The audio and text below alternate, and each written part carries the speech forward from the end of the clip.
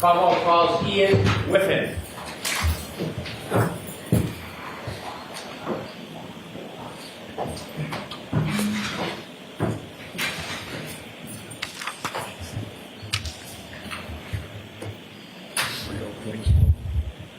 Please face our clerk and raise your right hand. You swear to affirm that the evidence you give to the court and jury in the case now here should be the truth, the whole truth, and nothing but the truth. I do. Good morning, sir. Good morning.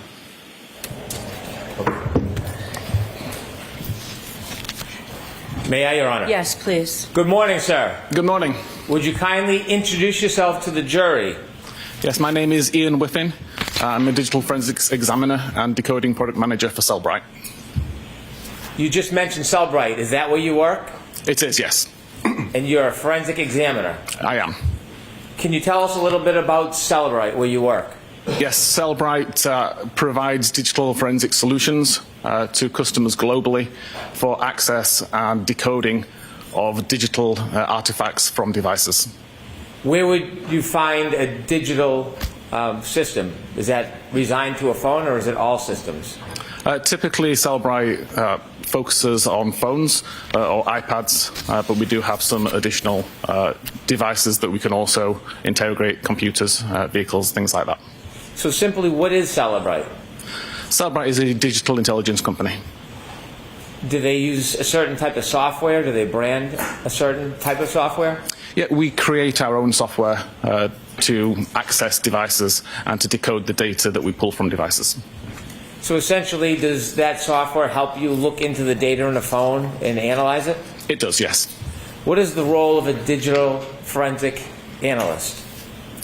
Typically, the analyst would take the data that's been extracted from a device such as a cell phone, process that in software such as a physical analyzer that Cellbrite create, and use that information to filter, to search, and to create a report for the investigator that would allow them to see what happened on the device at the time being investigated. How long have you been involved in analyzing data, sir? I started my career in digital forensics in 2013. Can you take us back to the beginning of your career and tell us a little bit about how you became involved in learning about analyzing data? Certainly. I spent 5 years as a frontline police officer in the UK during the 2000s. In 2009, emigrated to Canada and continued policing frontline officer in Calgary before joining the digital forensics team in 2013. Pursued several qualifications related to digital forensics and just continued in that role until 2019, 2020, when I left the police agency and began working for Cellbrite. While you were working at the police agency and began your career analyzing data, were there special classes that you took?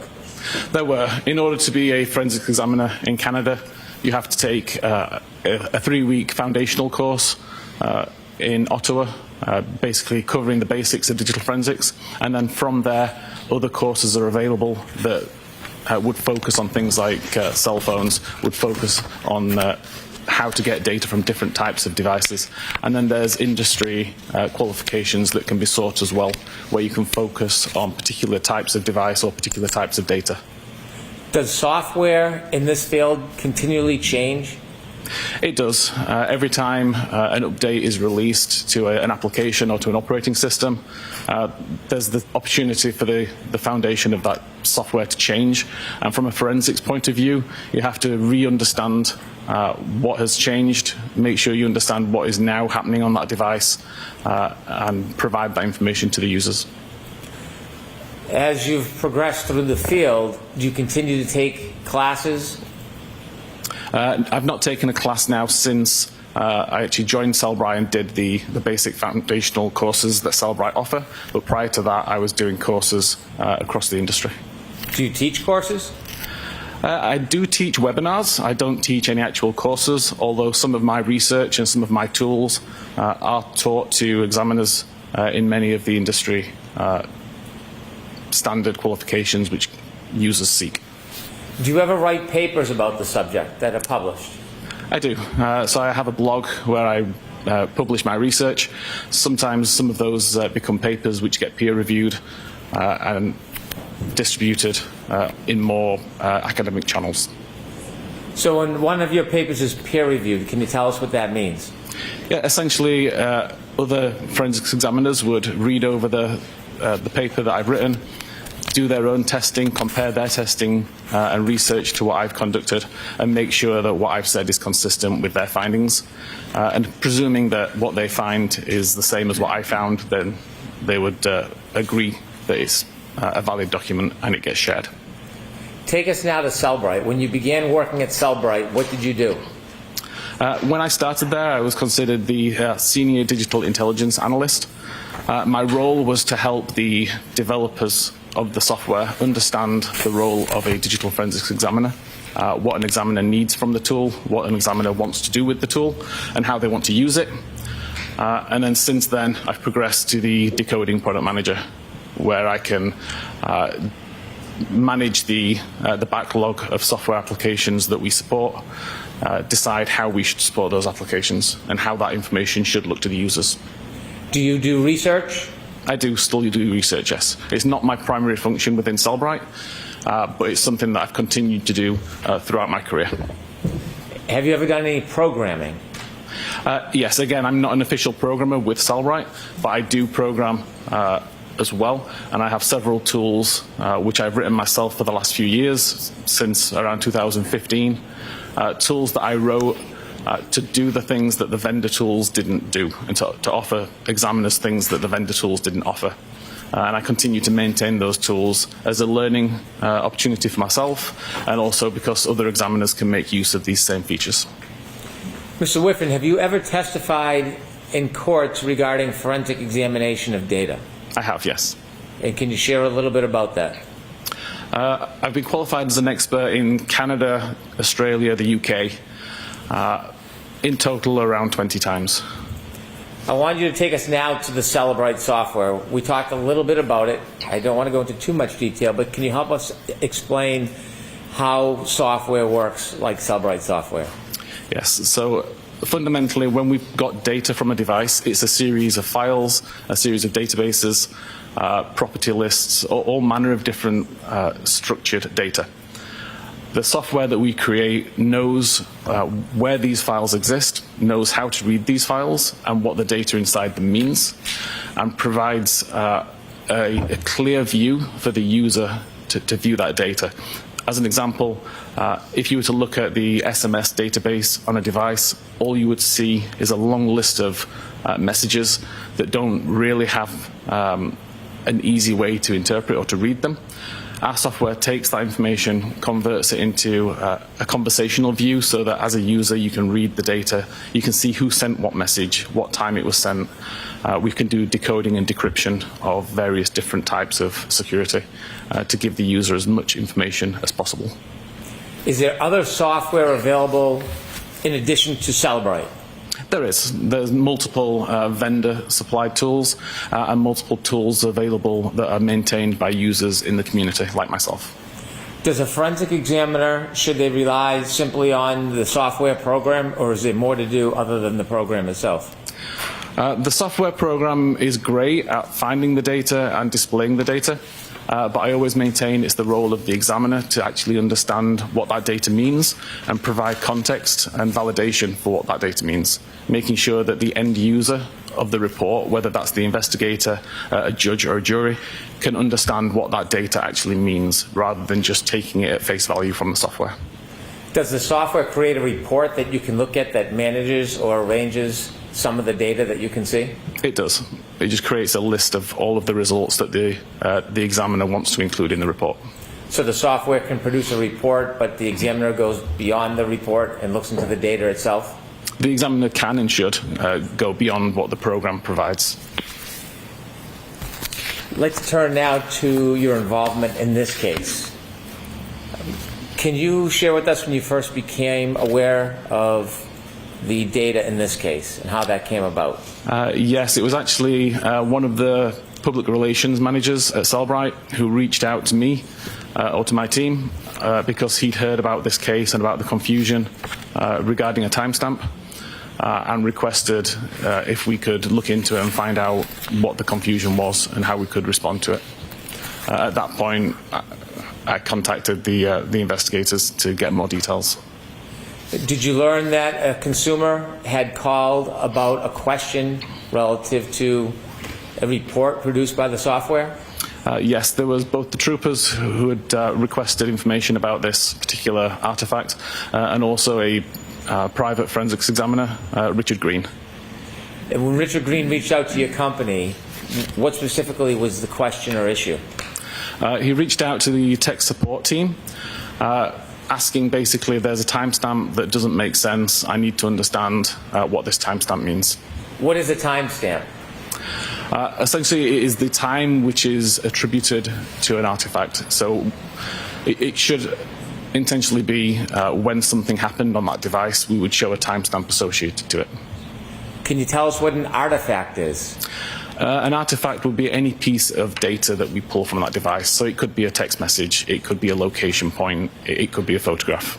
So if I had photographs on my phone, would each photograph be considered an artifact? It would, yes. Would the date and time I took the photograph be considered an artifact? I'd consider that a property of the artifact. And if I had a phone call or a text message, those would be considered artifacts? Yes.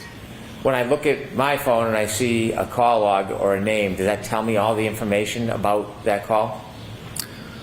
When you look on the phone itself? Yes. No, there's usually a lot more information in the background of the phone that's available to the forensics examiner, which the user wouldn't necessarily see on the device.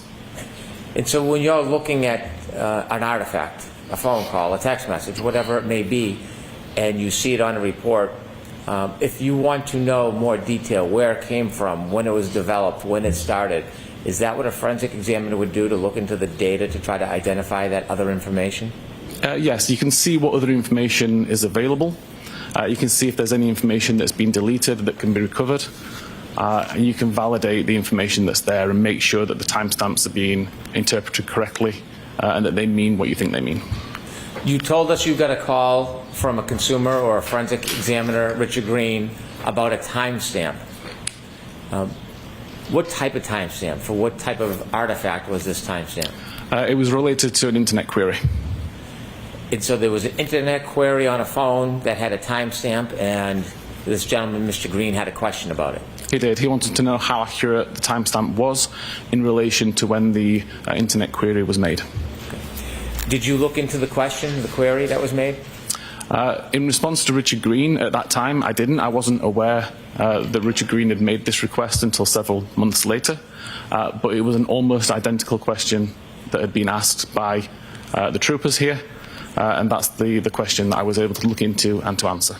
And can you share with us what was the issue? What was the question that you were actually looking into? The question was related to a timestamp of 2:27:40 a.m. And an internet query that appeared to have occurred at that time. There was no other information on the device that suggested that that internet query had occurred at that time. So we wanted to know how relevant is that timestamp to when the query happened. So I was able to take test devices, recreate test data to find out exactly what this timestamp meant, and discovered that it was actually the timestamp that the tab within the browser was brought into focus and had no relevance to when the actual web query had been made. And so after you looked into the issue and came to a determination or opinion, did you reach back out to Mr. Green? Eventually, yes, I did. After I provided information to the troopers, I wrote a blog that covered this information because there was another examiner in Europe who had a very similar question, and I realized that this is a relatively common point of confusion. And then eventually I reached out to Richard Green, offering to speak to him about this issue and clear up any confusion, but never received a response. So to summarize, there was an inquiry about a phone that made a Google or a internet search, and the question is, what time was that search made? Correct. And relative to that inquiry, there was a timestamp on some of the data that said 2:27 a.m. Correct. Sustained. So at some point, did you have an opportunity to forensically examine a telephone that was attributed to a person by the name of Jennifer McCabe? I did have the opportunity to look at the data that was extracted from that device. I never saw the device itself. Putting that aside for a second, secondly, were you asked to look at any other phone to examine data in this case aside from the phone attributed to Jennifer McCabe? Yes, I was also sent the extraction of data from John O'Keefe's phone. Did you look through the data and analyze some of the data in John O'Keefe's phone? I did, yes. So I want to walk through both your analysis of Jennifer McCabe's phone, but also of John O'Keefe's phone. So if we can first start with Ms. McCabe's phone. Yes. Did you actually receive her phone? I didn't know. It was just a download of the extraction. So how does that work? The examiners here had done the extraction of the device, resulted in a large zip file, which is a container containing all of the files extracted from the phone. They uploaded it to Cellbrite's secure portal, where I was able to download it and verify what the data was in the extraction. When you received the download of the extraction for Jennifer McCabe's phone, was it a similar process for John O'Keefe's phone? With John O'Keefe's phone, I actually received the data on a USB thumb drive through the mail. And before we begin, can you summarize briefly the issue, what you were looking for, and what the scope was as far as Jennifer McCabe's phone? For Jennifer McCabe's phone, it was related to the internet search that occurred, or that allegedly occurred at 2:27:40. Okay. And as part of your effort and analysis, did you put together a PowerPoint that would help educate us on how a timestamp works and what happened in this case regarding a search? I did, yes. And have you seen that PowerPoint recently? I did, yes. May I approach, Your Honor? Yes.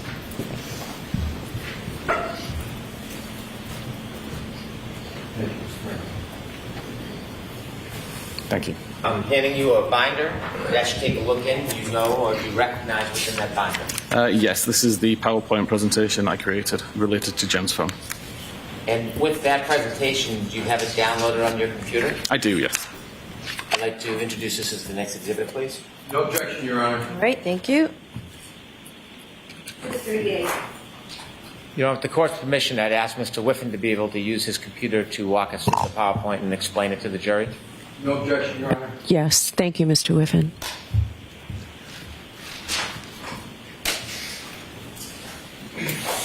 Okay.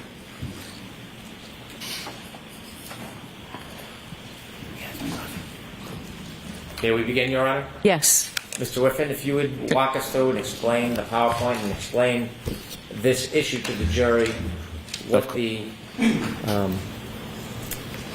question was and how you resolved it. Of course. Okay. The query revolved around a database called browserstate.db. Browserstate stores information about Safari internet browser and about the tabs that the user has either had open or has open. Fundamentally, in this presentation, I wanted to include information from iOS 14 and earlier. iOS 14 is not the version of iOS that was on Jen McCabe's phone, but iOS 14 has an easier way to understand how this database works. And then I can move on to iOS 15, which was the device, or was the version installed on Jen McCabe's phone. And hopefully by that point it will be clearer how this information is being populated on the device. Could you tell us what iOS means? iOS is Apple's proprietary operating system available on iPhones. Thank you. Fundamentally, the browserstate.db tabs table is shown, hopefully I can show this on here, in the top here. The real database has many more fields, but these are the fields which are important for the demonstration to just see the row ID, the timestamp that's recorded, the URL or the web address, and the title of the page. And the example at the side there, you can see there's the browser is open, but there is no tab actually in focus at this time. Can I take us just a little bit back so we can put this in context? Yes. When you are doing internet searches on your phone and you hit Safari or Google or whatever search engine you're going to use, does it create a tab? It doesn't create a tab just by opening the application, but there may be tabs already open in the background when you start the application, and then you can tell it to create further tabs.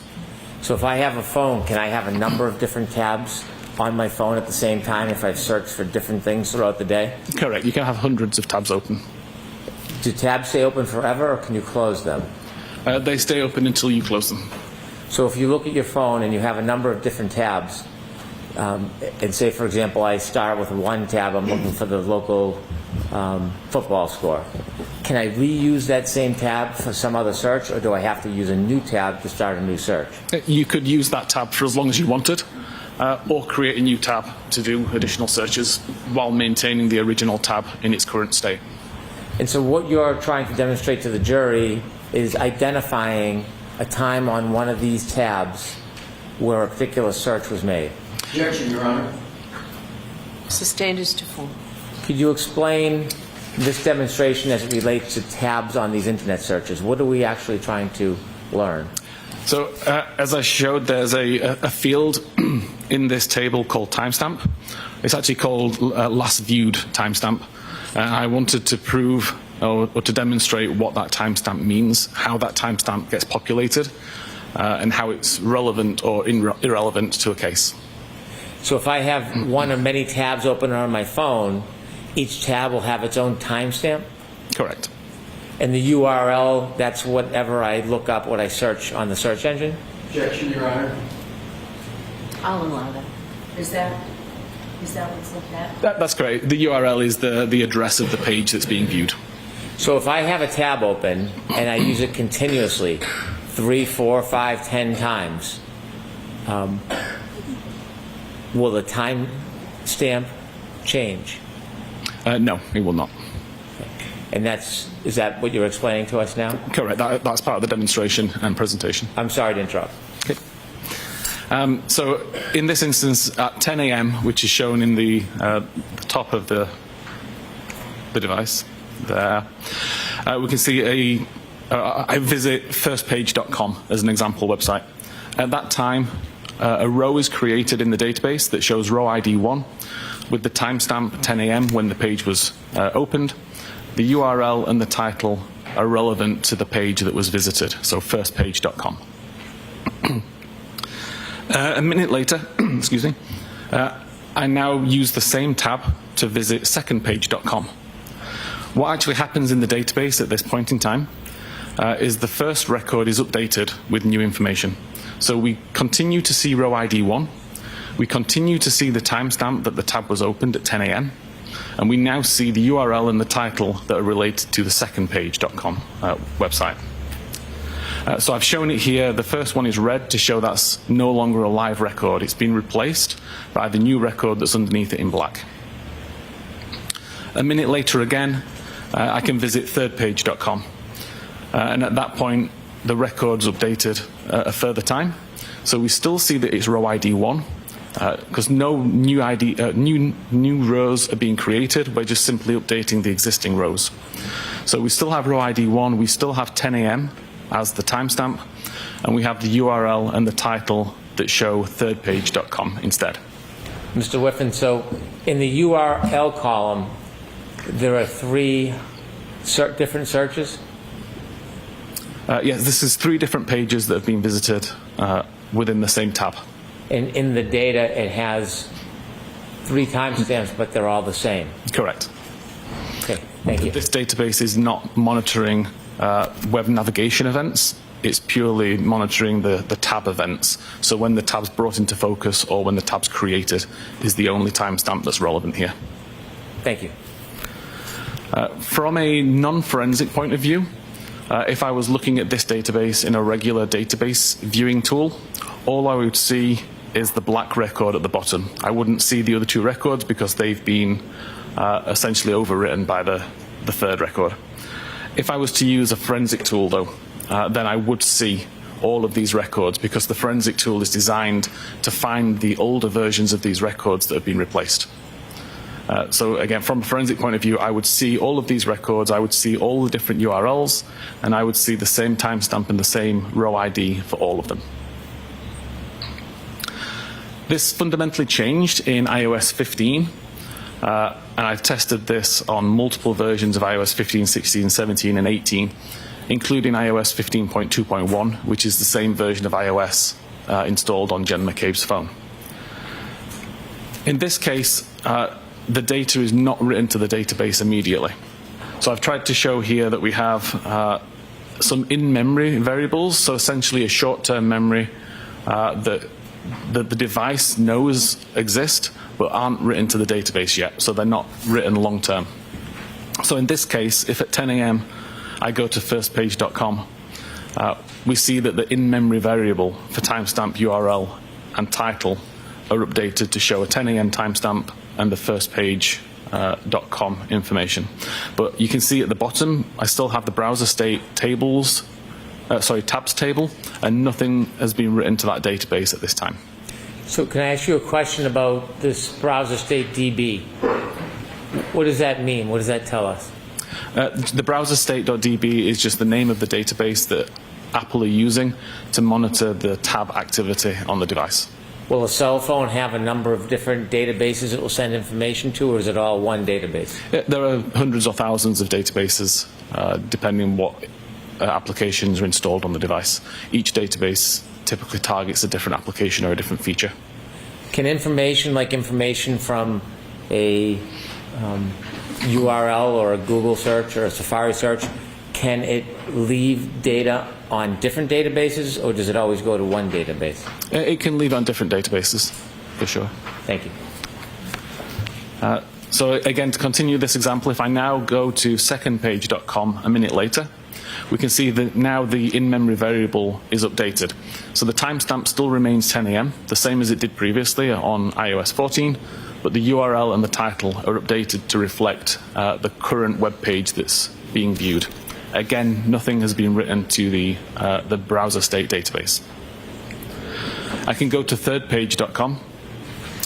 Again, we see the in-memory variables for the URL and the title are updated, but the timestamp still remains the time that this tab was brought into focus or created, not the time that the navigational event occurred. Still, nothing's been written to the browser state database, and it's not until you actually close the tab that the information gets removed from the in-memory variables and written into the database. And at that point, the information written to the database is whatever was in the in-memory variable. So right now, all we have is a single record in the database that shows the 10 a.m. timestamp. That's when the tab was opened. And we have the thirdpage.com URL and title information, which is the most recent web page visited in that tab. It wouldn't matter whether I was looking at this data using a regular database tool or a forensic database tool. The only record that I will see is this particular record. There may be multiple versions of this record, but still would only show me this timestamp and this URL information, because this is the only information that was ever committed to the database.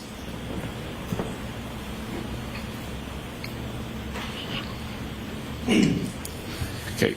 Moving on from that, there was multiple databases or multiple data sources on Jen McCabe's phone that could be used to see what actually happened on the device at this time of day that was of interest. So the analysis I did looked at the browser state database that we've just described, the history database, which is what is tracking the navigational events. So every time you visit a website and the website fully loads, it gets written to the history database to say this URL was visited at this time. And that's the information that, as a user, you can see. When you look at the internet history in your device, it will list all of the web pages that have been visited.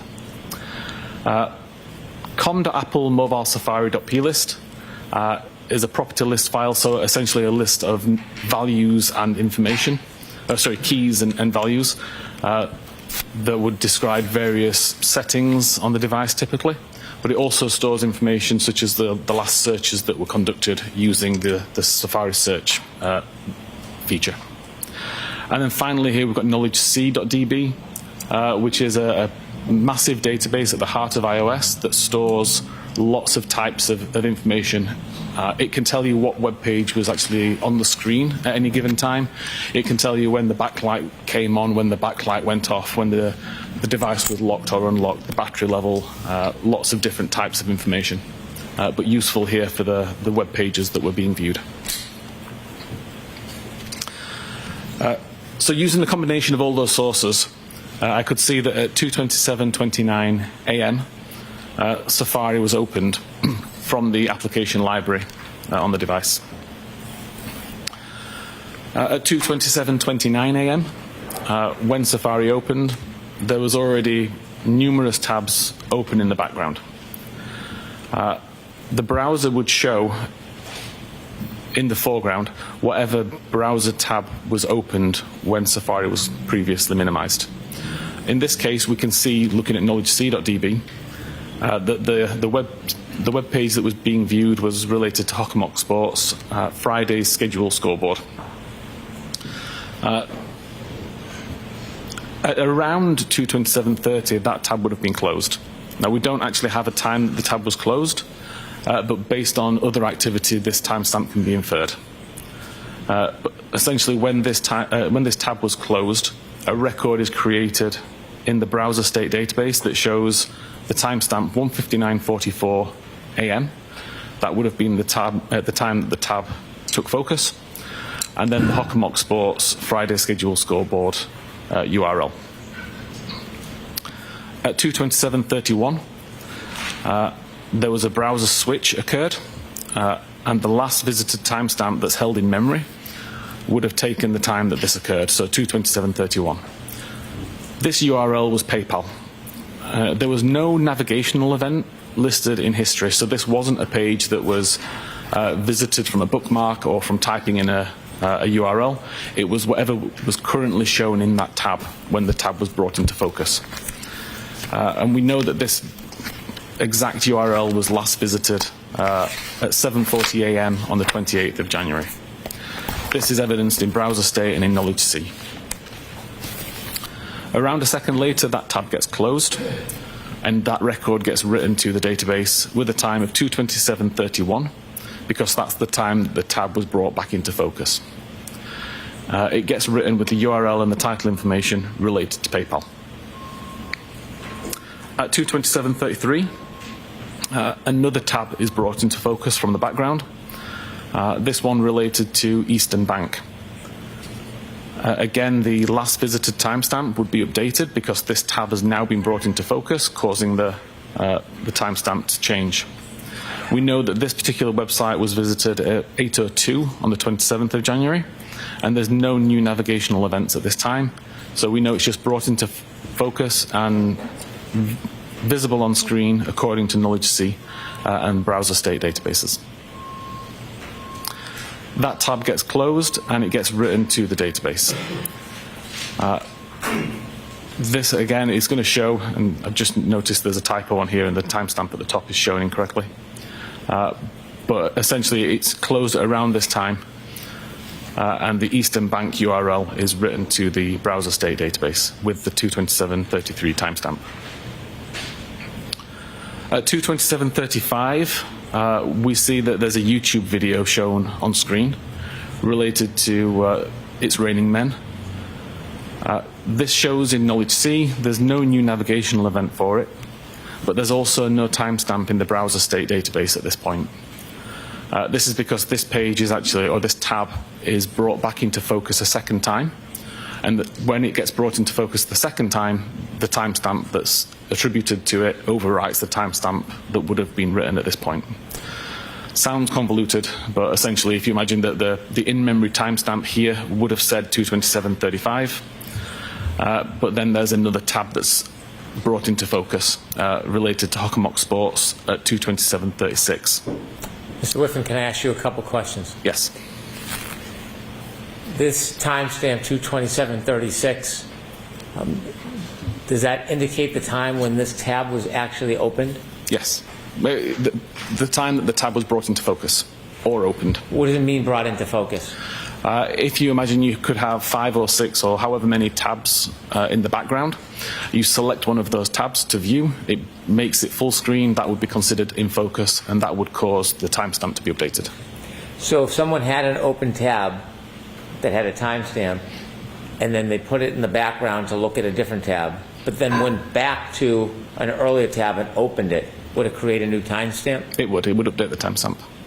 If somebody had an open tab and they didn't put it in the background, but they used other functions or shut off the phone, and when they came back, that tab was still open, would that create a new timestamp? As long as Safari doesn't close, then the timestamp will remain the same. So if I just minimize Safari, put it into the background, and start to do other things on my phone, the timestamp won't get updated. If I completely close Safari or turn the phone off, when Safari reloads, then that tab does get a new timestamp when it opens up again. Thank you. Okay. So at 227.36, we've got Hockomock Sports, Gallery Shoots, Canton Girls, Basketball to Important Win at Mansfield, is the page that is visible on screen. Again, we know that there's no navigational event at this time, so the page is not being loaded as a result of a bookmark or typing the URL in. It's just showing what was on screen previously, and we know that this page was previously viewed at 22:55 on the 27th of January. This tab gets closed and gets written to the database as well, and we see it's written with the timestamp 227.36 when the tab was brought into focus. And then we go back to the YouTube video tab. So at this point, the timestamp that had been written there gets overwritten again with 227.38, and it shows the YouTube video is the active page that's on the screen. At around 227.39, that tab gets closed, and the record is written to the database showing a timestamp of 227.38 when the tab took focus, and the YouTube video URL. Then we move to 227.40, which was the time of interest, and we see that a browser switch occurs, causing the last visited timestamp to take on the time of 227.40. This is the tab that was ultimately used to search Hoss Long to Die in Cold, which is the query that started all of the confusion. At this point in time, there is no navigational events recorded anywhere. All we see is that the web page that was brought into view is ozonebasketball.com/teams. This web page was last visited at 14 minutes after midnight on the 26th of January. We know that this is on screen because it tells us that in Knowledge C, and we know that the time is 227.40 based on Knowledge C timestamps and based on the browser state database timestamp. At 227.42, there is a web navigation event. Whether this is loaded from a bookmark or whether it's typed in, I can't say, but a web navigation event occurs using the same tab that's just been loaded, and now the user is loading the web page hockomocksports.com/standings. This is logged in the history database that shows what web page is visited when, and it also shows in the Knowledge C database to show what web page is on screen at this time. Mr. Whiffen, in the slide before 227.40, you mentioned that was the tab in question. Yes. Do the following pages that you show us in the PowerPoint follow that one specific tab? Yes. Thank you. So at 227.47, there's another web navigation event as the web page hockomocksports.com/schedules is loaded. Again, this is evidenced in the history database to show that a navigation event occurred and completed, and in Knowledge C to show that this is the web page that was viewable on screen. At 227.53, there's a further web navigation event where we're now now loading the page hockomocksports.com/schedules/girls hockey. Again, this is evidenced in the history database and the Knowledge C database to show what page loaded and what page was visible on screen. At 227.58, there's a further navigation event for girls hockey Franklin 21-22. Again, this is logged as a navigational event in the history database and shown on screen according to the Knowledge C database. So I understand these are all subsequent searches on the same open tab. Correct. Your Honor. Are these Sustained as to form. all subsequent searches on the same single open tab? There is no tab switch event listed. We see the tab switch event occur at 2:27:40, and then we see lots of navigational events occur. Thank you. At 2:28:06, Safari is minimized, so it's removed from focus so that something else could be viewed, or the phone is locked. Is removed from focus different than closing? Correct. If you remove it from focus, it's essentially going into the background, but it's still open. It's in its current state, just in the background, versus if you close it completely and have to reload it later on. So in this particular state, the timestamp doesn't get changed. The timestamp remains 2:27:40 as it was earlier. Safari is then not used again until 6:23:37, when it's opened from the background using the icon in the app library. At this point, when it loads up, the same page that was open when Safari was minimized is shown. So we still see hockenmocksports.com/schedules/girls hockey/Franklin/2021-2022. There's no navigational event at this point, so we know that it wasn't completely reloaded. It's just showing what was on screen previously, and it's evidenced in the Knowledge C database. At 6:23:49, there's a cache file created. The cache file is related to how long to digest food. Now, these particular cache files show up as suggestions in Safari. So as you're typing in a query or a word or a URL, for example, Safari tries to take that information and make suggestions based on what it thinks you might be searching for. So if, for example, you were to type in how long to die with the word spelled just DI, Safari can mistake that for how long to digest food, and it could present this information. And up until about 12 months ago, this is the information that was provided by Safari. If you were to do this search, if you were to type in how long to DI, you would get the result that's shown at the top of this screen with an image of somebody eating a plate of food. And this is the image that was cached onto Jen McCabe's phone at 6:23:49. What does cache mean? Essentially, downloaded now for use later. It will download it, it will save it in case it's required again. If it is, it doesn't need to download it, it's already there. If it's not required again, eventually it will be deleted. So is it stored information from prior events that's available in case the device thinks you're looking for it? Yes, so at this point in time, at 6:23:49, when it downloaded it, that's the first time that it's downloaded this image, and it stores it. If an hour later, for example, I did the same search a second time, it wouldn't need to re-download the image because it's already got it in cache. So this, the creation time of this image shows that this is the first time that this cache file was downloaded. A few seconds later, at 6:23:51, the blue button at the bottom of the keyboard is used to submit a search for the term how long to die in CIKD, CIKD. This creates a specific URL in Safari, which is shown on screen here. So google.com/search how long to die in CIKD, IE UTF-8, OE UTF-8. Client Safari is the important part of this string that tells us that it's a query that's made using Safari.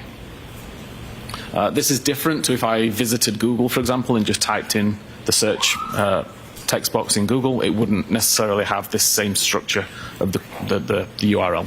So we know that this is the query created by submitting a search using the search bar here and pressing the blue button at the bottom. We know that that search was conducted at 6:23:51 according to the information in mobilesafari.plist. And Knowledge C also shows that this page was visible. Importantly, there is no history record made that shows that a navigation actually occurred to this website. Several reasons why that might happen. One could be if the device was in private browsing mode. However, it can't have been in private browsing mode, because if it was, we wouldn't have the search recorded in the mobile Safari plist either. So we know it wasn't in private browsing. It could have been deleted at some point after the fact. That would leave a gap in the numbering. Every time a record is written, it would be consistent numbers 1, 2, 3, 4, 5, 6. And to delete a number would leave a gap there, so you would see 1, 2, 4, 5, and that number will pretty much never be reused. So if you don't see a gap, then you can be confident that nothing was deleted, and there are no gaps on this device. The third reason, and the one that I believe is the reason why it wasn't recorded in the database, is that the page never completely loaded. If I go to a web page and cancel the navigation prior to it completing the load, it will never get written to the history database. At 6:24:18, there's a second search submitted using the same method, so still using the Safari search bar, this time searching for host long to die in cold. This is evidenced in the mobile Safari.p list. Again, there is no record made in the history database that to me suggests that the page never successfully loaded. At 6:24:24, Safari is minimized again. It gets reopened at 10:33:33 a.m. Again, loaded from the app library and brought into focus. And at that point, the previous page is shown to the user. That previous page is related to the search host long to die in cold. This is evidence in Knowledge C to show that this is the page that's visible on screen, but there is still no history event that shows that the page completely loaded. And at around that time, so around 10:33:34, that tab would have been closed, resulting in the record being written to the browser state database with the timestamp 2:27:40, when that tab was originally brought into focus several hours earlier, but it shows the most recent URL information, which is the Google search for host long to die in the cold. It doesn't have any of the other URL information that was visited during that time period. It doesn't have the previous Google search for how long to die in the Kikti, because all it records is the most recent URL that's visited alongside the original time that the tab took focus. Importantly here, there is no title information. The title information is included within the page itself. So if you do a Google search, the title of the page that showed up would show Google search, and then it would show the query that you typed in to search for. The fact that this doesn't have a title also suggests that the page never loaded. So again, it kind of ties back to the fact that it's not written in the history database. We have no title. It's both indicative that the page never successfully loaded. Mr. Whiffen, when a tab is ultimately closed, does the URL always have the last search, or could it show an earlier search? It will always be whatever URL is visible in the tab at the time. Thank you. To overview again the data sources used here, com.apple mobile Safari.p list is known to be a reliable location to get search timestamps from. We know that it's good to show the time that a search was conducted and what search was conducted. It doesn't record if the device is in private browsing mode. The only time it shows how long to die in the Kikti is at 6:23:51, and the only time it shows host long to die in the cold is at 6:24:18. There's no other mentions of either of these searches anywhere else in this file. The history database, again, is known to be a good source of data for visited web pages and timestamps for the pages that completely loaded. Again, in this case, neither of these searches or neither of these URLs was in the history database, but there are no missing records, which indicates that nothing was deleted.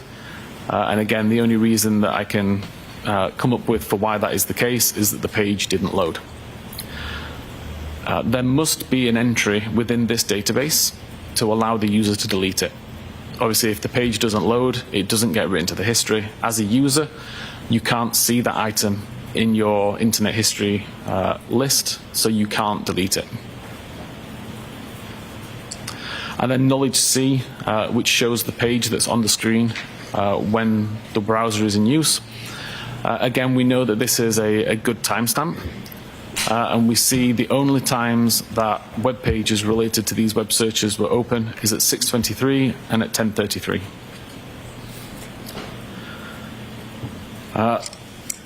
There were multiple deleted records in the browser state database. It wasn't just the record for Hostile to Die in the Cold.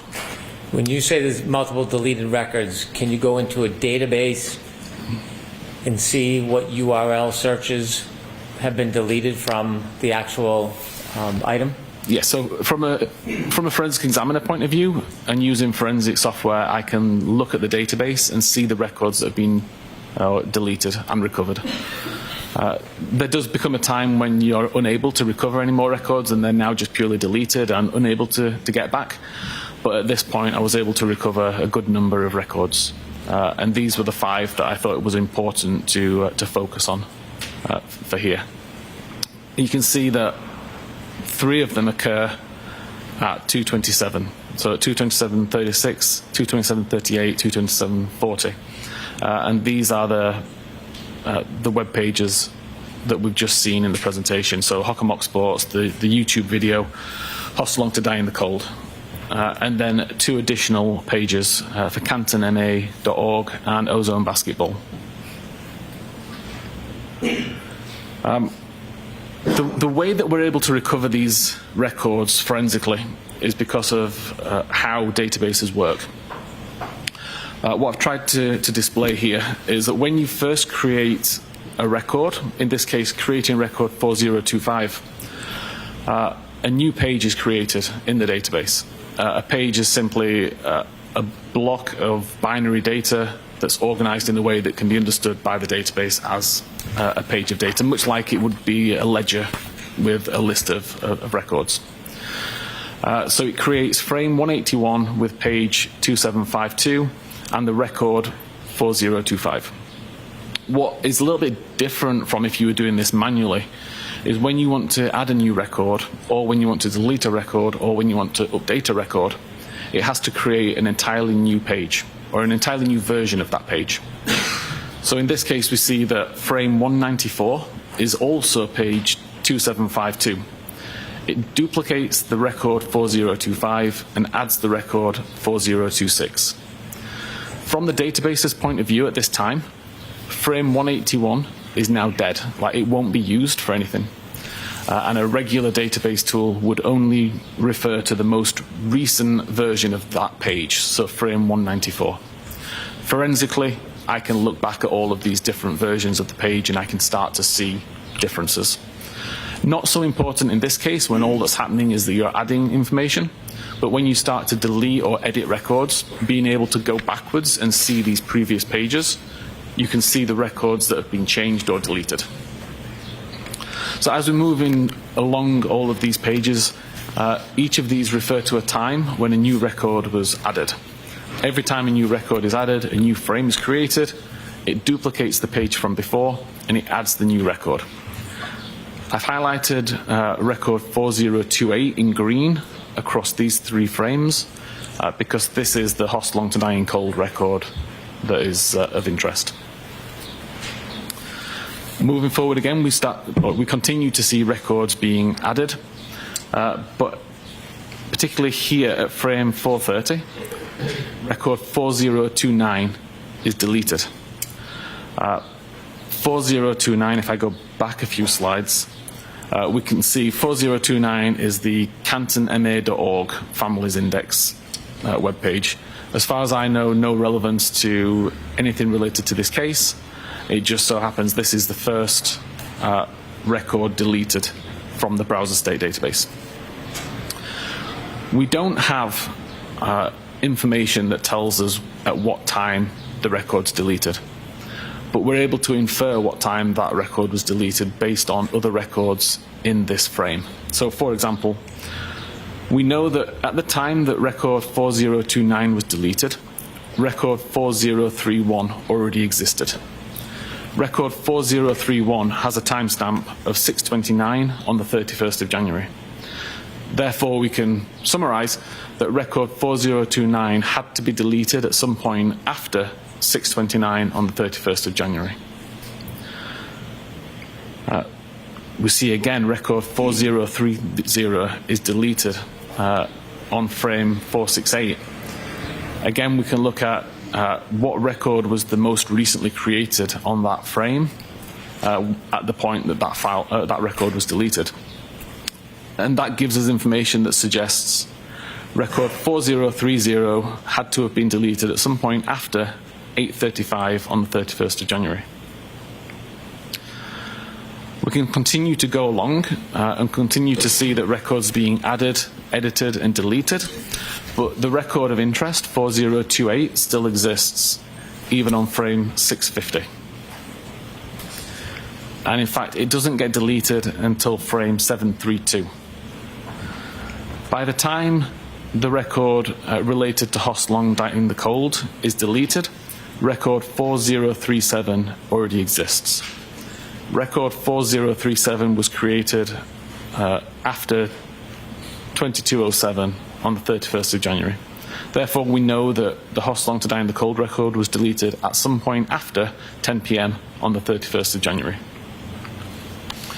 Taking all of those deleted records, those 5 deleted records, and the earliest time that they could have possibly been deleted, we see a spread throughout the 31st of January. Like a few quite early on at 6:29 and 8:35, a couple at 9:20, 9:40, and then finally the one that we're interested in at 22:07. For the user to cause these to be deleted, if you wanted to do it selectively and delete one at a time, the record has to be available in the history database. As I said earlier, it wasn't ever in the history database because there'd be a gap. So this record could not have been deleted by the user selectively. That leaves options of deleting everything from the history, but if everything was deleted, we would have none of this information, and we do. And it also leaves the option of deleting everything from what's considered today and everything that's considered today and yesterday. And again, if either of those options were the case, we'd have much less information than what we have, and we wouldn't see this staggering of timestamps that we see here where the information was deleted. Ultimately, I wasn't able to say what caused these deletions at these particular times, but I'm confident that it wasn't as the result of user interaction. That's something that was brought on purpose. Mr. Wethon, I have a couple questions about your analysis and your opinions. Yes. You showed us a tab that was opened at 2:27:40, and it had something to do with Hawkmock Sports. Yes. In your opinion, to a reasonable degree of scientific certainty, was that the same tab, that 2:27:40 tab open for Hawkmock Sports, was that the same tab that later was used for searches or attempted searches at 6:23:51 and at 6:24 relative to how long or how's long to die in cold? I believe it was, yes. Does your opinion, is it based on your analysis of reports generated by software like Cellbrite? Objection, Your Honor. Sustained as to form. Was your opinion limited to analysis of reports generated by companies like Cellbrite or Axiom? It wasn't, no. I went into the data, looked at the various different databases, different files that were in use, tested it across many different devices to make sure that my understanding and analysis of it was correct. In addition to your opinion that the two searches at 6:23 and 6:24 occurred at that time as opposed to 2:27:40, did you also, when analyzing the data, come to an opinion whether or not either of those searches actually connected and produced results? If either of those searches had connected, the information would have been written into the history database. The fact that it wasn't in the history database it strongly suggests it never completely loaded. And the fact that there is no title information on the browser state tab as well also suggests it never loaded. And finally, those attempted searches at 623, 624, you mentioned that information at some point was deleted from the phone? The only records that were deleted were the browser state database records. Yeah, they were deleted from the device.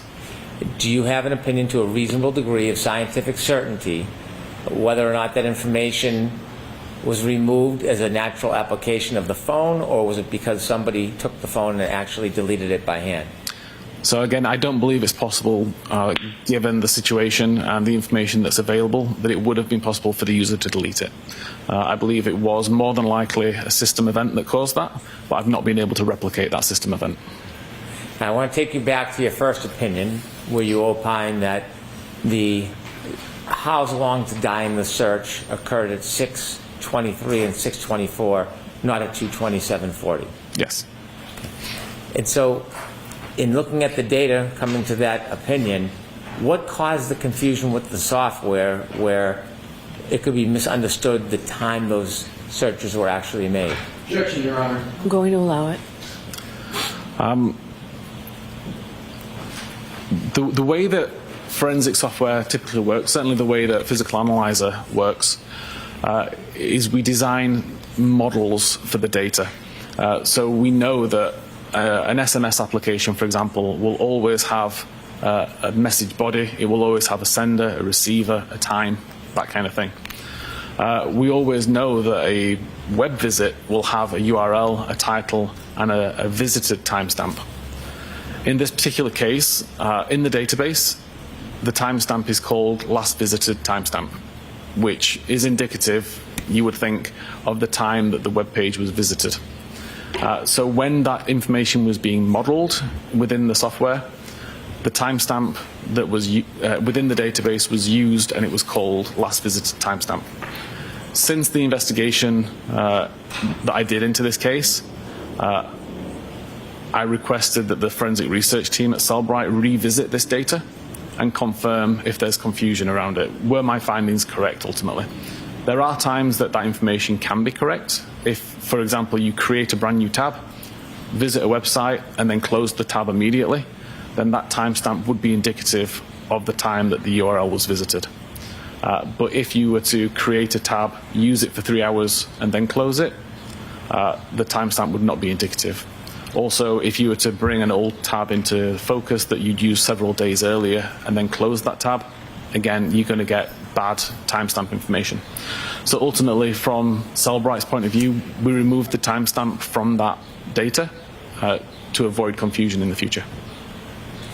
You shared with us that the URL for the 623 and 624 attempted searches ultimately was removed from the device. Yes.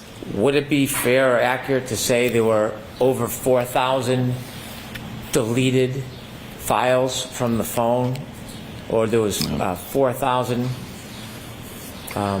deletions from the phone? There were many. Your Honor. Sustained. Okay. As to form. Would it be accurate to say that the only deletion from that phone was that 623, 624 search? No, there were thousands of records deleted ultimately for various reasons that I can follow. That would be an inaccurate assertion? To say that that's the only record that was deleted is inaccurate, yes. Okay.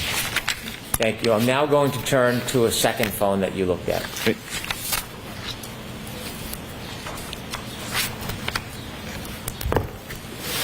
You told us that you looked at two phones. The second one was a phone that was, or is attributed to John O'Keefe. Correct.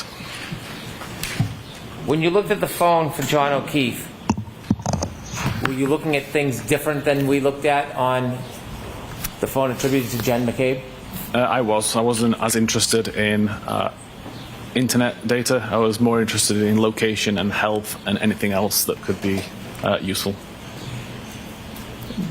Before we show any presentation, I want to get a little understanding of what you looked for and what you found. Were you looking for what's called location data? I was, yes. Was there a period of time that was important that you were looking for relative to location data? Typically after midnight and before 6 a.m. Is that on January 29, 2022? It is, yes, sorry. How does a phone, like an iPhone, store location data? Multiple ways that it can be stored. Primarily, there's a database called cache.sqlite. And every time an application requests location data from the device, a feature called Location Services on iOS tries to calculate the device's location using a combination of technologies, GPS, Wi-Fi, cell tower, and Bluetooth. Calculates the device's location and stores that into the database as a latitude, longitude, altitude, timestamp, accuracy, radius, information like that. Are there different types of location data that are captured and stored on a device like an iPhone? Can you define different types, please? I'm sorry? If you could define what you mean by different types. The different sources of data that are generated that then captured on an iPhone. Yes, so the application can specify how accurate it wants the data to be. So for example, if you're using a navigational application, you'd want high accuracy data. So the application would request high accuracy data from location services. Location services would then try to use GPS primarily to get location information. Versus if you were using a weather app, for example, where you don't really need to know precise information, you just need to know the approximate town maybe that the user's at. So a weather application would ask for low accuracy information, and the device may be able to calculate the location based on cell tower information, for example. Both can be stored in the database with the accuracy information that's available. Would a application that is devoted to navigation in your programming experience typically have stronger data, location data information than a more general application like a weather app? Yes, for sure. And Apple actually specify in their documentation, when they specify the various different accuracy levels, they have one for navigational purposes for map applications. How do you define accuracy level from the different data that's being stored in a phone? How do you mean, sorry? Is there high level, middle, low? Yes, the information is typically provided with a range of meters. So you'll have a latitude, longitude coordinate and a number of meters that you have to draw around that locational point. And the device is somewhere within that circle. It could be as accurate as 2 or 5 meters. It could be as inaccurate as several miles, depending on the technology that was used to get the data. Are you familiar with an application called Waze? I am, yes. Tell us what Waze is. Waze is a navigational tool, so you can plot a route and it will try to direct you the best way, avoiding toll roads, avoiding accidents, that kind of thing. What is the level of accuracy in location information that is generated by using Waze? That would be the highest level of accuracy. So it would aim to get GPS quality information of around 5 meter accurate. So why doesn't a programmer in every application just use the highest level location data for every application? Getting GPS data is not always possible. If you're in a building, in a basement, for example, you may not get that. But also, it can be expensive to the device in terms of processing power, in terms of battery requirements. So if it can find location information cheaper by using the Wi-Fi networks, for example, then it would prefer to do that. So just a lot less resource intensive than using GPS all the time. In order to capture the highest level of location data, the most accurate in an application such as Waze, if somebody's using Waze and then turns it off, does it still continue to capture that highest level of accuracy? Typically not. It may do for a short time, as it's still kind of working through a backlog. But fundamentally, if there's no application open that's trying to use location services, then the location information that's being requested and recorded is far more sporadic. It's typically background applications that may be requiring location data. When you analyzed John O'Keefe's phone, in addition to the location data, did you also look into data known as health care data? Yes. And could you tell the jury how that works? Yeah, so pretty much all iPhones for the last 10 years or so have Apple Health included. It monitors activity on the device, such as steps taken using various sensors inside the device, looking for motion which appears to be walking. It monitors altitude, so it knows whether you've gone up a flight of stairs, for example. It uses that information in concert with the steps taken, so it knows the difference between going in an elevator versus walking a flight of stairs. And all that kind of information is available to you as a user to essentially see how far you walked each day and to monitor your own health. When you look at healthcare data, you said it interprets it in different terms. One you used was steps. If I have an iPhone and I'm walking and it registers steps, can it tell what direction I went in? No, it's purely just looking for motion of the gyroscopes, which appears to match the pattern that it expects of somebody who's walking. It doesn't know whether you're in a straight line, walking in zigzag circles, just number of steps. What if I had my iPhone and I was moving the iPhone, but my feet weren't moving? Would it register? It could register some, but typically it's relatively good at picking the difference between actually walking or throwing the phone around or shaking it. The healthcare data, does it store with date and time? So there's two locations that health data is stored. Primarily a database called healthdb_secure. And that aggregates the information into periods of time. So you may have a 10-minute period where it says 100 steps were taken. It could be that the 100 steps were taken in the first 2 minutes, and then virtually nothing was done for 8 minutes there.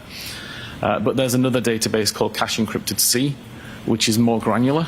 It's where the information is written originally prior to it being aggregated and moved into the bigger health database.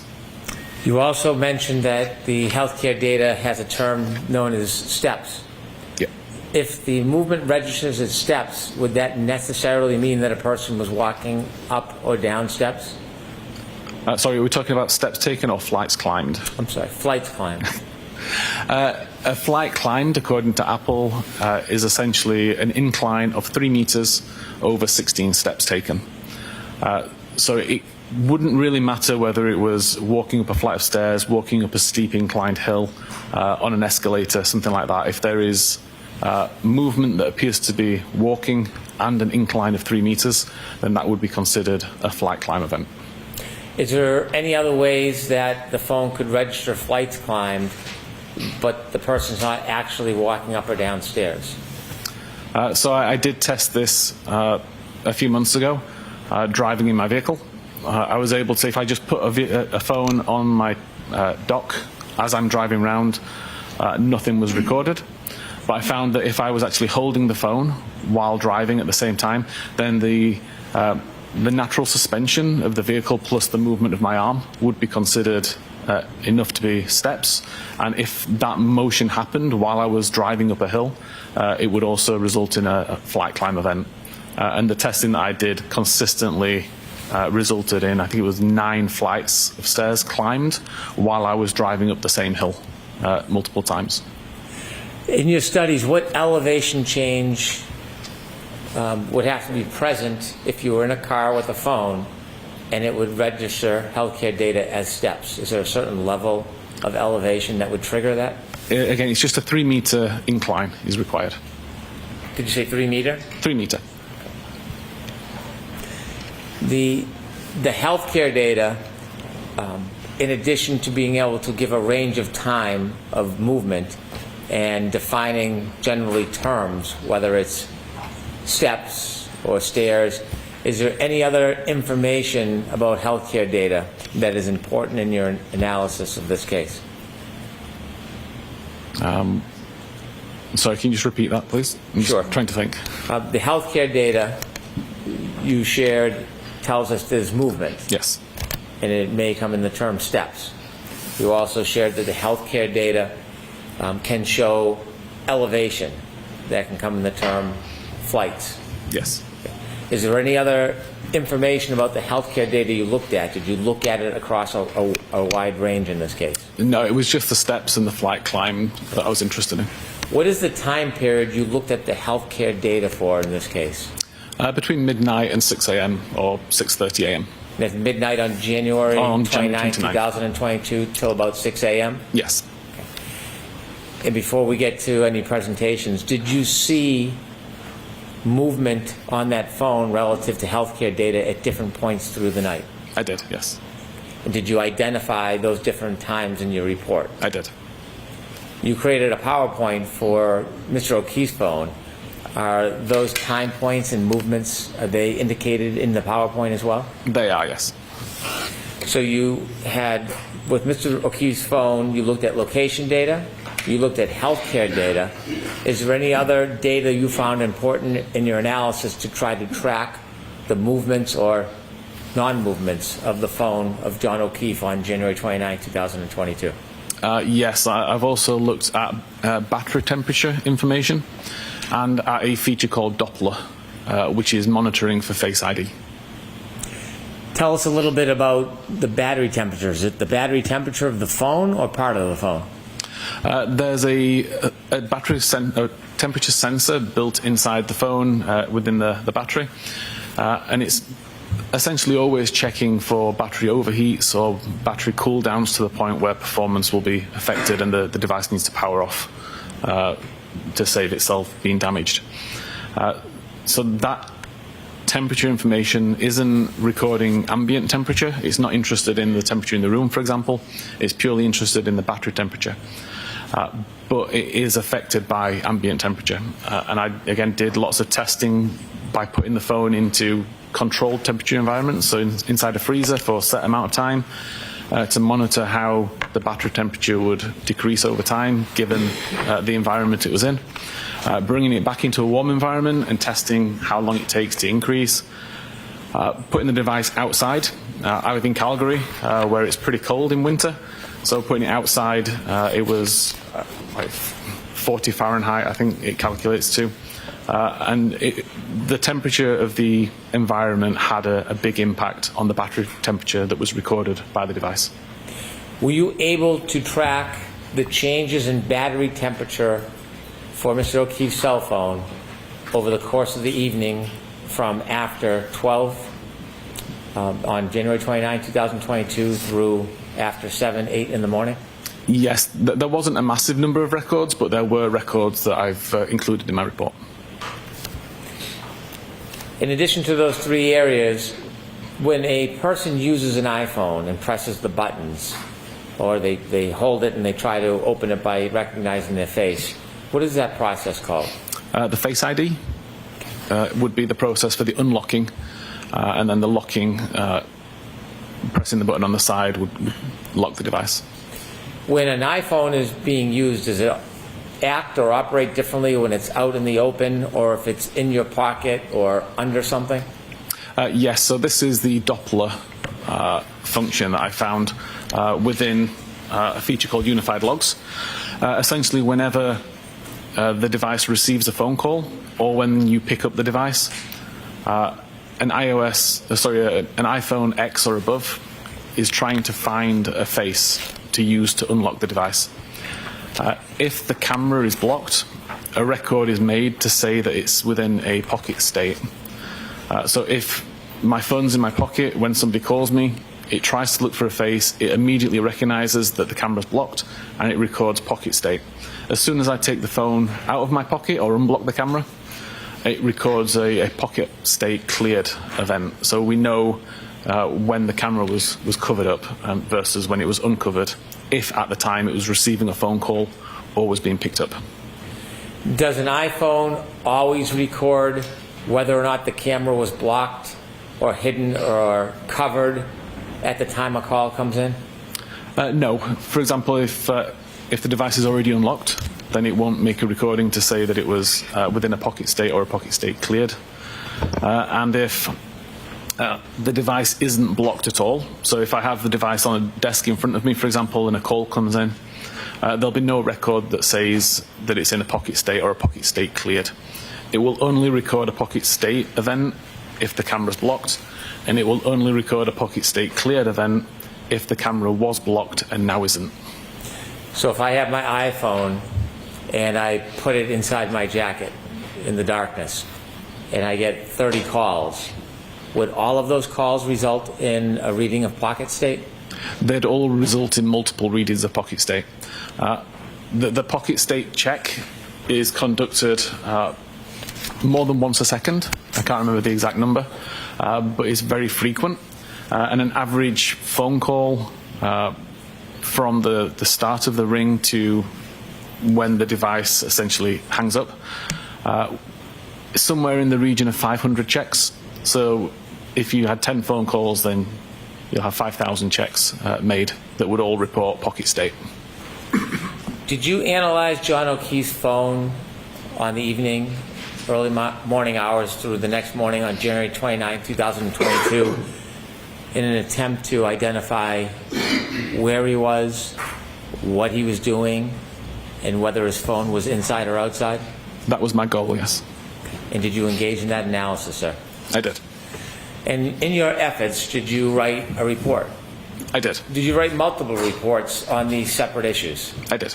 And those reports were provided to everybody? Yes. In addition to the reports that you generated from your study, did you present or did you prepare a PowerPoint? I did. Does the PowerPoint outline some of those points? It does. At the end of the PowerPoint, do you go through a timeline accumulating many of these pieces of evidence together that show them in a chronological sequence? I do. And does that help capture the movement or non-movement of John O'Keefe's phone through that night? I believe it does. Your Honor, may I approach? Yes.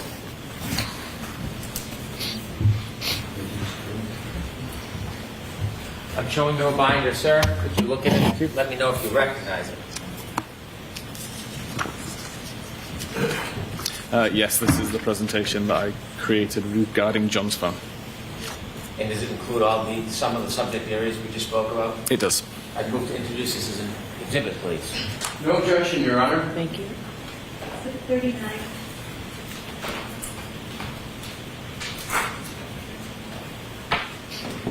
Thank you.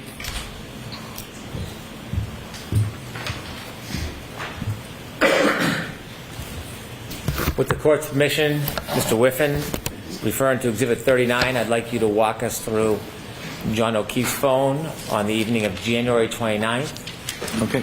2022. Yes. Thank you. So I start the presentation with location data. As I mentioned earlier, this comes from the cache.sqlite database, which is considered the most reliable location or the most reliable file for location data on an iOS device.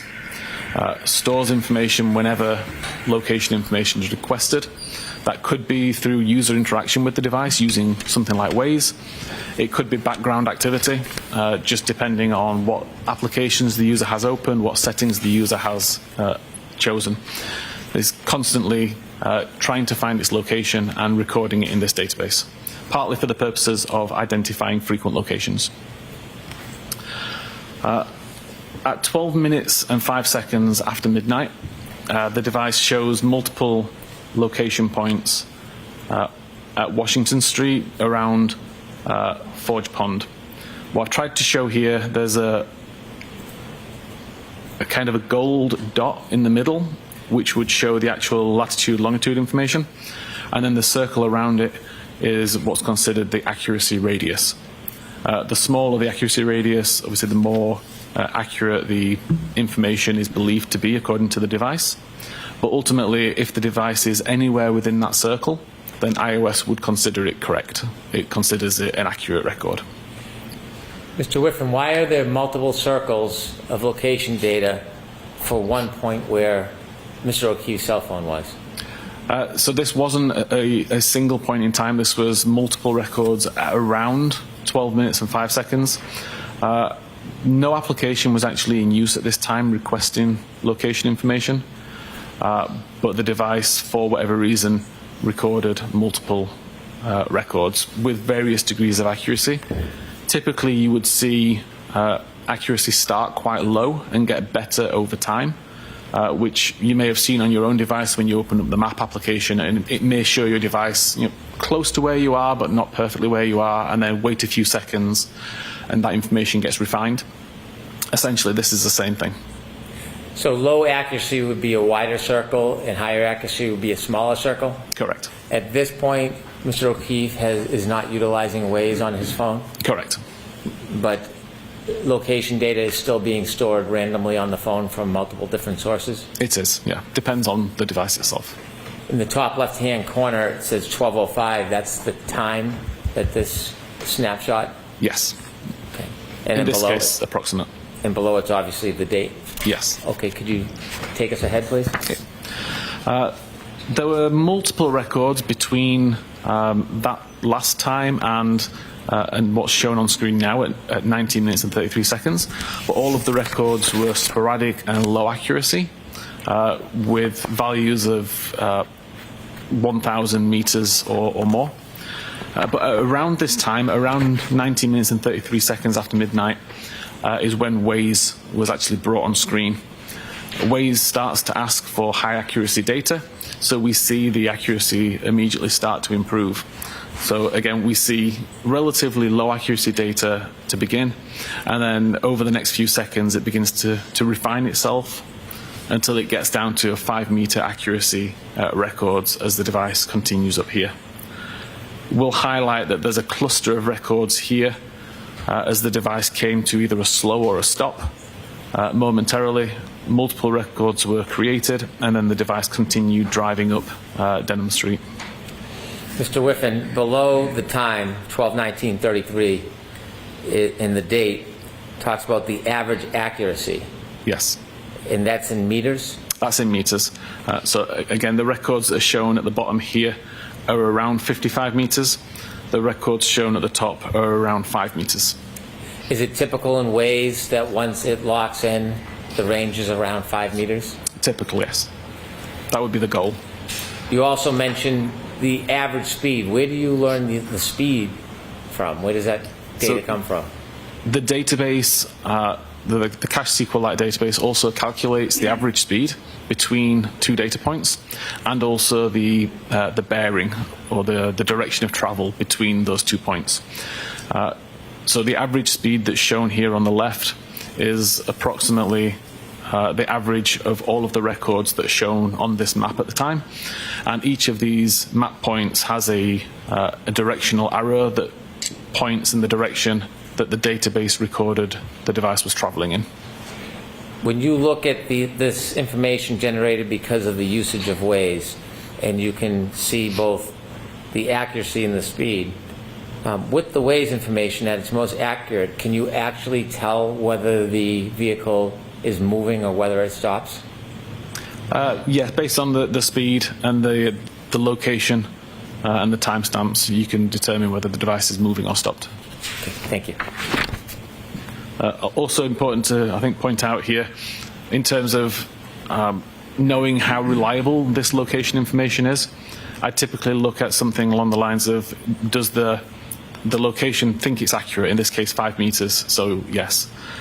Does it make sense? Like, it's on the road, it's on the correct side of the road. So again, it kind of makes sense. It fits the pattern of the road. The cadence and the speed are, what you would expect for this road. Like traveling at 20 to 30 miles an hour up here seems quite reasonable. So all of these factors taken together increase my confidence that this would be reliable location data. Moving to the next slide, between 20 minutes and 19 seconds and 21 minutes and 58 seconds after midnight, the device starts on the on the right side at Dedham Street, drives up and turns left onto Maplecroft Road. Again, we see that all of these location points match the pattern of the road layout. They all have a consistent cadence, a consistent speed, traveling at between 10 and 20 miles an hour. And we see a cluster of records here, which is around a stop sign. So again, it indicates how reliable the data is, because the location, or the location data that's recorded recognize the vehicle slow, come to a stop, and then continue after the stop sign. Is Maplecroft Road in Canton? Yes. At the end of Maplecroft Road, the device turned left onto Oakdale Road and continued heading down there. Between the hours of 21 minutes and 59 seconds and 22 minutes and 53 seconds, the device continues down Oakdale Road. Again, all of these location points show with 5-meter accuracy. They show a consistent cadence, consistent pattern to the road. And again, we see a cluster where we see the device come to a slow or a stop for a stop sign. The device ultimately turns right onto Cedar Crest Avenue, I believe, and continue down there between 22 minutes and 54 seconds and 23 minutes and 57 seconds. Again, as I've said before, all of these points, 5-meter accurate, they all conform to the road. The cadence is good, and again, we see a cluster on approach to a stop sign. The device shows that it overshot Fairview Road and continued turning up Cedar Crest, but came to a stop somewhere between 50 and 51. And at 23 minutes and 58 seconds, the device appears to have turned around, so potentially a 3-point turn, in order to head back down Cedar Crest Road and turn right onto Fairview Road. Again, accuracy 5 meters, good cadence, good conformity to the road. All appears to be reliable and makes sense, traveling at an average of 20 miles an hour. And that road coming down at the bottom of the screen where John O'Keefe's phone travels, that's Fairview Road? This is Fairview Road here, yes. The next few slides replay that same data, but instead of showing multiple points on one graph or on one map, it's going to show one location point per slide. So at 24 minutes and 20 seconds, we see the device is already on Fairview Road, accuracy of 5 meters, traveling at 14.8 meters and heading south. 24 minutes and 21 seconds is now at 16.2 meters, but it's still highly accurate information. 24 minutes and 22 seconds, traveling at 18.3 miles an hour. 24 minutes and 23 seconds, traveling at 16.9. 24 minutes and 24 seconds after midnight, traveling at 16.9. 24 minutes and 25 seconds, traveling at 16.6. 24 minutes and 26 seconds, traveling at 17. 24 minutes, 27 seconds, traveling at 15.9 miles an hour. And at 24 minutes and 28 seconds, traveling at 14.5 miles an hour, at which point it's approximately outside number 34, around the driveway area. 24 minutes and 29 seconds, traveling at 12.1 miles an hour. 24 minutes and 30 seconds, traveling at 11.5. 24 minutes and 31 seconds, traveling at 10.4. 24 minutes and 32 seconds, traveling at 8.9. 24 minutes and 33 seconds, traveling at 7. 24 minutes, 34 seconds, traveling at 5.2. And 24 minutes and 35 seconds, traveling at 3.5. 24 minutes and 36 seconds, traveling at 3.2 miles an hour. And at 24 minutes and 37 seconds, traveling at 1.4 miles an hour. Finally, the device comes to a complete stop at 24 minutes and 38 seconds. I'll say from the testing that I've done related to the speed, It may not be 100% accurate, but it's a very good indicator of the speed in general. So if it says it was traveling at 10 miles an hour, it would have been traveling at somewhere between 9.5 and 10.5 on average. Mr. Whiffen, you just showed us the travel of Mr. O'Keefe's cell phone around 12:24 to 12:24:38 on January 29, 2022, and you said at 12:24:38 it came to a complete stop. Yes. Before that complete stop, was the car continuously moving at some speed? Yes, this is the first record that shows 0 miles per hour or 0 meters per second.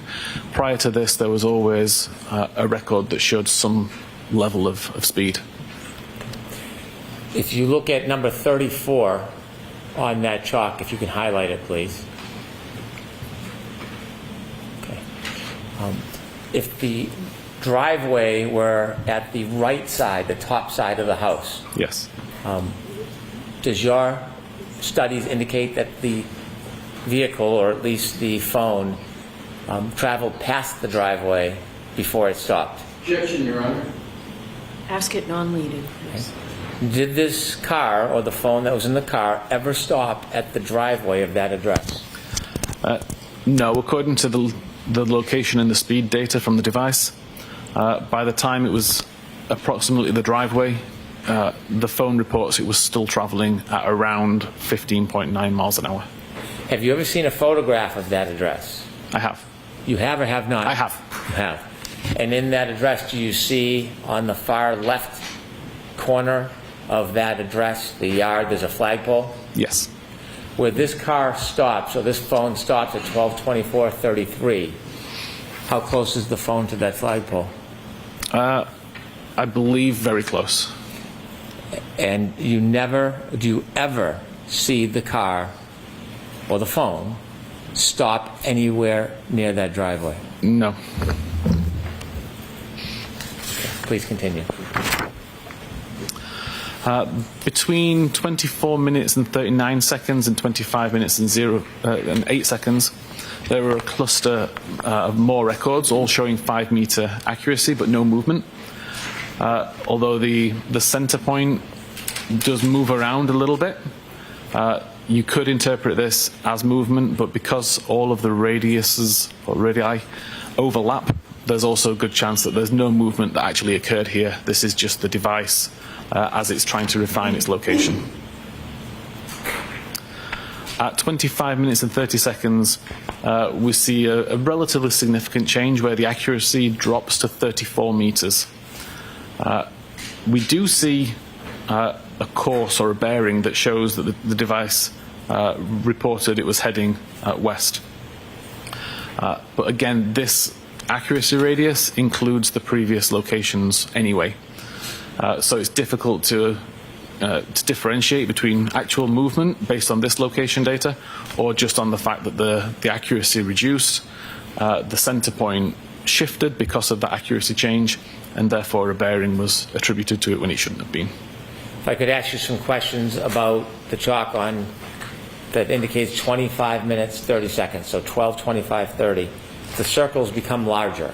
Correct. Is Waze still being used, or has Waze been stopped? No, Waze has been closed at this point for about 40 or 50 seconds. For how long, sir? About 40 or 50 seconds. This location data, or this circle, the perimeter, that's not coming from the Waze application anymore?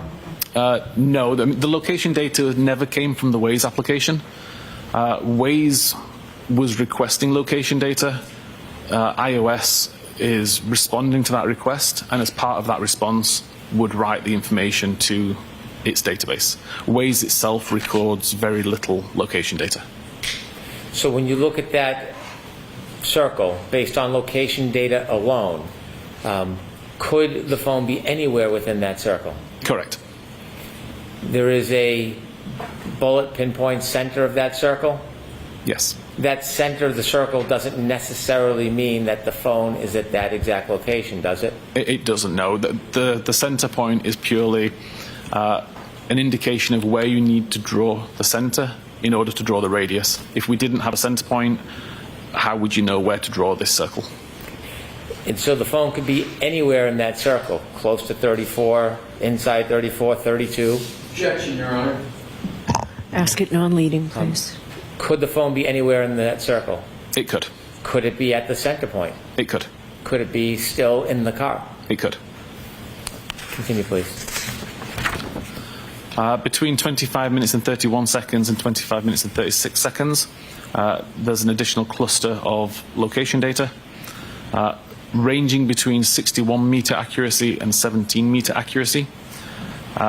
All of them roughly centered on the same point, approximately, and all of the accuracy radius covers the same area. Like, there's so much overlap in these records that the device is essentially anywhere within the smaller circle. Between 27 minutes and 35 seconds and 38 minutes and 15 seconds, there was approximately 50 low accuracy records. Again, the device wasn't being used to ask for location data. This is completely passive and resulting in some pretty poor location data. I've highlighted with the red arrow where the 34 Fairview Road is. And we can see, although a lot of these location data do overlap with that point, there are location information here that doesn't. At 38 minutes and 16 seconds, the accuracy improves again. Is now 18 meters accurate, but continues to show approximately the same location that we saw 10 or 15 minutes earlier, around the flagpole area. 38 minutes and 17 seconds, same general area, slightly higher accuracy information down to 14 meters. 38 minutes and 18 seconds, accuracy increased to 12 meters, shifted slightly. Now the flagpole area is essentially at the lower side of this circle. Obviously the top side of the circle now includes a part of 34 Fairview. If the location information is indicated by the circle and the circle has shifted, does that mean necessarily the phone has moved? Not necessarily. Typically, you could assume it has, but when we're already talking about accuracies of 12, 13, 14 meters, it starts to become a little bit harder to determine how accurate this data is.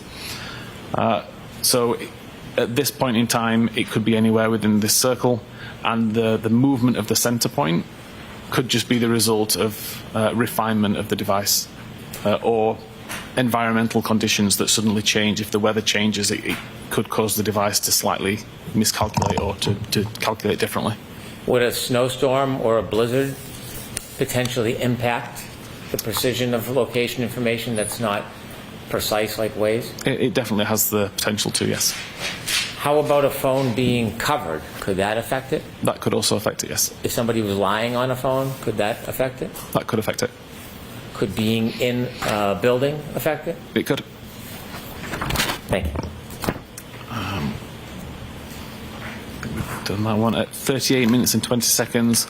Again, refining information more. We've got an 8 meter accurate radius, still focusing primarily on the front yard towards the left side. And then accuracy of 7 meters at 38 minutes and 21 seconds, again showing that same general area. Between 40 minutes and 22 seconds and 59 minutes and 29 seconds, accuracy fairly drops off again, and we see some fairly wild records that don't cover the area at all. But we also see some more accurate records showing, again, where the red arrow points at Fairview Road. Those records are highlighted here, just between 40 minutes and 22 seconds and 59 minutes 29 seconds, only showing records of 25 meter accuracy or better. And again, it's kind of focusing on that flagpole area. Between 1 a.m. and 2 a.m., only looking at location information which is 25 meters accurate or better. Again, it kind of focuses around the front yard area, although some of these accuracies are still rather large and could put the device inside 34 on the opposite side of the street, towards 32. Between 2 a.m. and 3 a.m., fairly similar story. Again, most of these points are centered around that same location at the front yard. Similarly, between 3 and 4 a.m., between 4 and 5, between 5 and 6. And in fact, if I take all of the location data between 25 minutes after midnight until 6 a.m., only looking at the records that report 10-meter accuracy or better, then typically they all focus around that same location at the front of the yard, nearish to where the flagpole can be found. I'd like to ask you some questions about this photograph. There's a red circle with a bunch of red dots in the middle. Yes. Would those red dots indicate the center of some location that was captured at a particular point over that night? Yes. So each of those center dots is the center of a 10-meter accurate or better location record. I chose to not show the accuracy radius circle on this image just purely because it makes it hard to see when you've got all these intersecting lines. But ultimately, if you were to draw a 10-meter radius around all of these points, they would all fall within the large red circle that's shown. So this photograph was meant to take readings from the most accurate of the data throughout the night? Correct. Objection, Your Honor. Sustained. Ask it again differently, please. Was this circle, did it include low frequency data? No, this circle only includes 10-meter accuracy or better. The fact that the center dots are in different spots, is that inconsistent with a phone being in the same place, not moving that entire night? It could indicate movement, it could indicate refinement. Is it impossible to tell? It's impossible to tell at this level of detail anyway. Are all of these dots, given the range, 10 meters or under, are all these dots and all these readings of the high frequency data that you compiled for that night, are they all consistent with Mr. O'Keefe's phone being near the flagpole and not moving that night? Objection, Your Honor. I'm going to... I think that's a reasonable assumption. All right, this might be a good spot. Are you ready to move on to the next area, or you have any more questions about Now would be a this? fine time, Your Honor. All right. Folks, why don't we take our morning break, 15, 20 minutes. We're going to see you back there for 15. Thank you. Judge, please leave your notebooks for all the seat.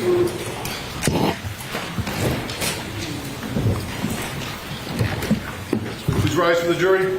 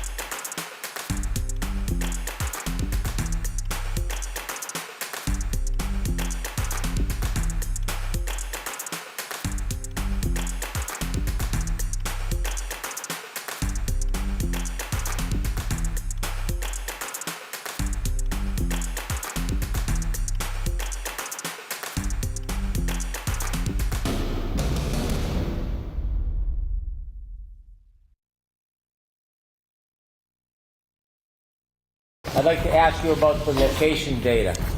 Based on your review of the location data, do you have an opinion whether the location data throughout the evening is consistent with John O'Keefe's cell phone being near the flagpole the entire night? I believe it is, yes. I asked you whether you had an opinion whether it was consistent with. I didn't ask you if you had an opinion to a reasonable degree of scientific certainty. Are there other things that you looked at that you will consider in addition to the location data to have a more certain opinion? There is. And is the next thing that you considered Apple healthcare data? It's the Apple Health data, yes. We asked about it, or I asked you about it earlier on, but I just want to talk about it a little bit before you show us and present to us the data that you've compiled for us. Is Apple Health data different than when you have like an Apple Watch? No, it's the same Apple Health data recording on the phone or the watch. The only difference is the sensors being used to do that monitoring. So if you're just using the phone, obviously you're only using the sensors in the phone. It's limited to steps walked and to altitude climbed. If you're wearing a watch, it can also do those things, but it can also add things like blood pressure monitoring and things like that. Does Apple Health data require an internet connection? It doesn't, no. So it's all self-survives on the phone itself? It is. So without having an internet connection, it will still store the data? Correct. If I have an iPhone, is it storing health data even if I didn't ask for it to do so? Yes. Unless you actively turn the feature off, it will by default try to track movement. Is it something that is hidden that I wouldn't see unless I look for it? No, there's an application for Apple Health, and then the settings are quite obvious in the settings screen. Apple Health data tracks movement of the phone? Correct. When you were considering the Apple Health data in this case, did you begin looking for the Apple Health data before Mr. O'Keefe's phone began approaching Fairview Road? Yeah, I started again at around midnight and looked at the health data up until 6:30 a.m. on the 29th. The different points when you tracked Apple Health data, is that helpful even if you're only trying to isolate a certain point in time? It can be, yes. Does it help determine whether or not it was working properly? If it was, It can determine whether it's working properly. It can determine an average kind of walking speed, for example, of a person, the average gait that the person may walk with, if that was important. if a person has an iPhone and they're moving and it registers Apple Health data, and then they stop moving, and the healthcare data doesn't register because there's no movement, would the Apple Health data resume movement even if somebody else picks up the phone? It would. The phone itself doesn't care who's carrying it. It just looks for movement. So it doesn't identify the owner in order to register movement? Correct. Objection, Your Honor. Does it identify the owner in order to register Better movement? question. It doesn't, no. Could you turn to the next part of the data analysis that you did, Yes. please? So the two sources that I got the Apple Health data from were a database called healthdb_secure.sqlite. This, as I said earlier, is the typical database that's used to store long-term information about the health activity that's been recorded. So this database can have years' worth of steps taken, flights climbed, and any other kind of health data that's been recorded. The downside to that is that the information's aggregated, so you see chunks of time, and multiple activities can happen within those chunks of time. The cache encrypted C.SQLite database is much more temporary, but is much more granular, so we can see exact times that flights were climbed, for example, or at least you can see the exact time that the flight climb was recorded to the device. And then that information is aggregated into the larger chunk of time. So again, we might see within the cache encrypted C individual flight climb events that occurred, for example, 30 seconds apart. But by the time that information is written to the HealthDB Secure, you're now looking at a 10-minute time period with 3 flight climb events, as opposed to 3 individual flight climb events with individual timestamps. Typically, that source is not used because the data is not stored there for very long. The information I found on John's phone was essentially these 5 records. So between 11 minutes and 9 seconds and 21 minutes and 5 seconds, there were 170 steps recorded by the device. Mr. Whiffen, I'm going to stop at each one and ask you some questions. At the time period between 12/11/09, 12/21/05, you don't have any independent information where John O'Keefe or his cell phone were, do you? The location data that I showed to begin with on Washington Street was around 12 minutes after midnight. So the presumption is that's where the location was at that time. And then 21 minutes and 5 seconds, the device had already started using Waze. It was already driving along Denham Street or had turned onto Maplecroft. What time did you say that Waze was initiated? It was approximately 19 minutes and 30 seconds-ish. Thank you. Again, we see at 21 minutes and 10 seconds until 24 minutes and 22 seconds, there are 80 steps recorded. And again, if you compare this to the location data, we know that the device was in a vehicle at this time. Between 22 minutes and 14 seconds and 24 minutes and 37 seconds, we have 3 flight climb events that are aggregated into that time period. And again, the location data shows that the device was traveling in a vehicle at that time. Mr. Whiffen, you had showed us a slide of 2437 on January 29, 2022 in your PowerPoint presentation, noting at that time, 12:24:37, the phone in the car was still traveling at 1.4 miles per hour. Correct. This is about a second before it came to a stop. Can you conclude to a reasonable degree of scientific certainty that that period of 12:22:14 to 12:24:37, Mr. O'Keefe, or at least Mr. O'Keefe's cell phone, was still in that car? Yes, the location data shows it was in the car at the time, and my next few slides will demonstrate why that was still recording a flight climb event while it was in a vehicle. Thank you. At 31 minutes and 56 seconds until 32 minutes and 16 seconds, there were 36 steps recorded. And then there was no further health activity recorded on the device for several hours until 4 minutes after 6 a.m. When 432 steps were recorded between the time of 6:04 and 6:11. Let me ask you about that 12:31:56 to 12:32:16 time period. We can see larger ranges in the time period range. That is a smaller range comparatively. Yes. Okay. At 12:31:56, is that the beginning of the 36 steps?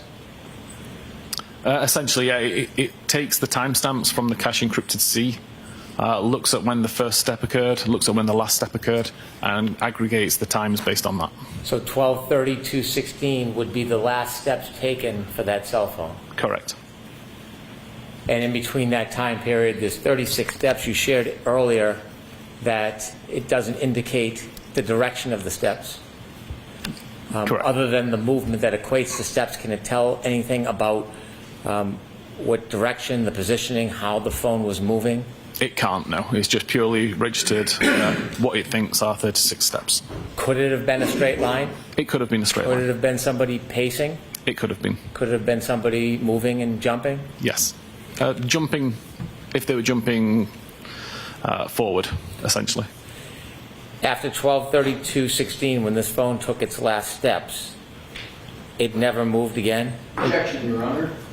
Form of the question, sustained. After 12:32:16, when this phone took its last steps, did it move again until 6:04:01 a.m.? There were no more steps or flight climb or any other health activity recorded during that time. Do you know what triggered movement at 6:04:01 a.m. of Mr. O'Keefe's cell phone? I presume that the device was moving at that time, but I don't know the details of who. Objection, Your Honor. Move to strike. I'll strike it. Please continue. Okay.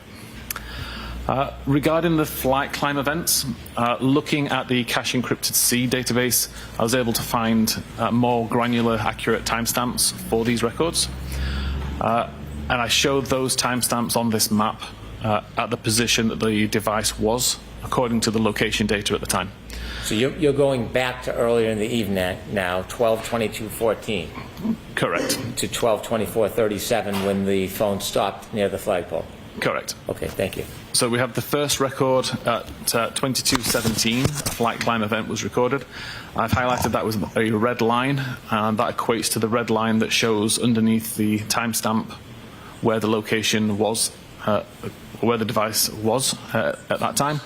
The second record is 22 minutes and 32 seconds, showed with a green line, which shows over here. And then finally, 24 minutes and 37 seconds after midnight, shows with an orange line down here outside 34 Fairview. I'd like to point out that health activity events are recorded upon the event completion. The device doesn't know that you're about to walk up some stairs. It doesn't know that you're halfway up some stairs. It has to wait until you've reached the top in order to detect that an altitude change has occurred.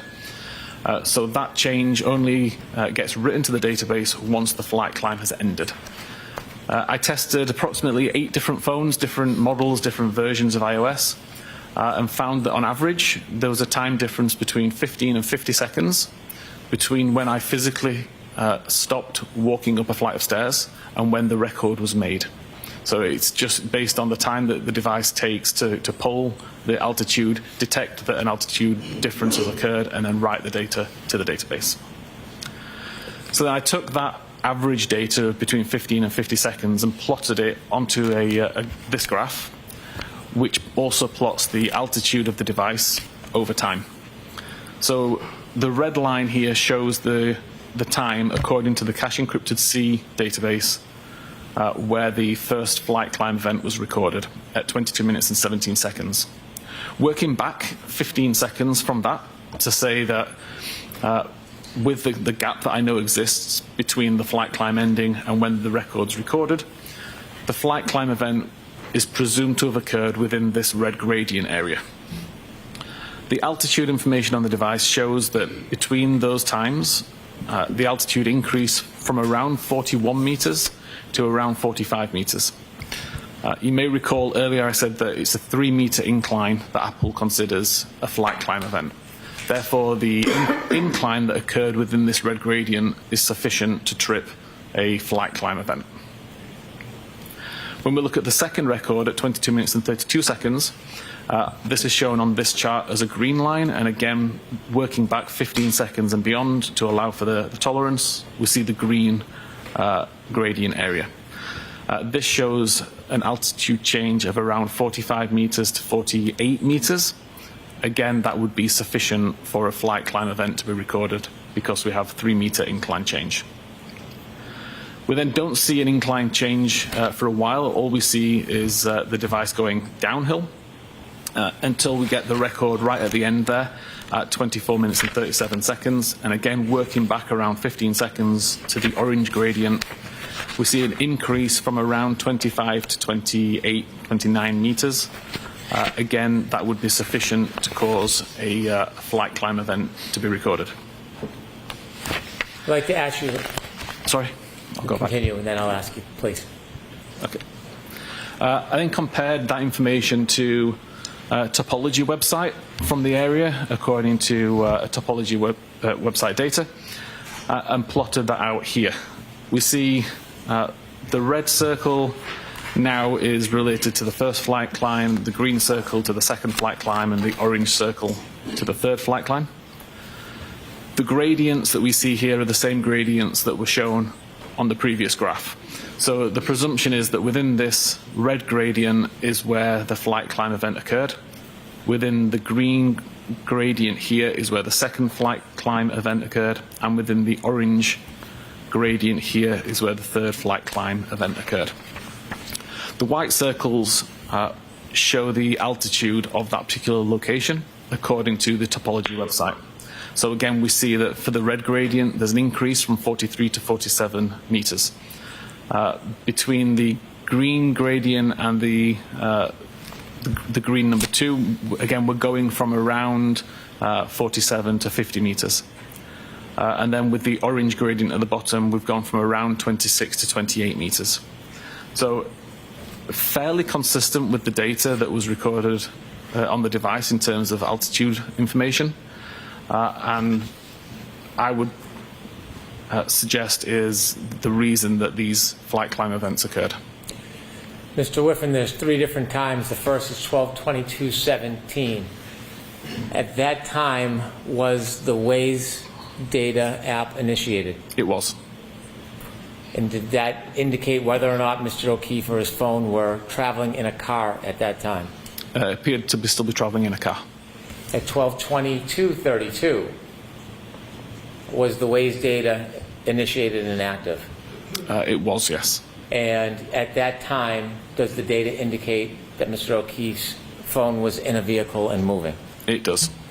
And you showed us a slide finally from 12/24/37 that the vehicle was still moving 1.4 miles per hour. Correct. And was the Waze data initiated and active at that time, 12/24/37? If I remember correctly, Waze had closed about 5 or 10 seconds earlier.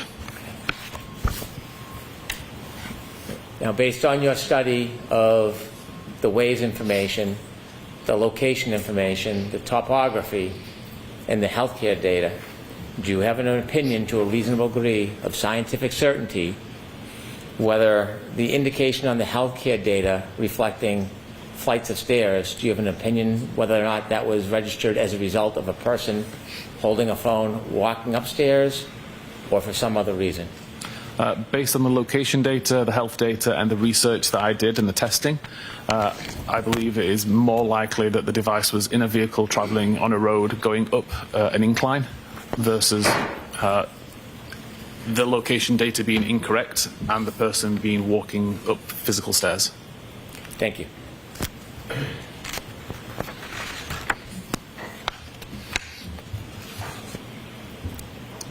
You can continue, please. Okay. So I'll address the idea of 3 clocks, which I believe was brought up previously. Let me interrupt. Sorry. Why don't we just explain to the jury how clocks work in an iPhone? That is kind of covered in the next slide anyway. Okay. It may be worth just jumping ahead to that slide. Explain the idea of 3 clocks. Yes. Essentially, there is one clock on an iPhone. It's the clock that you see. It's shown in the top corner, and all activity is related to that particular time. So when you receive a text message, the time that's shown in the database is related to the time that you can see on the phone. When you do health activity, it's related to the time that you see in the top corner of the phone. Everything is related to that time. The difference is within the current PowerLog databases. It's a subset of files stored on iOS devices.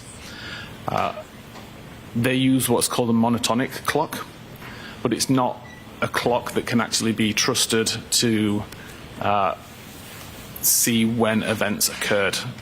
It's the way that the device records time. It's essentially a counter that's just counting seconds since the device was reset, basically.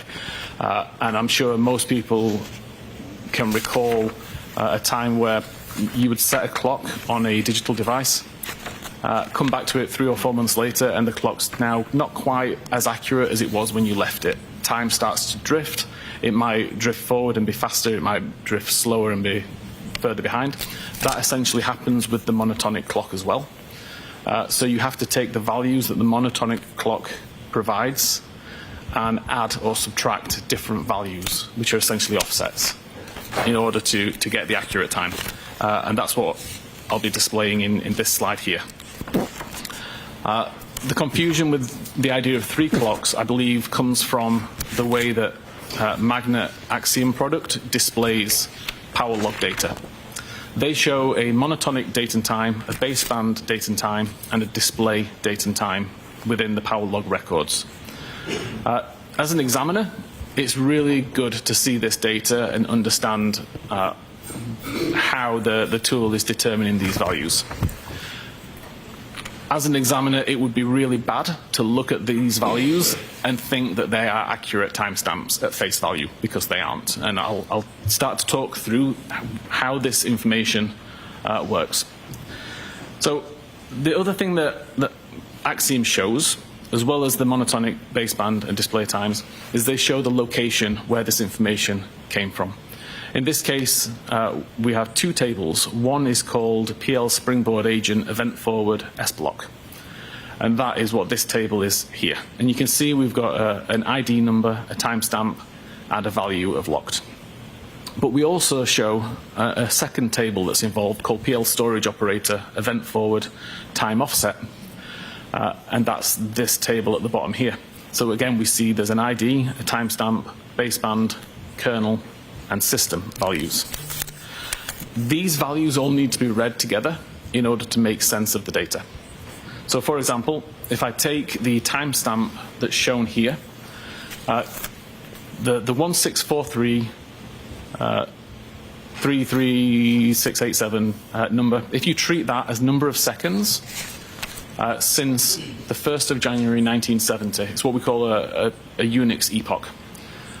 That will get you the timestamp of 29th of January 2022 at midnight, 21 minutes and 27 seconds once you account for the UTC -5 offset. And you'll see that that is the same timestamp that Axiom shows here as the monotonic time, 12:21:27. What we need to then do is take that monotonic time and add it to the baseband value that we see in the time offset table. So now we have a value of 1643.8687.14954, and we add minus 183 point whatever this number is here to get this value. If we treat this value as number of seconds since the 1st of January 1970, then we get a time of 18 minutes and 23 seconds past midnight on January 29th, which is also the time that we show here as the baseband time. Finally, we can take the monotonic time and add the minus 181 seconds shown in the system to get this value, which equates to 18 minutes and 25 seconds past midnight on the 29th of January, which is the same as the display time up here. So all this is essentially doing is saying that the counter that is built into the iPhone is registered the time of that we see in the top, the monotonic time. This is not necessarily the time that the event happened. You have to offset it with this value here in order to get the actual time that this happened. My own personal phone, when I was doing this testing, the time difference between the monotonic time and when something actually happened was over 2 weeks. There was a massive difference because my phone has been drifting so far since I originally bought and set up that phone. And again, when I was testing this, I can turn the flashlight on, turn the flashlight off. Both of those activities are recorded in the power log database. If I just look at the monotonic time, it's off by over 2 weeks. If I do this process to calculate the correct offset, it shows exactly when I turned that flashlight on and when I turned that flashlight off. The calculation is imperative. Without the calculation, these timestamps are irrelevant. And all Axiom is doing here is they're showing you the values that they use in order to calculate the final value. It doesn't mean that you can take the monotonic timestamp and read anything into it. It's completely irrelevant on its own.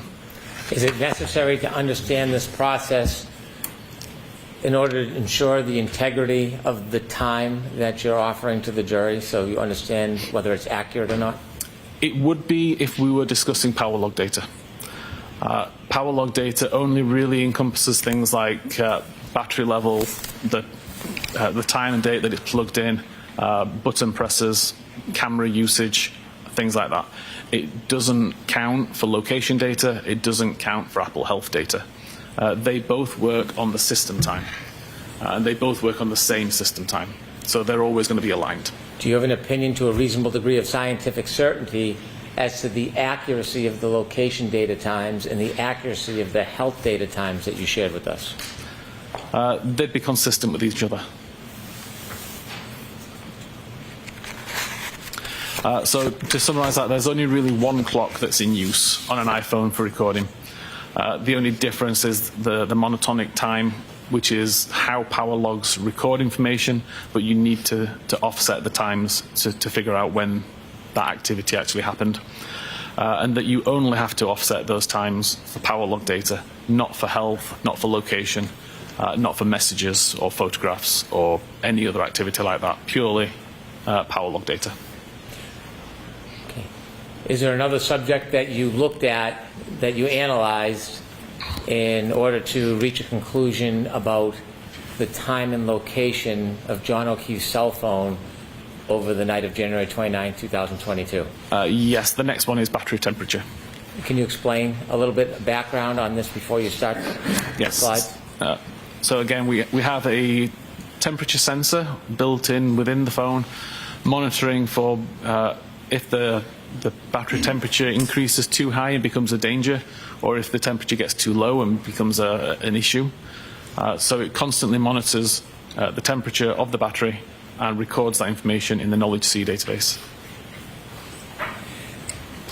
Did you look into the battery temperatures from before midnight and after midnight and do an analysis regarding the temperatures of that cell phone battery? I did, yes. throughout the evening of the 28th of January and then the morning of the 29th. Mr. Whiffen, that's going to be hard to read. Is there any way you can enlarge it? But apparently not like that. There we go. Thank you. So on the evening of the 28th, see an average temperature of around mid 80 degree Fahrenheit. I've got no understanding of where the device was at this time, whether it was in a pocket on a surface, whether it was in use or not. But I just wanted to get an average idea of temperatures of the device. By 13 minutes after midnight, we're still at 82 Fahrenheit. At 22 minutes after midnight, we know from the location data that the device was currently in a car, and we see the temperature has dropped to 77 Fahrenheit. By 37 minutes after midnight, we now know the device is already at Fairview. It's been at Fairview for approximately 12 minutes, and the temperature has continued to drop. It's now 72 Fahrenheit. Mr. Whiffen, if I can interrupt you. At 12:37, when the temperature drops to 72 degrees, is that before or after the healthcare data stops for that evening? That's after. Thank you. 45 minutes past, the temperature's dropped to 66 Fahrenheit. 53 minutes past, it's dropped to 61 Fahrenheit. 7 minutes after 1, it's dropped to 55 Fahrenheit. At 1:36, it's dropped to 50. And then we have a large gap in the data, with the next record being made at 6 minutes after 6 a.m., when the temperature is 43 Fahrenheit. Mr. Whiffen,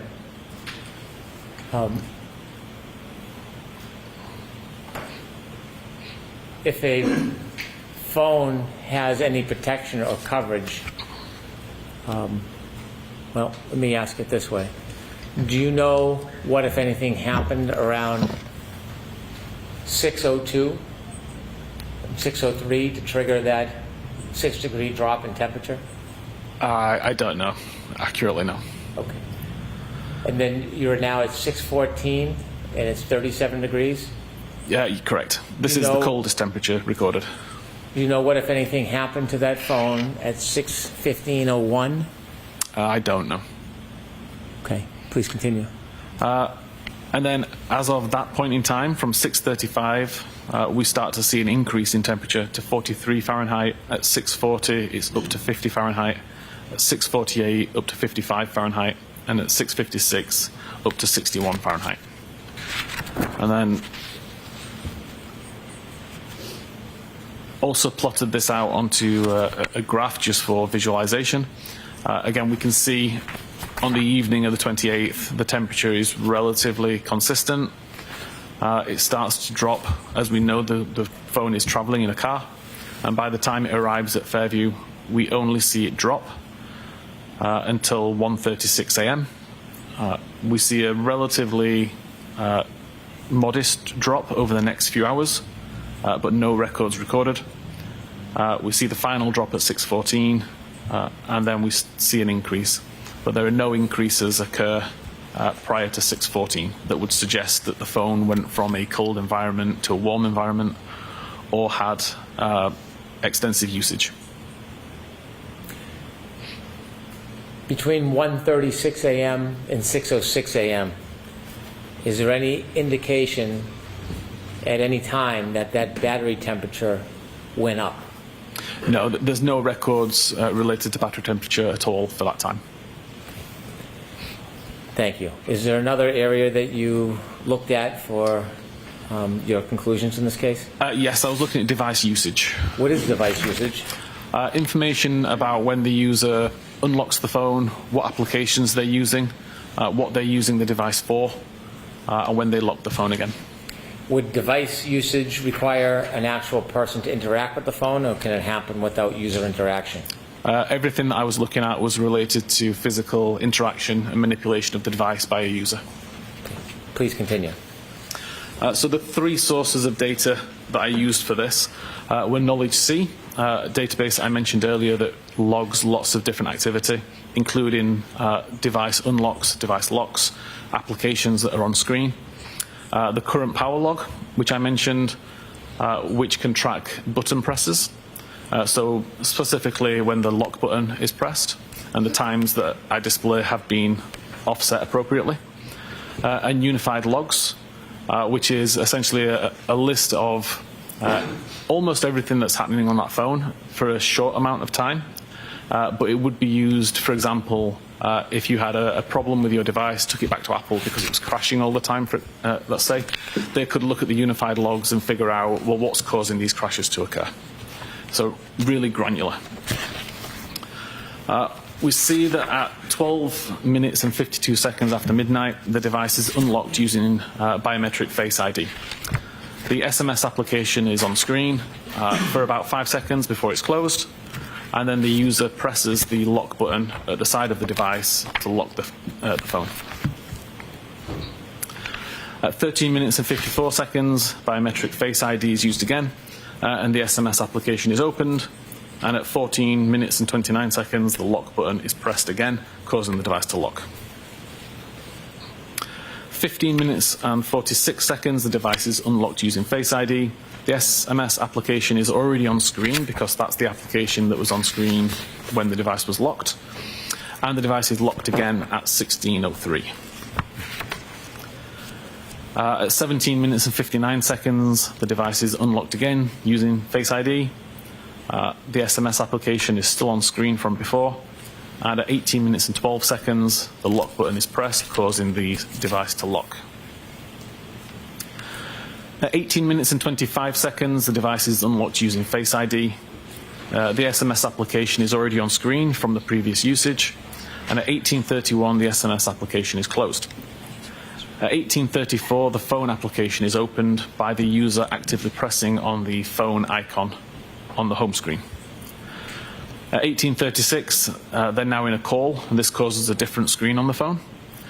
And at 19:23, that phone call ends. At 19:29, the Waze application is opened by the user pressing on the icon on the home screen. And that's open for approximately 5 minutes, closing at 24 minutes and 26 seconds. 2 seconds later, at 24 minutes and 28 seconds, the device is locked by the user pressing the lock button on the side of the phone. At 24 minutes and 59 seconds, the device is unlocked using Face ID. The SMS application is opened using the icon on the home screen. And at 25 minutes and 9 seconds, the lock button is pressed by the user to lock the device. At 27 minutes and 45 seconds, the device is unlocked using Face ID. The SMS application is already on screen, and at 27 minutes and 50 seconds, the device is locked using the lock button. 29 minutes and 52 seconds, device is unlocked using Face ID. SMS application is already on screen from the previous usage, and at 29 minutes and 53 seconds, the lock button is pressed to lock the device. 32 minutes and 4 seconds, the device is unlocked using Face ID. SMS application is already on screen from the previous use, and at 32 minutes and 9 seconds, the lock button is pressed by the user. And that is the final interaction with the device. It's the final unlock of the device using Face ID, and it's the final logged button press on the device as well to lock the device. So the final interaction with John O'Keefe's cell phone that night. Correct, up until 6:15 a.m. In 12:32:09 was the last time before the phone moved again the next morning. Correct. Is there one more area that you engaged in analyzing to help reach your conclusions in this case? There is. During my time looking at the unified logs that were mentioned, I found a record that appeared like it could be interesting that was called Doppler. This was the pocket state that I think I mentioned earlier, and it detects when the user takes the phone out of a pocket, or at least removes the item that's blocking the camera. There were hundreds of thousands of records within the unified logs that I was able to filter down to just the Doppler records and to filter and aggregate down into a more digestible number, which is what's shown here. So again, whenever the device receives a phone call or whenever the device is picked up in a particular way, the camera activates and it actively looks for a face. If it finds that the camera is blocked, it records the fact that it's in a pocket state.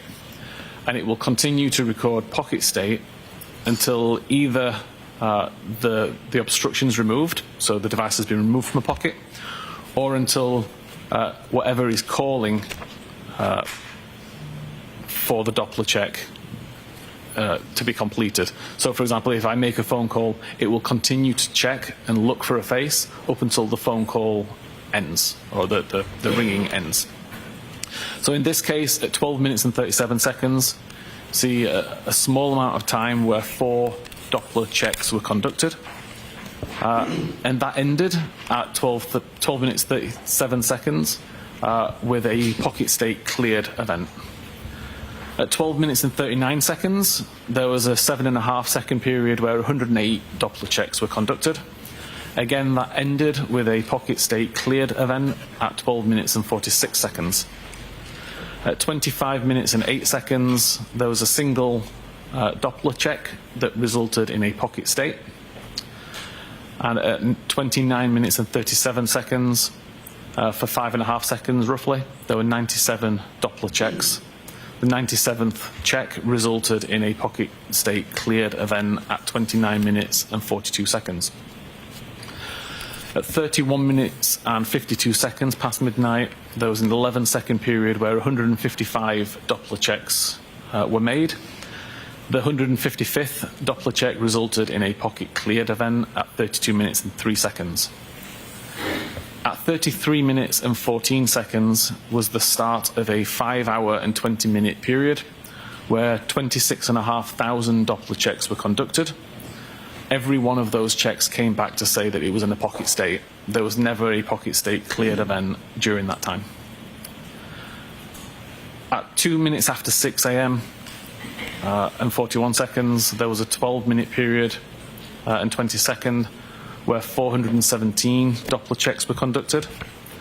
The 417th Doppler check showed a pocket state cleared event at 6:15:01. Mr. Whiffen, as a result of your analysis of John O'Keefe's cell phone, considering the location data, including Waze data, and considering the healthcare data, the pocket state information, the battery temperature, did you have an opportunity to create a timeline putting all of these different important pieces of data together so you could show them to the jury in chronological order? I did, yes. Would you share with us now your timeline and explain it for us? Of course. So again, this combines all of the information from the previous slides, just showing it all within a timelined view. So at 18 minutes and 25 seconds, the device is unlocked using Face ID. We see the SMS application is in use. For around 11 seconds, a phone call is made from John to Jennifer McCabe. Phone call lasts 36 seconds, starting at 18 minutes and 47 seconds. That call ends at 19 minutes and 23 seconds, and the mobile phone application is closed at 19 minutes and 24 seconds. At 19 minutes and 29 seconds, the Waze application is loaded on screen. And at 20 minutes and 49 seconds, which is what this location on the side relates to, we see an incoming message from Brian Higgins saying, "You coming here?" At 22 minutes and 14 seconds, this is the start of the 3 flight climb events as the device is driving along Oakdale Road, I believe that one is. At 24 minutes and 26 seconds is when the Waze application is closed and the device is locked via the lock button at 24 minutes and 28 seconds.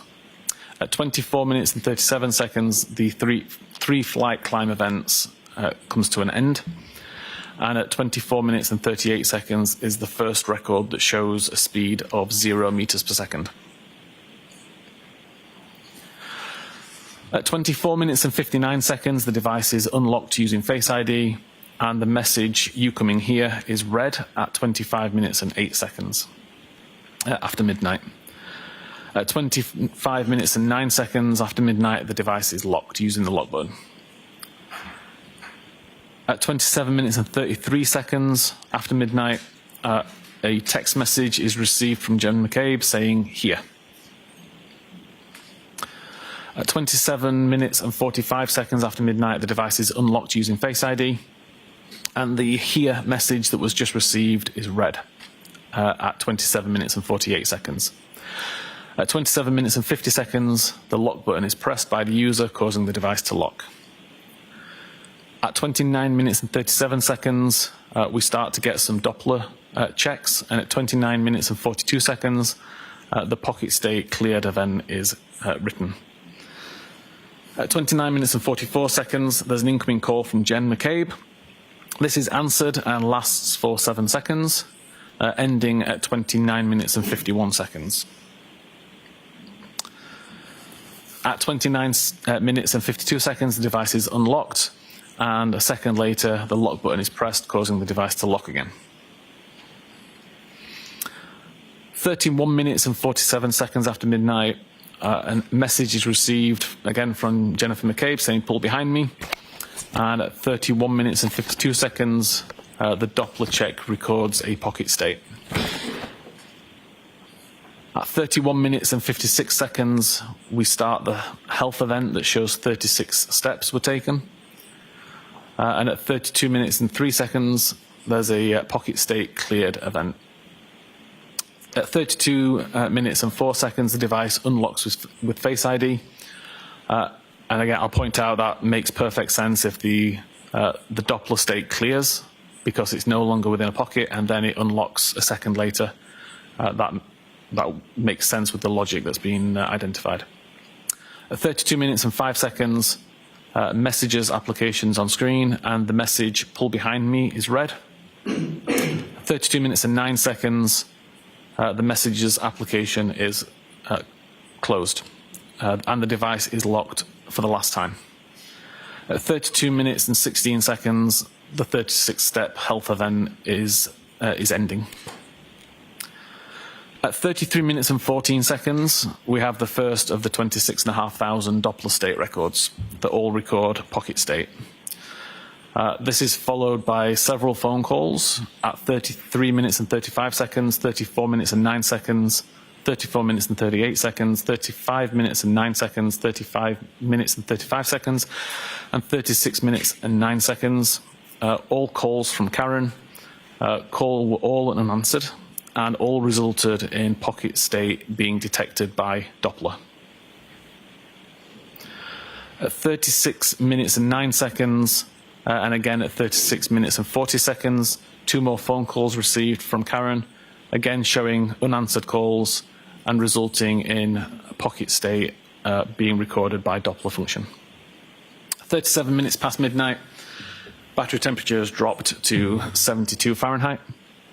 And at 37 minutes and 8 seconds, a further phone call, again unanswered, again resulting in a pocket state recorded by Doppler.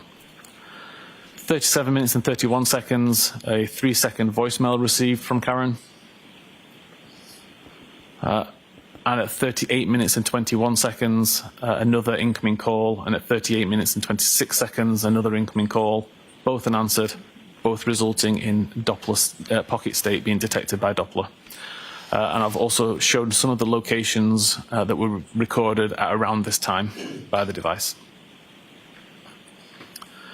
40 minutes and 31 seconds, a message received from Jennifer McCabe saying, "Hello. This is the first iMessage or SMS message received by the device, which is unread." This is followed up 2 minutes later, 42 minutes and 9 seconds, by another message from Jennifer McCabe saying, "Where are you?" And at 42 minutes and 35 seconds, there's a 40-second voicemail received from Karen.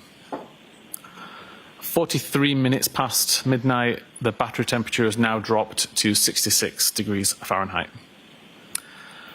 At 45 minutes and 53 seconds, another incoming message from Jennifer McCabe saying hello. And again, we can see location data at 53 minutes and 7 seconds, placing the device on the front yard somewhere kind of around the flagpole area. 55 minutes and 31 seconds, a message received from Karen stating, I'm going home. 55 minutes and 50 seconds, a follow-up message saying, see you later. Another location data, this is the location that's shown bottom left. And at 2 minutes past 1 a.m., another message from Karen saying, your kids are cooking alone.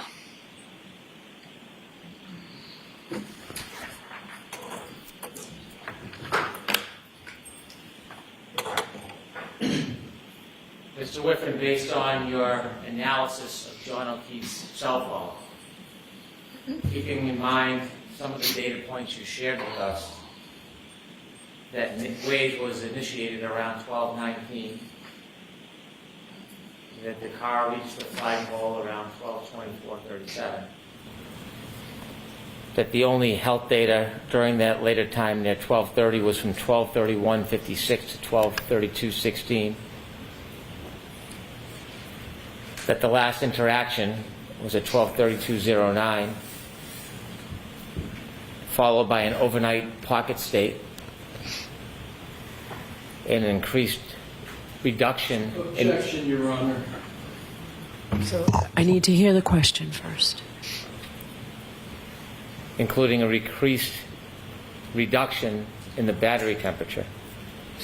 Do you have an opinion, to a reasonable degree of scientific certainty, that after that phone stopped in the car at the flagpole area of 34 Fairview, whether or not that cell phone remained near the flagpole the entire night until after 6 a.m. the next morning? Objection, Your Honor. I'm going to allow it. The location data that shows accurate tends to show around the flagpole area. There's no further health data other than 36 steps that were taken that suggest that it moved after 32 minutes and 16 seconds after midnight.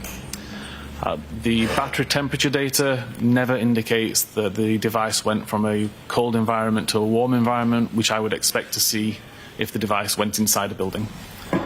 And the Doppler state information suggests that the camera was blocked for at least the majority of the 5-hour period, with no records showing that the camera was unblocked during that time, which would typically happen if you were to pick a camera up and move it around. Does that lead you to a conclusion, to a reasonable degree of scientific certainty, Yes. whether that phone remained in the flagpole area from around 12, Objection, Your Honor. 24, 33, So until the next morning at 6 a.m. or after? That's the my opinion. objection's sustained. Ask the question in a different form. Do you have an opinion where John O'Keefe's cell phone was from around 12:24:33 on the evening of January 29, 2022, through at least 6 a.m. and after that morning? Yes, based on the totality of all of the information that we've described, my opinion is that the device never moved far away from the flagpole. I have no further questions. Thank you. All right. Mr. Leslie? May we approach, Your Honor, please? Okay. Jurors, feel free to stand up.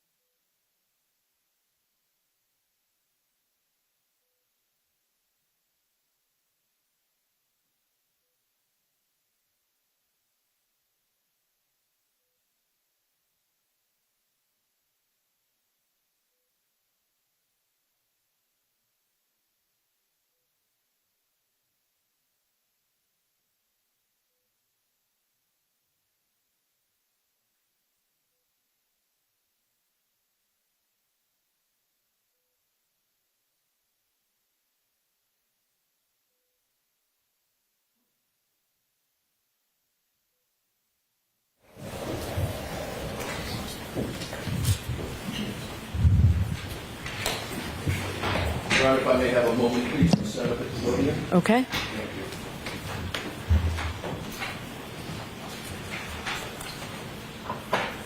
you. Mr. Whiffen, I should have told you, you can feel free to stand up and stretch if you want to as well.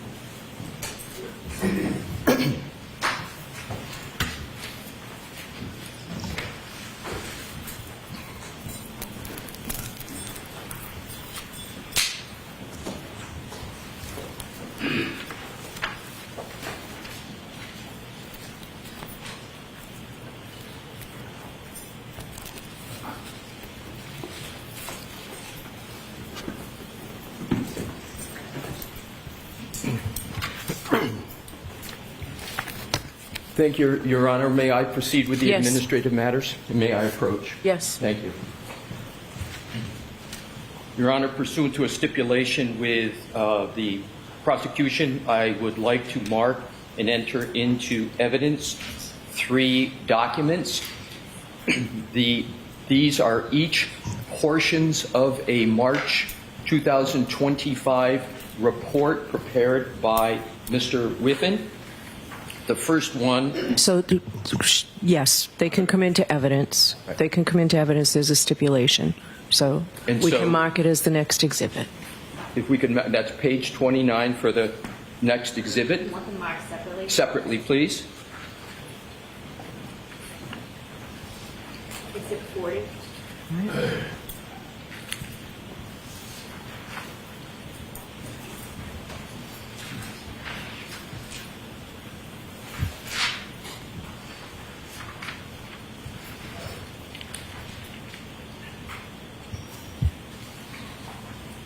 The next exhibit will be pages 77 and 78 of the same report. Okay? Exhibit 41.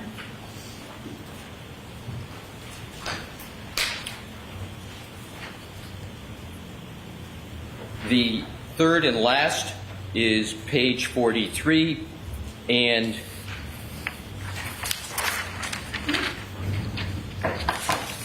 page 44. Exhibit 42. Okay, all set. Thank you, Your Honor.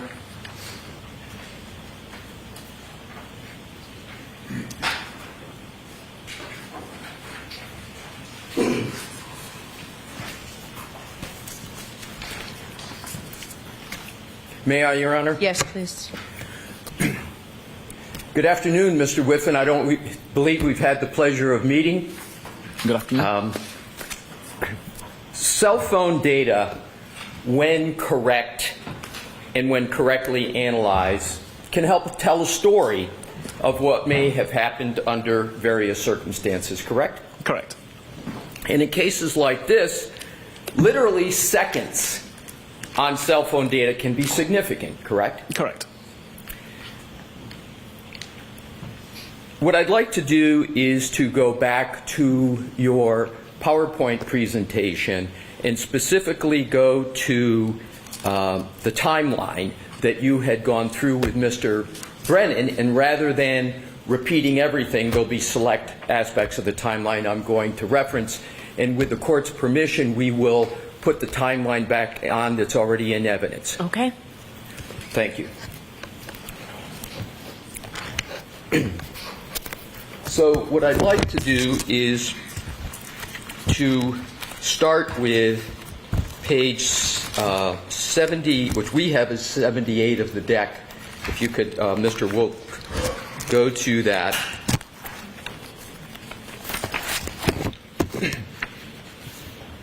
And what I'd like to do, if I could please, Mr. Whiffen, is draw your attention to the very last entry, which says at the bottom, location 122438, and it indicates description, first location record showing speed of 0. Do you see that, sir? I do.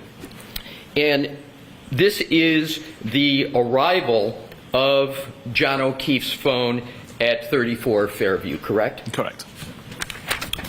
If we could go to the next page, please. We have up at the top 12:24:59, about 21 seconds later after arrival, we have device unlock with Face ID, correct? Correct. Is it possible for anyone other than John to unlock that device with Face ID? If a secondary user was set up, Do you have any indication that a second user was set up on John's mobile phone? I never looked at that. I'm sorry. I never looked to see if a secondary user was set up. In terms of the next entry, 12:25:08, it says, read message, you coming here? With 3 question marks. What I'd like to do, because you did not note who that was from, but I want to go back a few slides so we can identify who that message was from. We could go back to 76, please, Mr. Wolf. Yes. So in the last line there, message reading left to right 12:20:49, it says message received from someone listed in context as Brian Higgins. Do you see that? Correct. So if we could go back to slide 80, excuse me, if we could go back to slide 79, that phone reading the message, you coming here, is reading the message from Brian Higgins, correct? Correct. But you didn't note that in the timeline that was from Brian Higgins, correct? No, I was just highlighting the fact that a message was read and that the contents of the message were you coming here. But you didn't note in this entry, when it was read by John, that message was from Brian Higgins, correct? Correct. Now, the next entry, lock, again, I'm always going to be reading left to right unless otherwise indicated, sir, is a time of 12:25:09. And it says, device locked with lock button. Yes. You see that, sir? I do. That requires human volitional conduct. In other words, someone has to actually manipulate their phone and hit it, right? Correct. Now, at this particular point, isn't it correct that in your report that you mentioned in your March 2025 report, that you had more of a description of what was happening at this time with the phone, namely, device bearing shifts to a westerly direction as location records also show the device moving west from the roadside towards the house. Isn't that what you had in your report? Yes, and that's covered in the location section of this report, the PowerPoint. So there is no statement in this timeline under any type where you had concluded that at this time the record showed that the device was moving west from the roadside towards the house, correct? The location latitude, longitude was moving westerly, but at the same time, the accuracy was increasing, so it didn't intrinsically prove that the device was moving. My question, Mr. Whiffen, is straightforward Okay. in this sense, that I'm just looking for an answer of whether on this timeline you included the analysis that you had in your report that the device at this time was moving west from the roadside towards the house. Did you include it in that timeline? No, I left that out of the timeline. Next entry, 2733. And that's 12/27/33. You note that there's a message received from Jen McCabe. Here, exclamation point, question mark. You see that, sir? Correct. Now, at this point, you have two people in just 2.5 minutes, Brian Higgins and Jen McCabe, trying to find out if the John is coming to 34 Fairview. Is that a fair conclusion? It appears so. I'll allow it. Is that a fair conclusion? It would appear so, yes. So just because of the colloquy that occurred, I want to repeat the question. Now you have, at this point, at 12/27/33, you have two people, Brian Higgins and Jennifer McCabe, in just 2.5 minutes, trying to find out if John, or the phone, is coming to, or if John is coming to 34 Fairview. Objection. Sustained. Ask it differently, Mr. Lesser. Thank you, Your Honor. Now, at this point, you have two people trying to find out if John is coming to 34 Fairview, correct? Objection. Sustained. Mr. Whiffen, in terms of the information at this stage, there are two communications with Mr. O'Keefe on this phone, and that is, they're trying to find excuse me, I'll rephrase it. There are two communications, one from Jennifer McCabe and one from Brian Higgins, correct? Correct. Now let's go to the next deck 80, please, Mr. Wolt. This is 12/27/45. Device unlock with Face ID, correct? Correct. And then right under that is 12/27/48. It says read message, which it says here. And is it correct that that is the message that was sent by Jennifer McCabe? Correct. I'd just like to point out it says read message, not read message. Read message, thank you. And that, the fact that Jen McCabe sent that message and that it was read was not indicated in your timeline at this point, correct?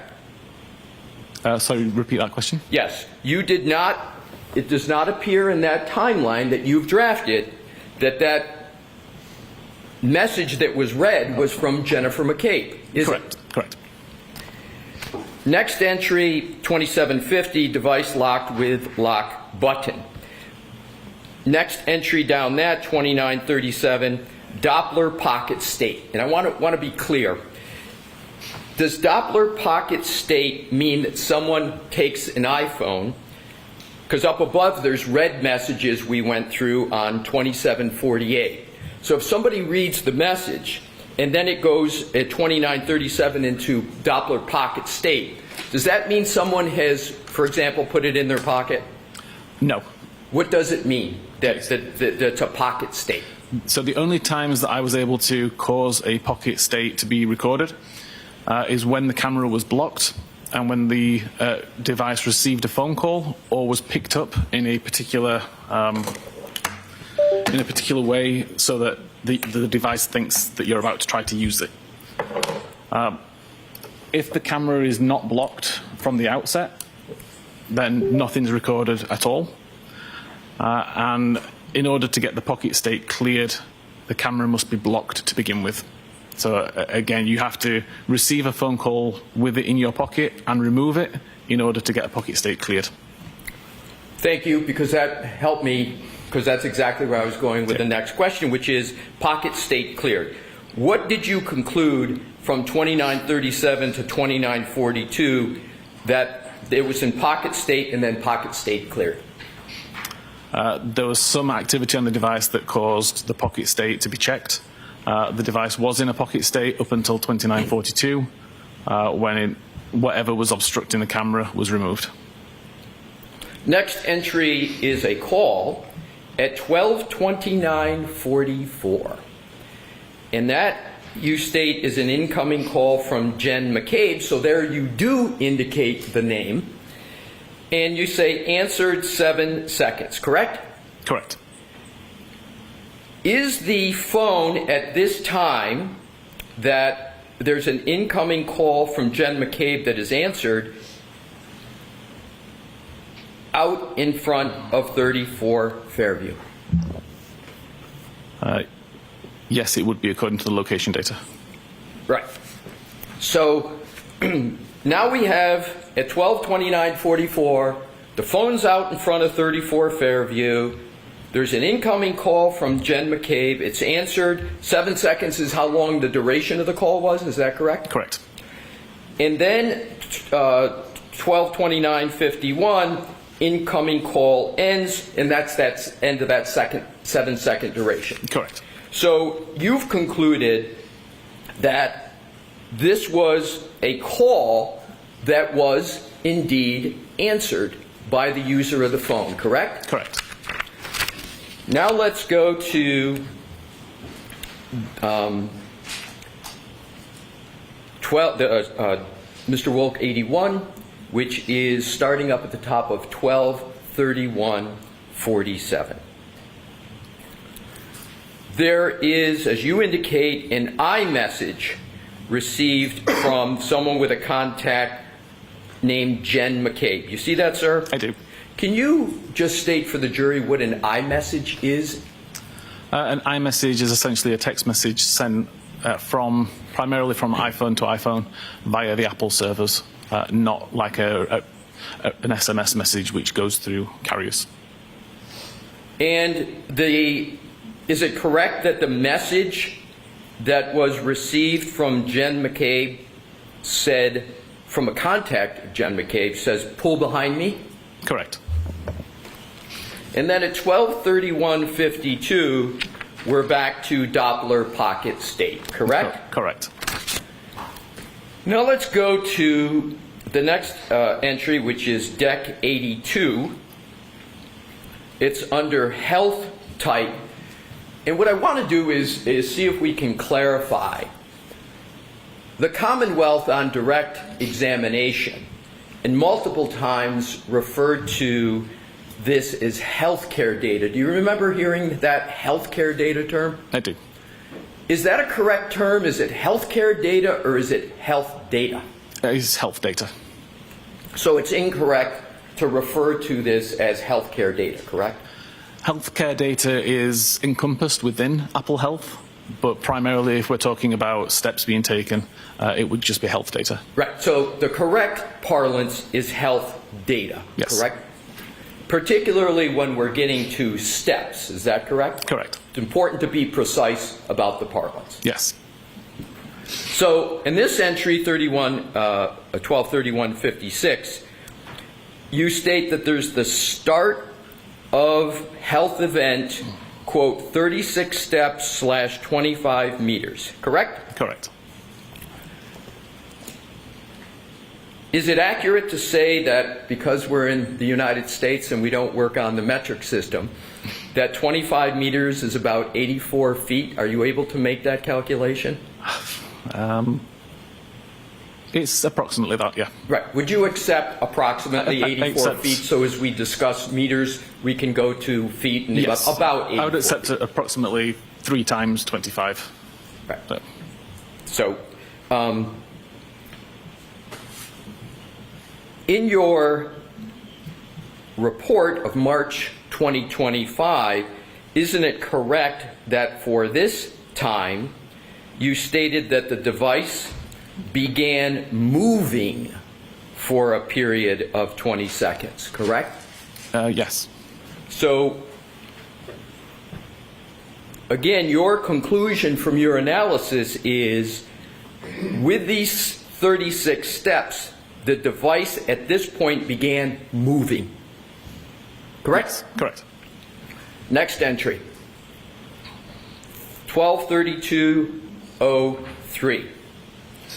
Pocket state cleared. correct? Correct. So does that mean that there's some human activity going on, interaction with the phone, or not? It could have been a received phone call. It could have been movement of the phone to be lifted. But something has happened. But something's correct? happened, yeah. Next, 123204, device unlocked with Face ID, correct? Correct. And then at 123205, it states application focus messages. Yes. Can you clarify what that means in terms of what is happening with the phone for the jury? Yep. So at 32 minutes and 5 seconds, the messages application was in focus on screen. So it was the application that was being used by the user at that time. Now, the next entry is message 123206, and it states red message, quote, pull behind me, close quote, correct? Correct. Now, you don't indicate who that message is from in your timeline, but that's the message that was sent by Jennifer McCabe at 12:31:47, correct? Correct. Next entry is application lock at 12:32:09, and you've got here end application focus, and then you state device lock with lock button for the last time, correct? Correct. So that's again pressing the side button on the iPhone that locks it. Correct. And that requires human conduct, human interaction with the phone, correct? Correct. And then the next entry under health data at 12:32:16, that is 7 seconds after the lock. It's the end of the health event of 36 steps, 25 meters, and as we agreed, approximately 84 feet, correct? Correct. So, in terms of the steps,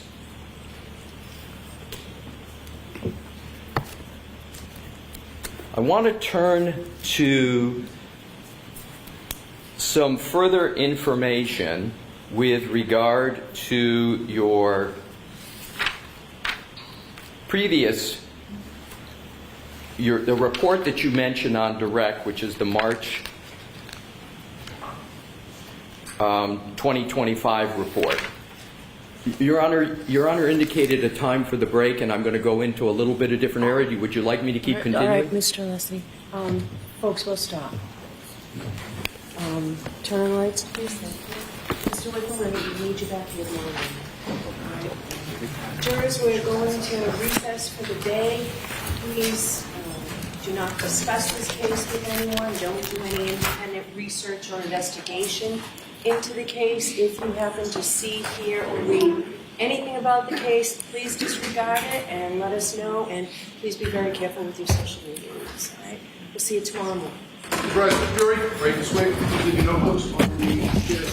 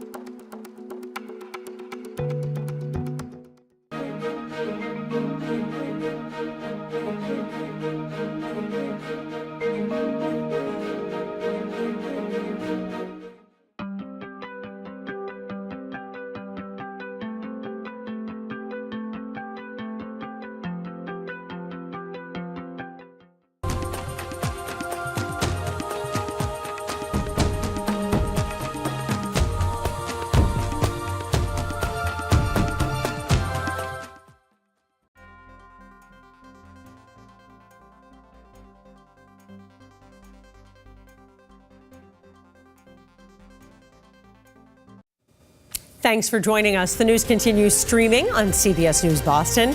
I'll see you back here tomorrow morning starting at 5 a.m. Have a great afternoon.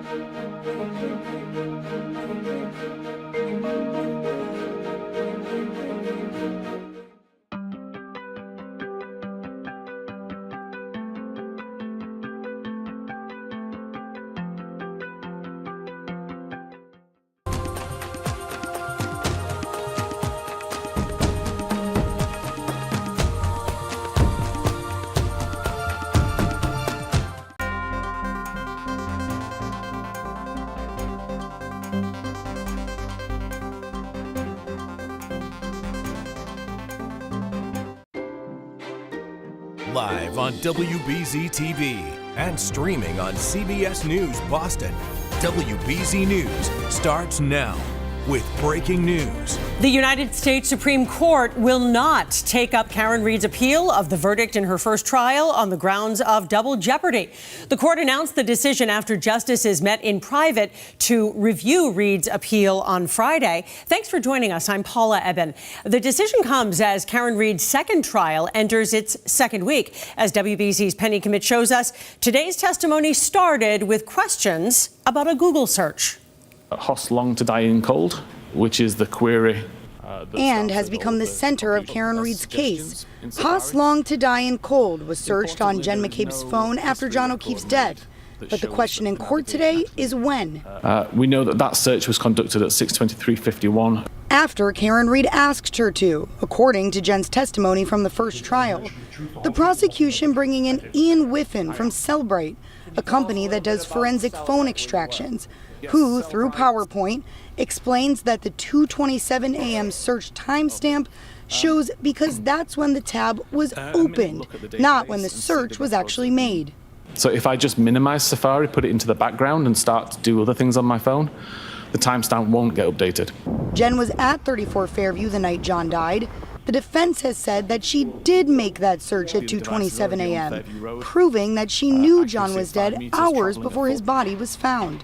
Meanwhile, in D.C., the Supreme Court has decided they will not hear Karen Read's case. It was her team's last attempt to prevent her second trial, citing double jeopardy after jurors from trial number 1 came forward saying that they decided to acquit Read on her 2 most serious charges, but did not express that to the judge. Now, this afternoon, the jury will be sent home, and the 2 ARCA witnesses will be in court to have a private interview with the attorneys and the judge. You'll remember that these are those crash reconstruction experts. The judge has previously accused the defense of paying them when they weren't supposed to, and now she says that there's over 100 text messages between these witnesses and the defense that were deleted. This could impact their ability to testify during the second trial. In Dedham, I'm Penny Commit, WBZ News. You can watch today's court proceedings and the entire Karen Read trial on CBS News Boston. You can find our streaming channel on Pluto TV, the CBS News app, or WBZ.com. More breaking news. Boston police need help identifying a group of people who allegedly attacked someone over the weekend. Police say these individuals are believed to be responsible for the assault and battery incident on Tremont Street Saturday night. The victim tells police he was walking down Tremont Street when this group blocked his path, pushed him, and then smashed a bottle over his head. The Vatican says that the conclave to elect a new pope will begin on May 7th. The date was decided upon today after cardinals met behind closed doors for the first time since the funeral of Pope Francis. The conclave will take place in the Sistine Chapel, and only cardinals under the age of 80 are allowed to vote. If a candidate receives 2/3 of the total vote, he will become the next pope. Turning to next weather on a Monday now and taking a look outside. What a gorgeous start to the work week. Even looking at the Zakim Bridge, traffic looks pretty light. WBZ meteorologist Jason Michael is here with what we can expect these last few days of April. Hard to believe, Jason. It is very hard to believe, but a picturesque end to the month of April here, Paula. Let's go outside as of right now. You can see a beautiful blue sky, also a lot of sunshine. I've been watching this cam for the past several minutes or so, seeing the duck boats there on the Charles River and people enjoying our beautiful city. The wind's a little bit breezy outside as of right now, coming right along the coastline, about a north wind, 10 to 15 miles per hour. However, that's not enough to stop temperatures from climbing. We're more than 10 degrees, more than 15 degrees warmer in the city of Boston from 24 hours ago, even more than 20 south in Plymouth. We're right around 70 degrees right now in Plymouth, and believe it or not, 69 to 70 degrees between Boston and Plymouth. That is making for a very nice spring afternoon, friends. I'm going to call it roughly around 73 degrees here in the city. Some 60s along the Cape and even the islands. More than 14 hours of daylight. 7:41 is our sunset time later this evening, and it will be a beaut. Temperatures also going to be responding as a result to the clearing skies, likely going back into some 30s in some areas, but around the mid to low 40s in other areas right around the city. We'll talk about the next rain chances and also talk about what you can expect if you're going to be going to a game this week as well. Details coming up in a few, Paula. We will see you then. Jason, thanks. Boston Mayor Michelle Wu received a major endorsement for her re-election campaign. Suffolk County District Attorney Kevin Hayden says that he is supporting Wu. Hayden says Boston is now the safest city in the country and attributed that to the continued work between himself and the mayor. I could not be prouder to be here today with all these people here in support of our mayor and what we're doing for this great city. We will continue to press on and we will continue to move forward. Bold leadership like Michelle Wu and the leadership that she provides is vitally important to everything that we are doing. And I couldn't be happier to be here with her.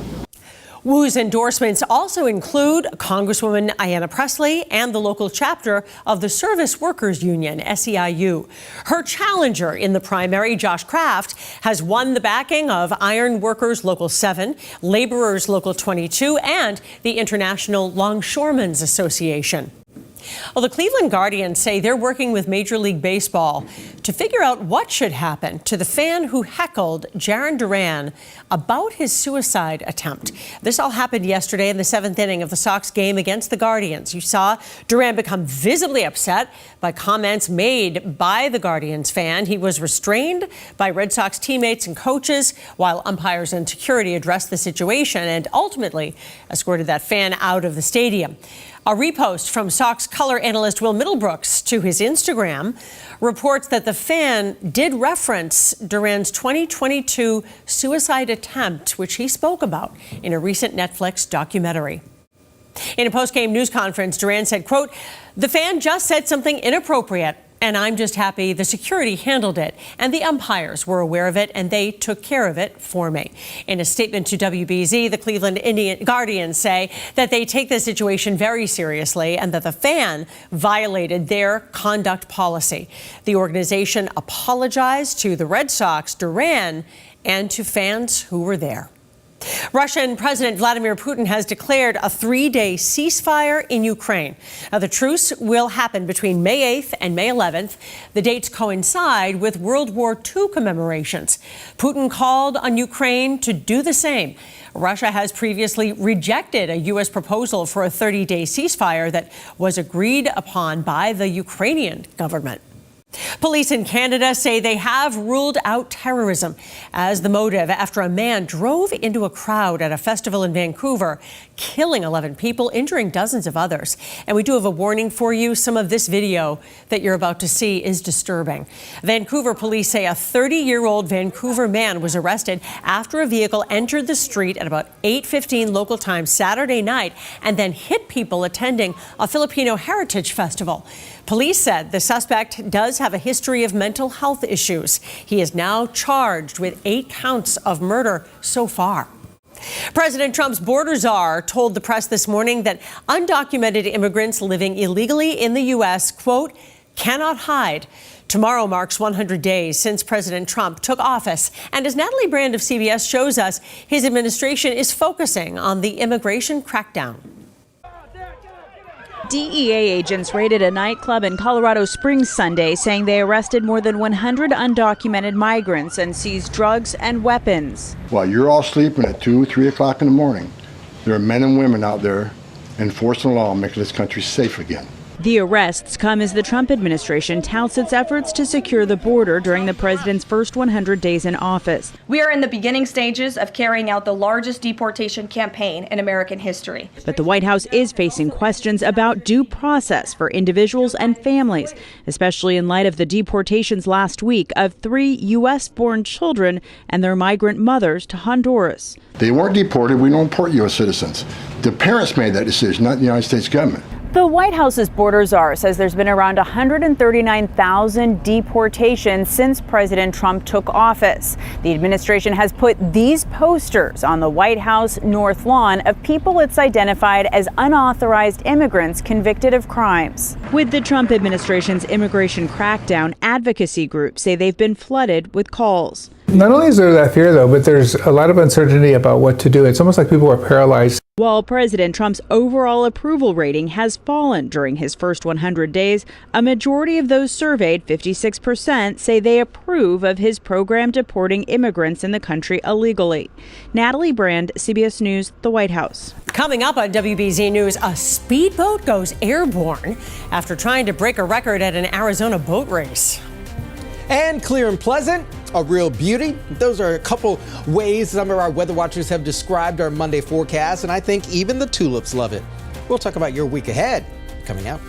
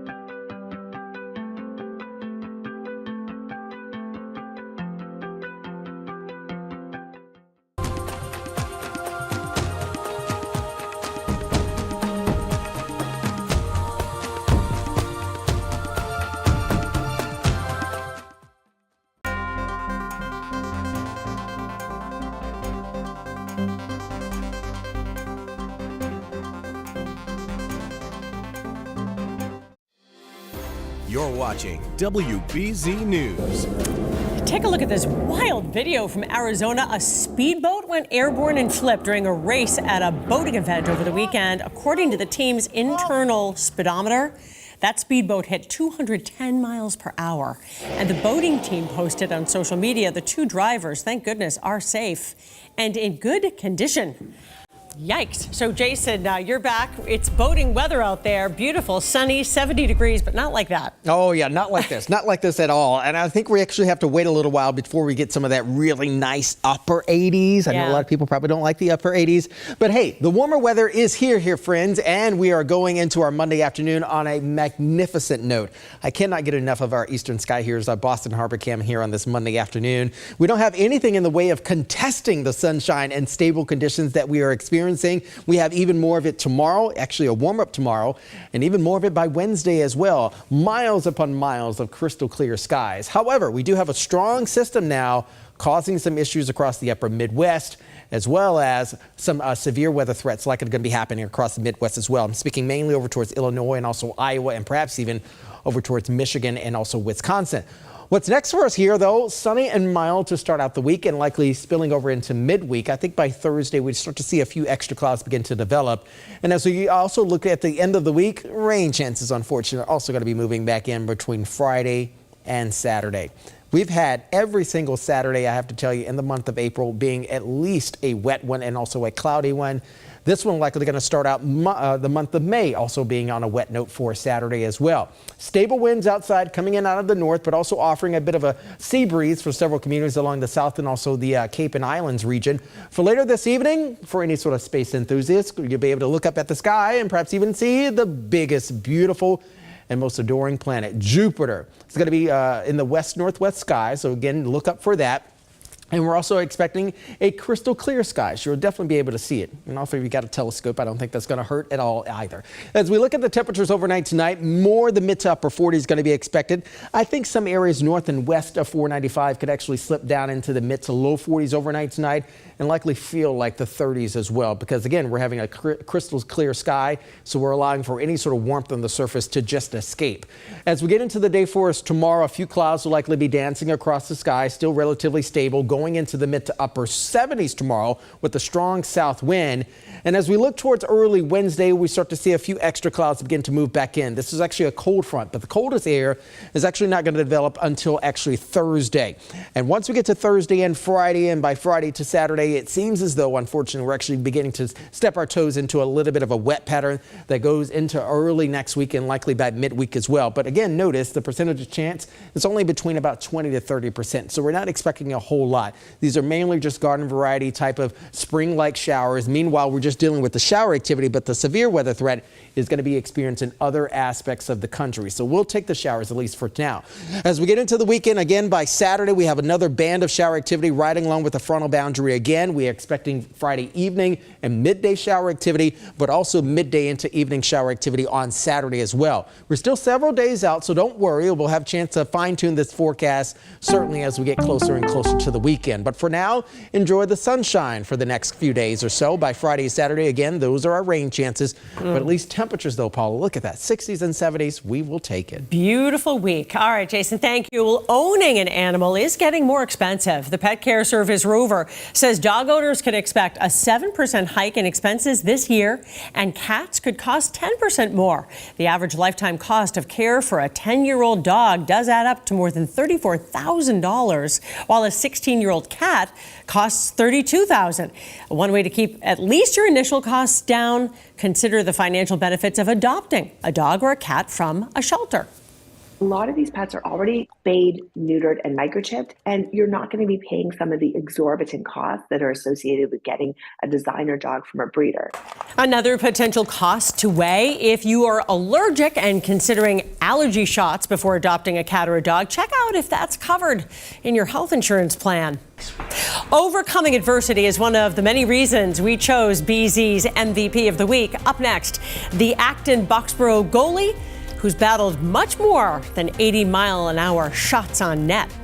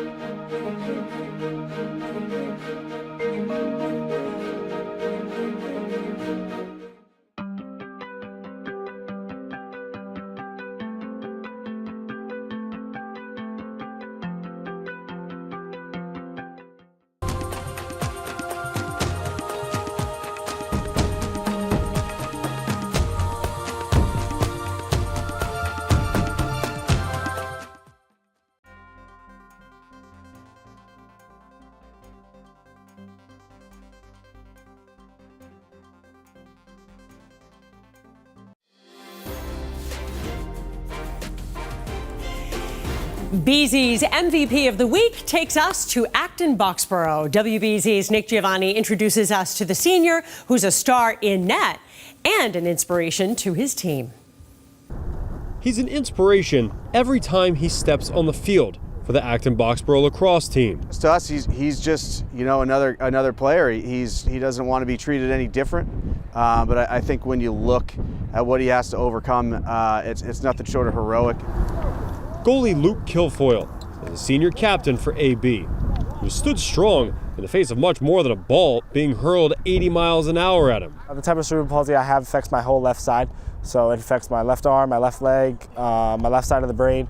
Diagnosed with cerebral palsy when he was 15 months old, Kilfoyle says he grew up not really knowing what that meant, more concerned with keeping up with his big brother on his way to joining the Revolution lacrosse team. He was the more athletic one in the family, and I really always wanted to be like him, to be honest, and sports kind of brought us together.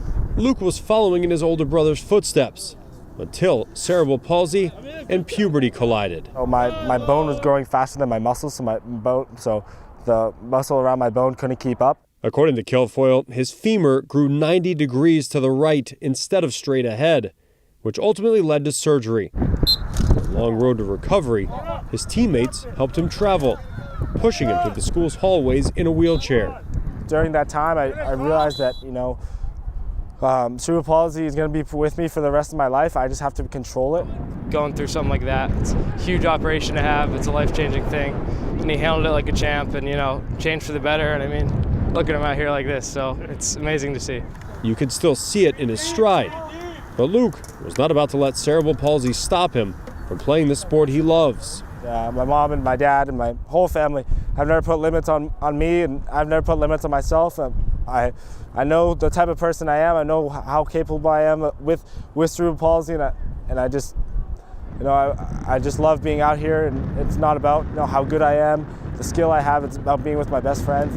Kilfoyle worked his way back in time to share the field with his brother his sophomore season, then carried the torch, starting over half AB's games in net his junior year. I fell in love with the position just because you can change the game so much. You know, you're the last line of defense, right? So if they can't score unless the ball gets past you. You don't have to sprint. You don't have to jog for miles. You know, it's just quick movements, and he can do those things. It's a lot of hand-eye coordination, quick reactions. It is B. And now Luke's leading the way as a senior, whose outlook on life has changed the game for the Acton Boxborough lacrosse team. Yeah, one of my biggest inspirations personally, seeing everything that he's been through and all that's changed and all the good that's come from it. We're all playing lacrosse right now, but we're all going to be remembered as people first and not lacrosse players. And I want to be known as a guy who's going to make the world a better place after he leaves this program. Doing so one save at a time. Luke Kilfoyle is this week's BZ's MVP.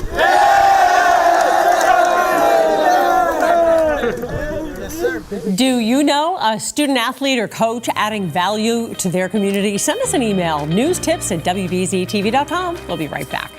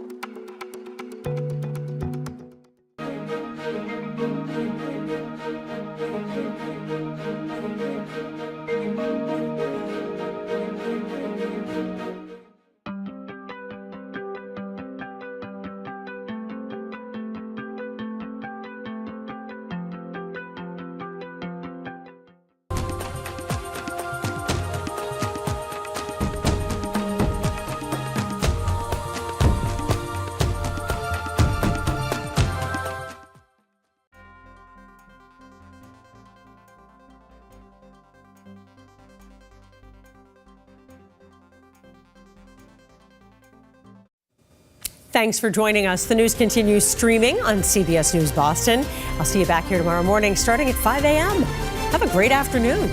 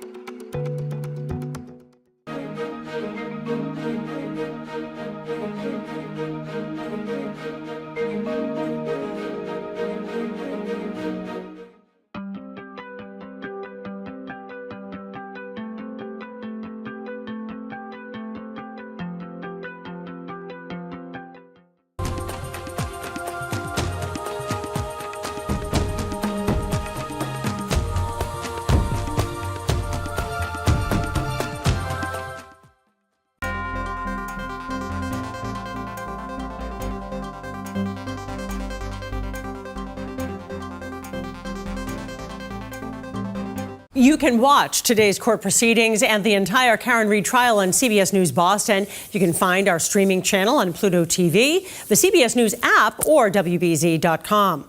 More breaking news. Boston police need help identifying a group of people who allegedly attacked someone over the weekend.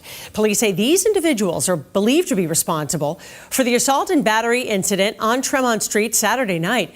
The victim tells police he was walking down Tremont Street when this group blocked his path, pushed him, and then smashed a bottle over his head.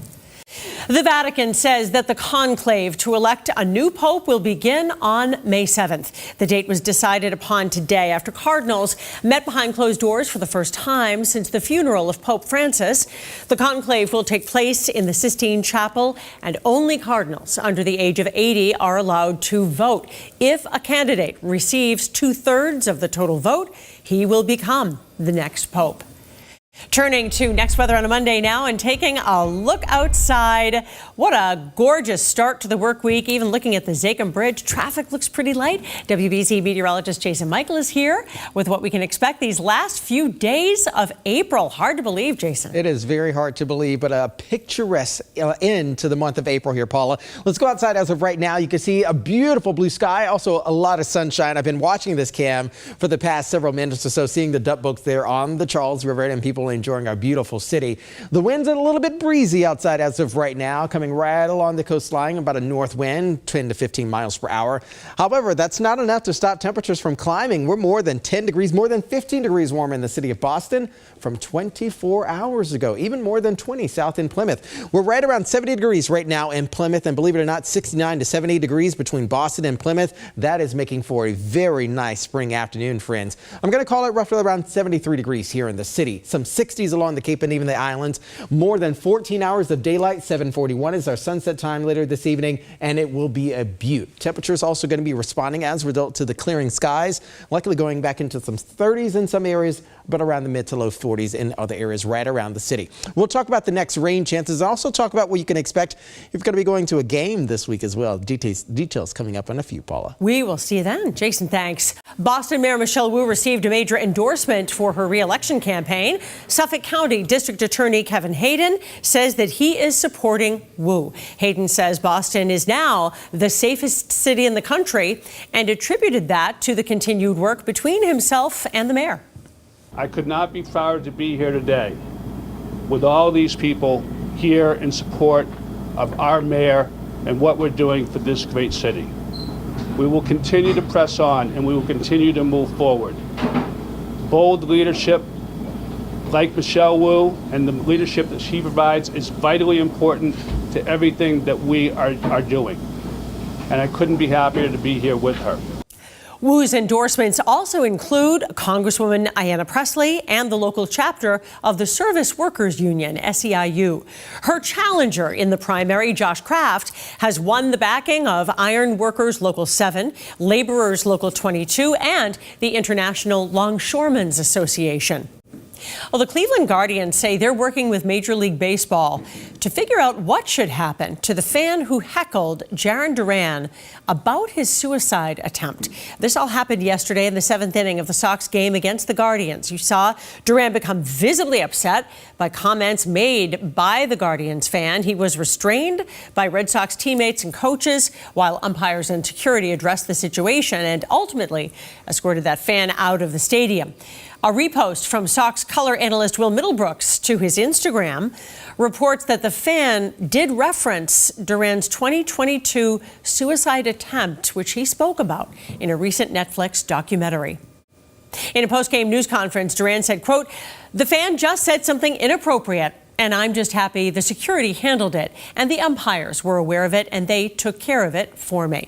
In a statement to WBZ, the Cleveland Guardians say that they take the situation very seriously and that the fan violated their conduct policy.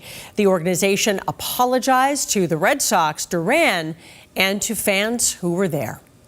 Russian President Vladimir Putin has declared a 3-day ceasefire in Ukraine. Now, the truce will happen between May 8th and May 11th. The dates coincide with World War II commemorations. Putin called on Ukraine to do the same. Russia has previously rejected a U.S. proposal for a 30-day ceasefire that was agreed upon by the Ukrainian government. Police in Canada say they have ruled out terrorism as the motive after a man drove into a crowd at a festival in Vancouver, killing 11 people, injuring dozens of others. And we do have a warning for you. Some of this video that you're about to see is disturbing. Vancouver police say a 30-year-old Vancouver man was arrested after a vehicle entered the street at about 8:15 local time Saturday night and then hit people attending a Filipino heritage festival. Police said the suspect does have a history of mental health issues. He is now charged with 8 counts of murder so far. President Trump's border czar told the press this morning that undocumented immigrants living illegally in the U.S., quote, cannot hide. Tomorrow marks 100 days since President Trump took office. And as Natalie Brand of CBS shows us, his administration is focusing on the immigration crackdown. DEA agents raided a nightclub in Colorado Springs Sunday, saying they arrested more than 100 undocumented migrants and seized drugs and weapons. While you're all sleeping at 2, 3 o'clock in the morning, there are men and women out there enforcing the law and making this country safe again. The arrests come as the Trump administration touts its efforts to secure the border during the president's first 100 days in office. We are in the beginning stages of carrying out the largest deportation campaign in American history. But the White House is facing questions about due process for individuals and families, especially in light of the deportations last week of 3 U.S.-born children and their migrant mothers to Honduras. They weren't deported. We don't import U.S. citizens. The parents made that decision, not the United States government. The White House's border czar says there's been around 139,000 deportations since President Trump took office. The administration has put these posters on the White House North Lawn of people it's identified as unauthorized immigrants convicted of crimes. With the Trump administration's immigration crackdown, advocacy groups say they've been flooded with calls. Not only is there that fear, though, but there's a lot of uncertainty about what to do. It's almost like people are paralyzed. While President Trump's overall approval rating has fallen during his first 100 days, a majority of those surveyed, 56%, say they approve of his program deporting immigrants in the country illegally. Natalie Brand, CBS News, the White House. Coming up on WBZ News, a speedboat goes airborne after trying to break a record at an Arizona boat race. And clear and pleasant, a real beauty. Those are a couple ways some of our weather watchers have described our Monday forecast, and I think even the tulips love it. We'll talk about your week ahead coming up.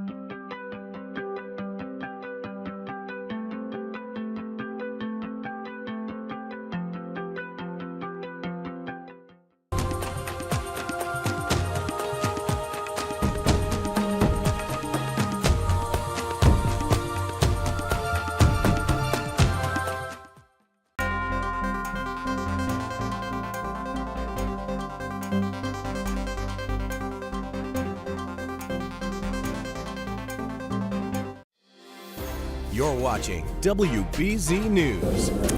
Take a look at this wild video from Arizona. A speedboat went airborne and flipped during a race at a boating event over the weekend. According to the team's internal speedometer, that speedboat hit 210 miles per hour. And the boating team posted on social media the two drivers, thank goodness, are safe and in good condition.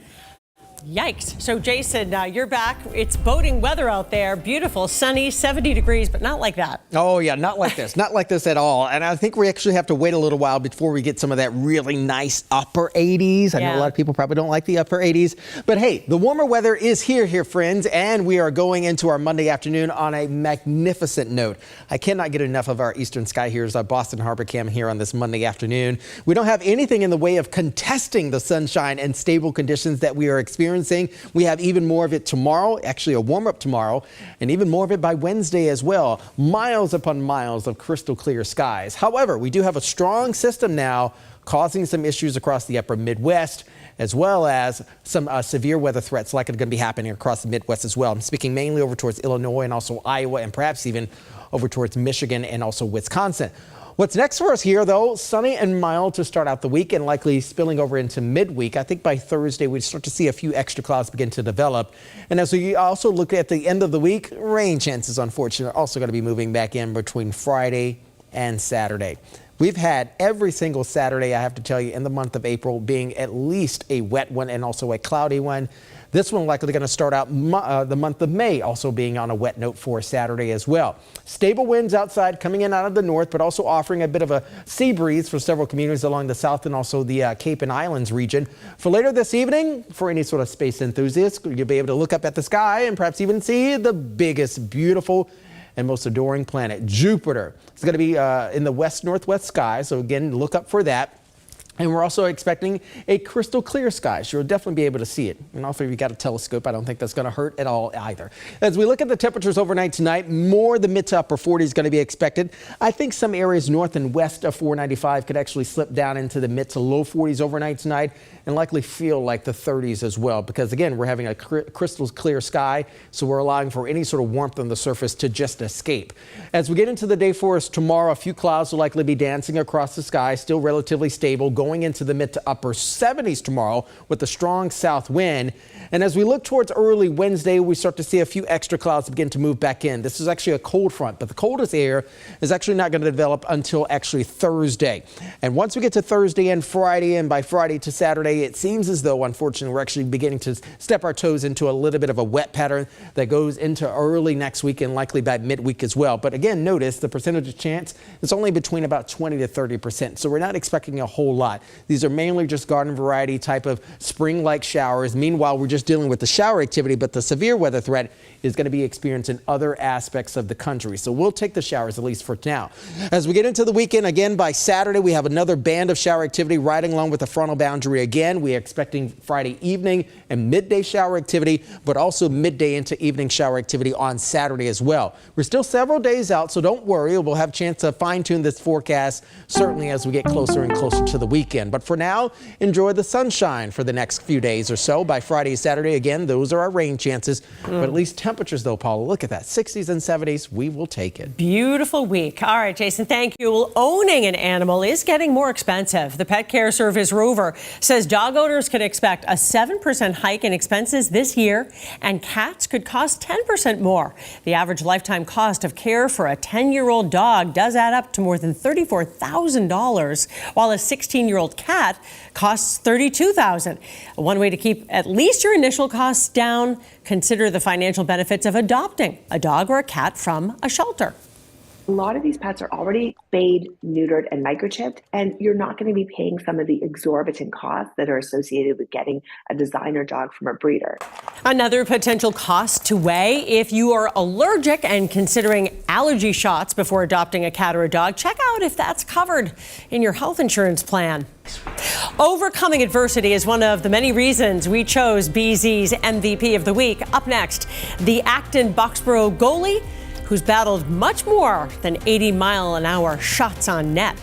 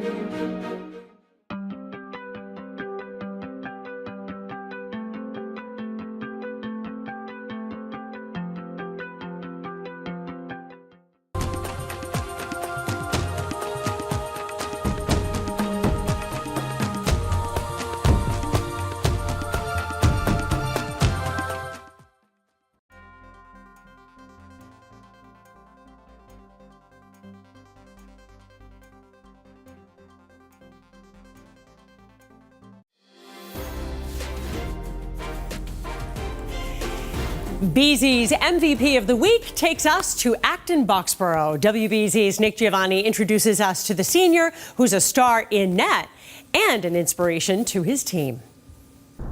He's an inspiration every time he steps on the field for the Acton Boxborough lacrosse team. To us, he's just, you know, another player. He doesn't want to be treated any different. But I think when you look at what he has to overcome, it's nothing short of heroic. Goalie Luke Kilfoyle is a senior captain for AB, who stood strong in the face of much more than a ball being hurled 80 miles an hour at him. The type of cerebral palsy I have affects my whole left side, so it affects my left arm, my left leg, my left side of the brain. Diagnosed with cerebral palsy when he was 15 months old, Kilfoyle says he grew up not really knowing what that meant, more concerned with keeping up with his big brother on his way to joining the Revolution lacrosse team. He was the more athletic one in the family, and I really always wanted to be like him, to be honest, and sports kind of brought us together.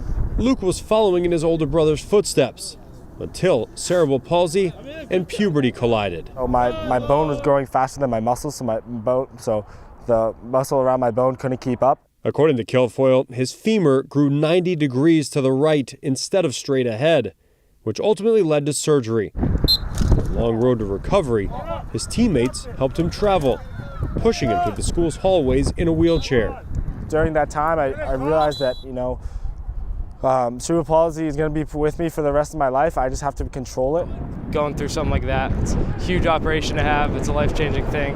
And he handled it like a champ and, changed for the better. And I mean, look at him out here like this. So it's amazing to see. You could still see it in his stride. But Luke was not about to let cerebral palsy stop him from playing the sport he loves. My mom and my dad and my whole family have never put limits on me, and I've never put limits on myself. I know the type of person I am. I know how capable I am with cerebral palsy, and I just love being out here. And it's not about how good I am, the skill I have. It's about being with my best friends. Kilfoyle worked his way back in time to share the field with his brother his sophomore season, then carried the torch, starting over half AB's games in net his junior year. I fell in love with the position just because you can change the game so much. You're the last line of defense, right? So if they can't score unless the ball gets past you. You don't have to sprint. You don't have to jog for miles. It's just quick movements, and he can do those things. It's a lot of hand-eye coordination, quick reactions. It is B. And now Luke's leading the way as a senior, whose outlook on life has changed the game for the Acton Boxborough lacrosse team. Yeah, one of my biggest inspirations personally, seeing everything that he's been through and all that's changed and all the good that's come from it. We're all playing lacrosse right now, but we're all going to be remembered as people first and not lacrosse players. And I want to be known as a guy who's going to make the world a better place after he leaves this program. Doing so one save at a time. Luke Kilfoyle is this week's BZ's MVP.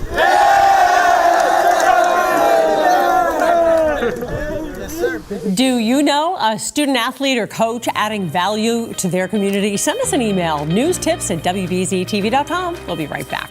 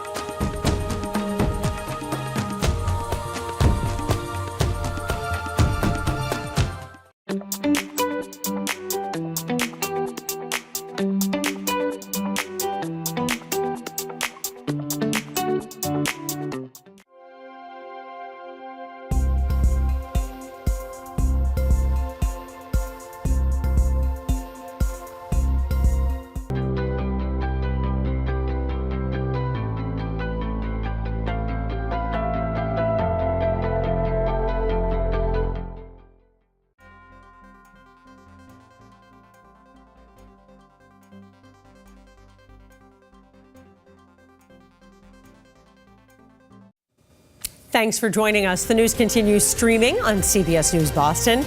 I'll see you back here tomorrow morning starting at 5 a.m. Have a great afternoon.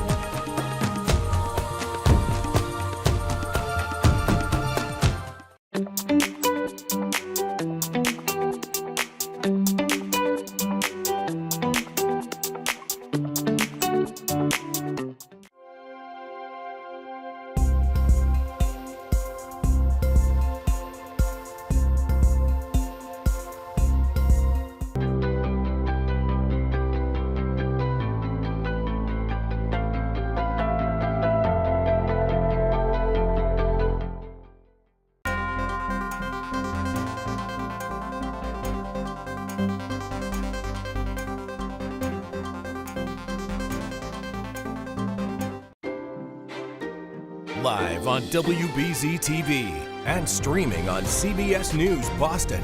WBZ News starts now with breaking news. The United States Supreme Court will not take up Karen Read's appeal of the verdict in her first trial on the grounds of double jeopardy. The court announced the decision after justices met in private to review Read's appeal on Friday. Thanks for joining us. I'm Paula Eben. The decision comes as Karen Read's second trial enters its second week. As WBZ's Penny Commit shows us, today's testimony started with questions about a Google search. Hoss long to die in cold, which is the query. And has become the center of Karen Read's case. Haas long to die in cold was searched on Jen McCabe's phone after John O'Keefe's death. But the question in court today is when. We know that search was conducted at 6:23:51. after Karen Reed asked her to, according to Jen's testimony from the first trial. The prosecution bringing in Ian Whiffen from Cellbrite, a company that does forensic phone extractions, who, through PowerPoint, explains that the 2:27 a.m. search timestamp shows because that's when the tab was opened, not when the search was actually made. So if I just minimize Safari, put it into the background and start to do other things on my phone, the timestamp won't get updated.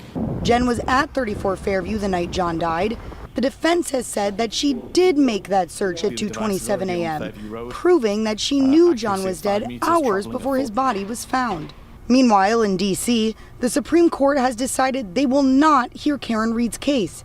It was her team's last attempt to prevent her second trial, citing double jeopardy after jurors from trial number 1 came forward saying that they decided to acquit Reed on her 2 most serious charges, but did not express that to the judge.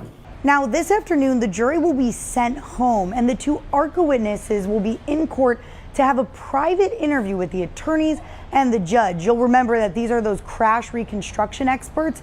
The judge has previously accused the defense of paying them when they weren't supposed to, and now she says that there's over 100 text messages between these witnesses and the defense that were deleted. This could impact their ability to testify during the second trial. In Dedham, I'm Penny Commit, WBZ News. You can watch today's court proceedings and the entire Karen Reed trial on CBS News Boston. You can find our streaming channel on Pluto TV, the CBS News app, or WBZ.com. More breaking news. Boston police need help identifying a group of people who allegedly attacked someone over the weekend. Police say these individuals are believed to be responsible for the assault and battery incident on Tremont Street Saturday night. The victim tells police he was walking down Tremont Street when this group blocked his path, pushed him, and then smashed a bottle over his head. The Vatican says that the conclave to elect a new pope will begin on May 7th. The date was decided upon today after cardinals met behind closed doors for the first time since the funeral of Pope Francis. The conclave will take place in the Sistine Chapel, and only cardinals under the age of 80 are allowed to vote. If a candidate receives 2/3 of the total vote, he will become the next pope. Turning to next weather on a Monday now and taking a look outside. What a gorgeous start to the work week. Even looking at the Zakim Bridge, traffic looks pretty light. WBZ meteorologist Jason Michael is here with what we can expect these last few days of April. Hard to believe, Jason. It is very hard to believe, but a picturesque end to the month of April here, Paula. Let's go outside as of right now. You can see a beautiful blue sky, also a lot of sunshine. I've been watching this cam for the past several minutes or so, seeing the duck boats there on the Charles River and people enjoying our beautiful city. The winds are a little bit breezy outside as of right now, coming right along the coastline, about a north wind, 10 to 15 miles per hour.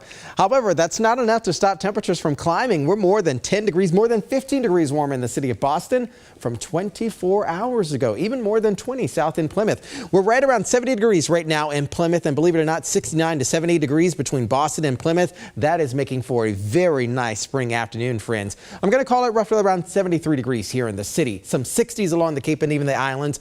More than 14 hours of daylight. 7:41 is our sunset time later this evening, and it will be a beaut. Temperatures also going to be responding as a result to the clearing skies, likely going back into some 30s in some areas, but around the mid to low 40s in other areas right around the city. We'll talk about the next rain chances and also talk about what you can expect if you're going to be going to a game this week as well. Details coming up on a few, Paula. We will see you then. Jason, thanks. Boston Mayor Michelle Wu received a major endorsement for her re-election campaign. Suffolk County District Attorney Kevin Hayden says that he is supporting Wu. Hayden says Boston is now the safest city in the country and attributed that to the continued work between himself and the mayor.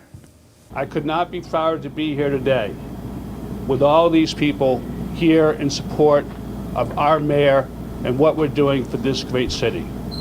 We will continue to press on and we will continue to move forward.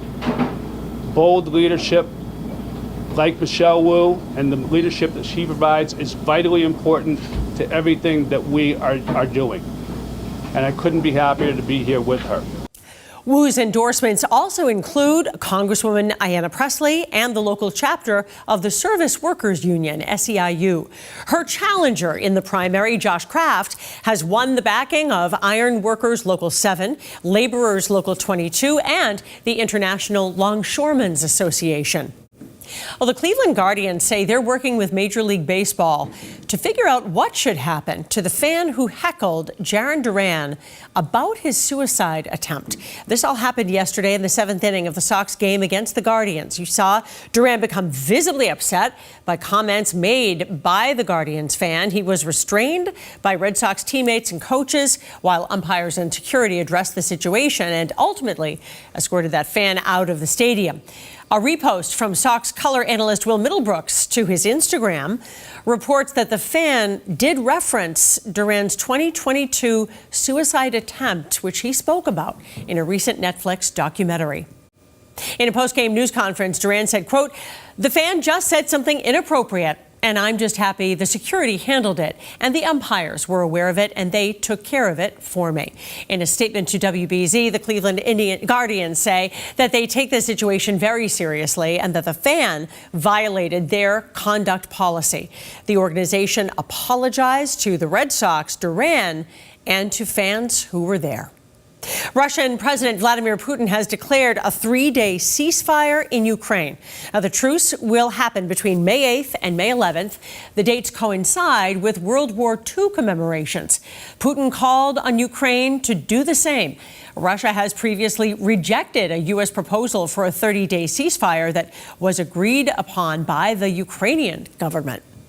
Police in Canada say they have ruled out terrorism as the motive after a man drove into a crowd at a festival in Vancouver, killing 11 people, injuring dozens of others. And we do have a warning for you. Some of this video that you're about to see is disturbing. Vancouver police say a 30-year-old Vancouver man was arrested after a vehicle entered the street at about 8:15 local time Saturday night and then hit people attending a Filipino heritage festival. Police said the suspect does have a history of mental health. Defense to comply with reciprocal discovery regarding the ARCA witnesses. Previously, about a month or so ago, maybe longer, I found that there was a violation of the defendant's obligations for reciprocal discovery, and I found that it was deliberate. The Commonwealth filed additional motion, a motion to compel reciprocal discovery of the ARCA witnesses or to exclude their testimonies. Upon that, I believe I issued an order last week for certain discovery to be provided and to be provided by ARCA. On the day of opening statements, it was clear to me that there was another violation of the defendant's rules, defendant's obligations under our rules of criminal procedure. And based on that, especially given what the defense has failed to deliver, I would not permit the defense from mentioning ARCA in their opening. So today we're going to have an evidentiary hearing on your motion, Mr. Brennan. So I expect that we will get through both witnesses by the end of today. If not, we'll have to have them back, but I expect we can get through them. So, Mr. Brennan, who are we going with first? Dr. Wolf? Please. Okay.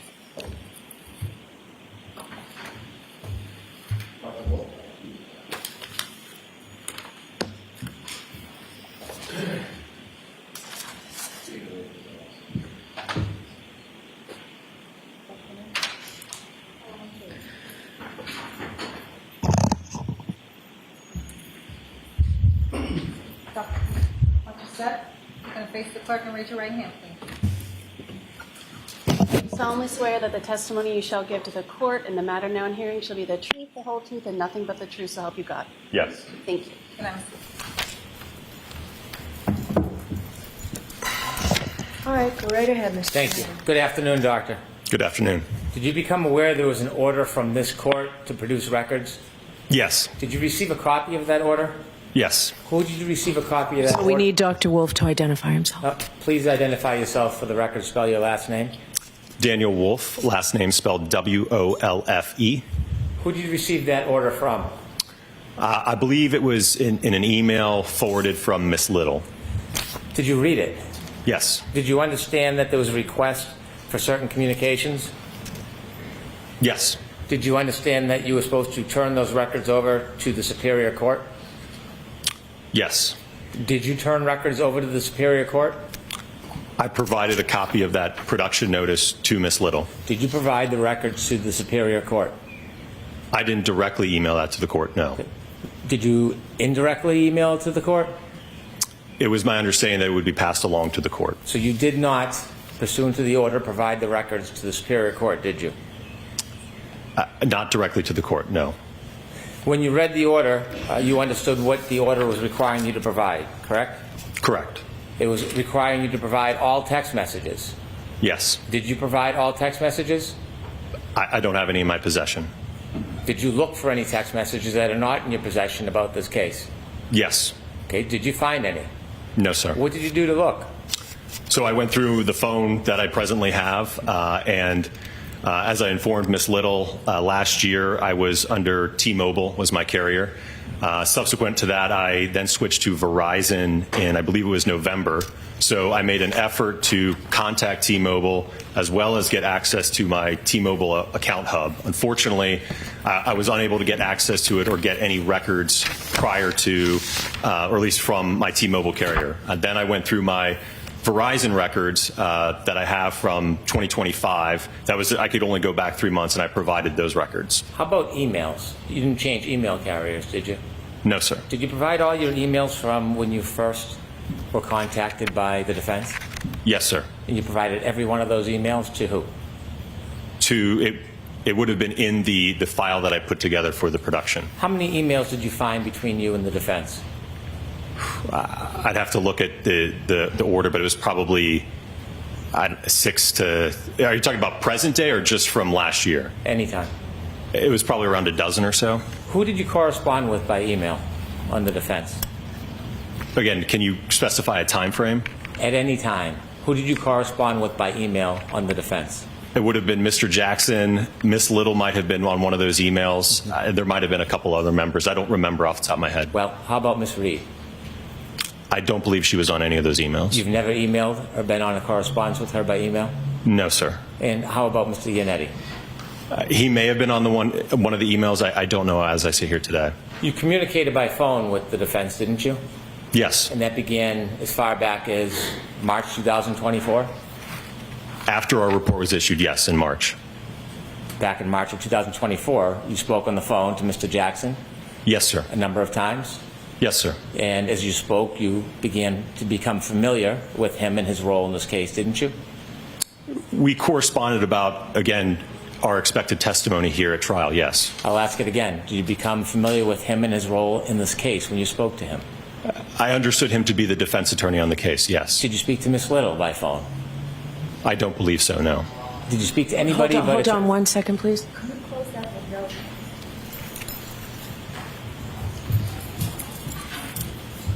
Thank you. Did you speak, pardon me, did you speak to anybody other than Mr. Jackson about this case before the first trial? I don't believe so, no. Did you speak to anybody since then on the defense team? Who? I believe Ms. Little and Mr. Alessi. Okay, and how about Ms. Reed? No, sir. Okay. Did you ever have any conversations that weren't on a regular telephone? You have a Zoom? Yes, we have had, I believe it was a Zoom or a Teams meeting. We've had a couple. When was that? That would have been more recently to go over some of the testing that we've done. Did you ever have any Zoom meetings before the first trial? No, sir. Did you ever have any group conferences before the first trial? I don't believe so, no. Were you ever on the phone before the first trial in a conversation where you and Dr. Rentschler both were on the call?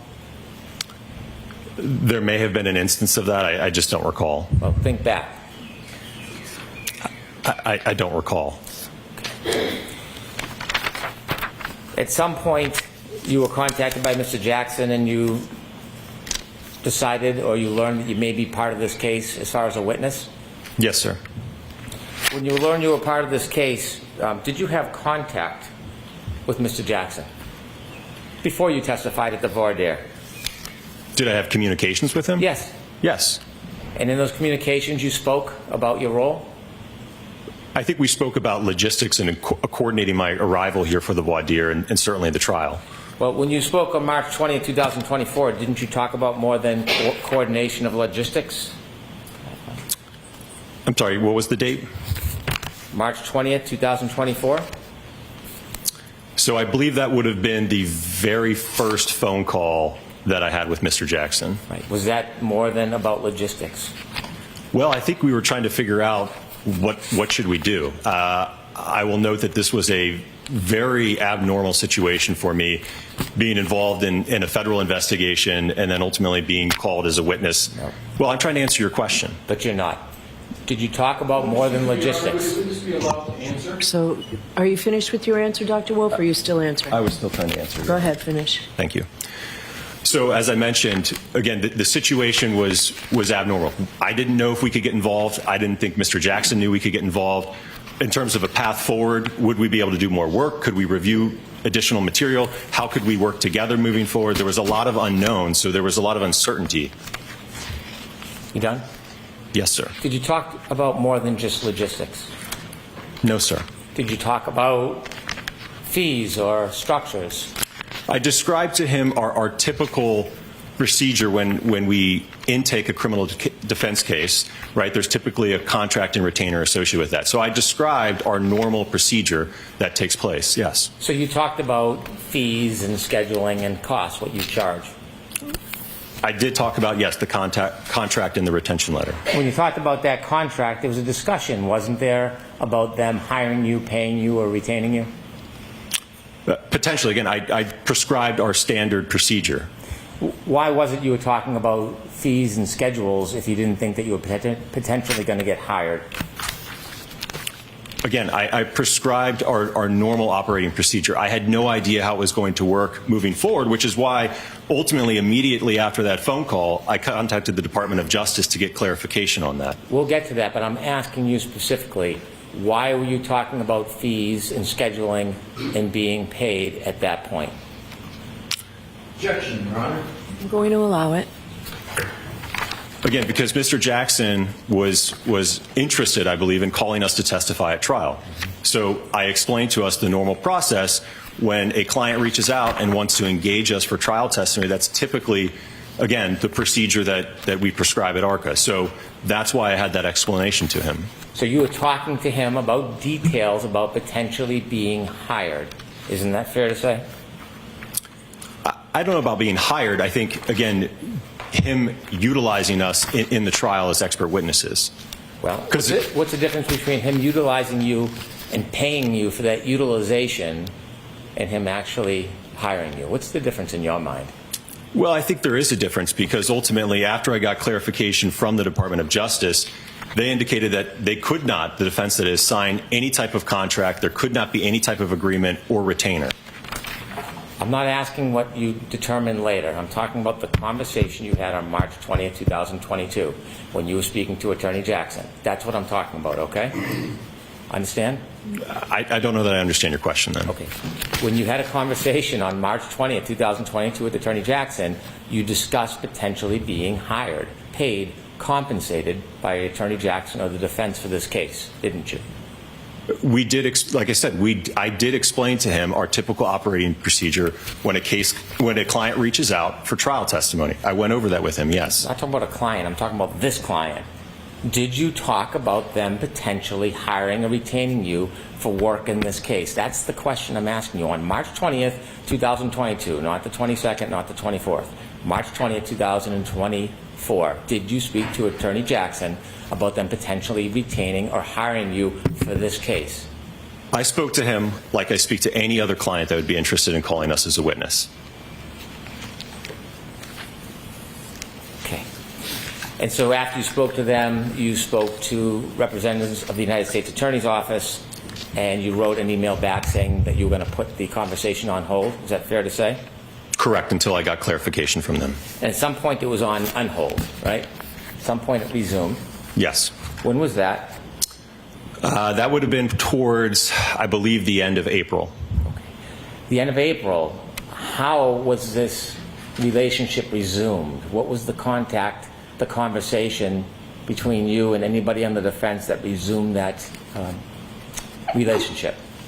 I think that I reached out to Mr. Jackson. Like I said, I think it looks like about a month had passed, and I had let him know that I had spoken to the DOJ and got clarification on moving forward.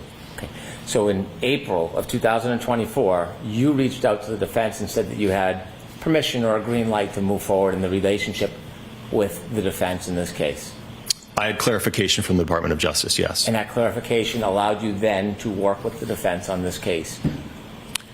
Not work with, we could be called on the defense's behalf to testify. And for that matter, the Commonwealth could have also contacted us and utilized us at trial as well, if they should please. So when did you become an advocate for the defense? Interesting.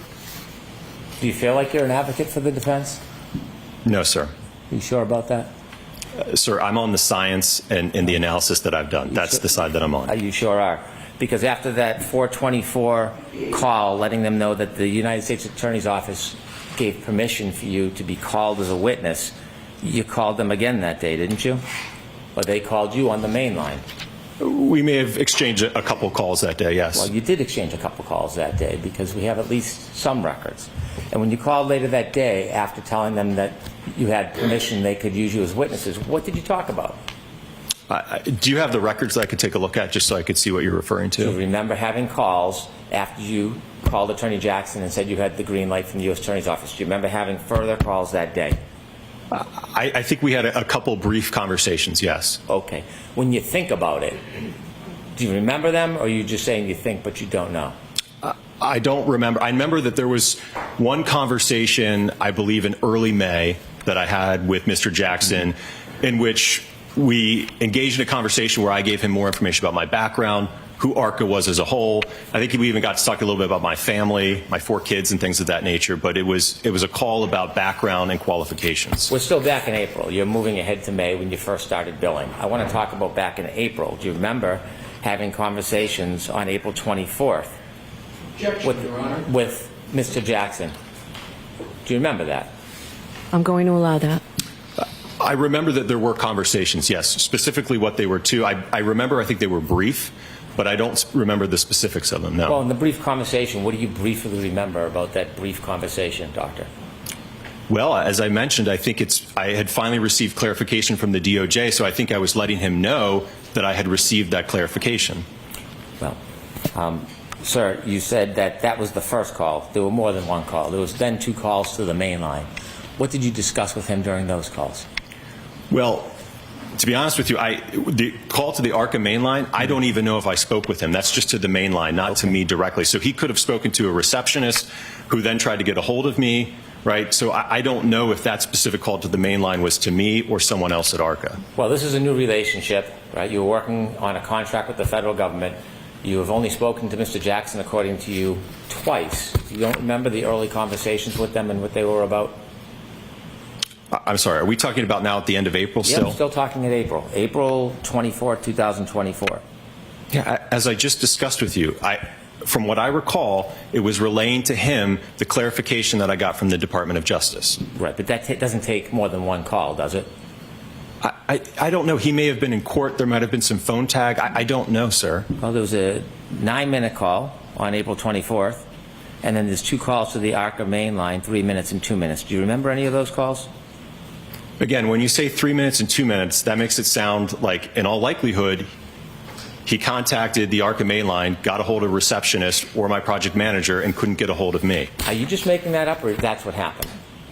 Sir, that is my best guess. I don't recall from a year ago. We're not asking you to guess. I'm asking for your testimony.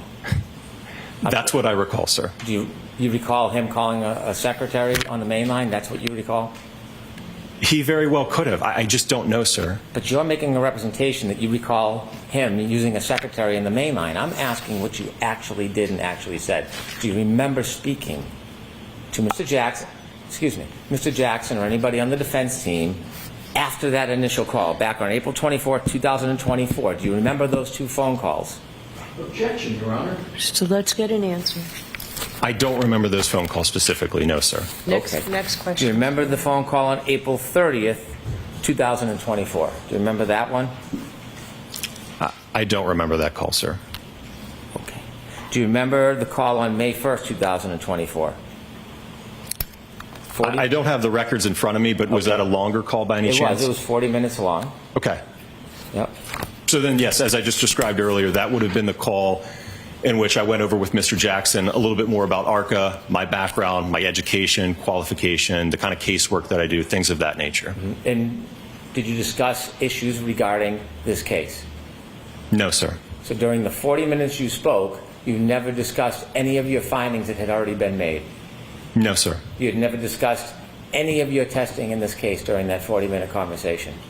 No, sir. And it was all laid out in the report that was issued in February. I understand the report. I'm asking you, did you have any conversations about it with the defense? No, sir. So in that 40-minute conversation, you talked about your family, your pastimes, ARCA, but never ever talked about this case? Objection, Your Honor. I'm going to allow it. Correct. You billed for that time, didn't you? I believe that I kept track of that time, yes. Okay. When you kept track of the time, did you submit that time and ultimately get money for that time? Again, I routinely keep track of my time when I'm working on a project. So, yes, that time was kept track. That's not what I'm asking you. Ultimately, that time that you kept track of, did you then submit it and get paid and compensated for that time? That's what I'm asking you. Well, first off, I'm a salaried employee, so I don't get direct compensation when an invoice goes out. That invoice, when it's sent, ultimately comes back to ARCA. That doesn't come back to Dan Wolf. Okay.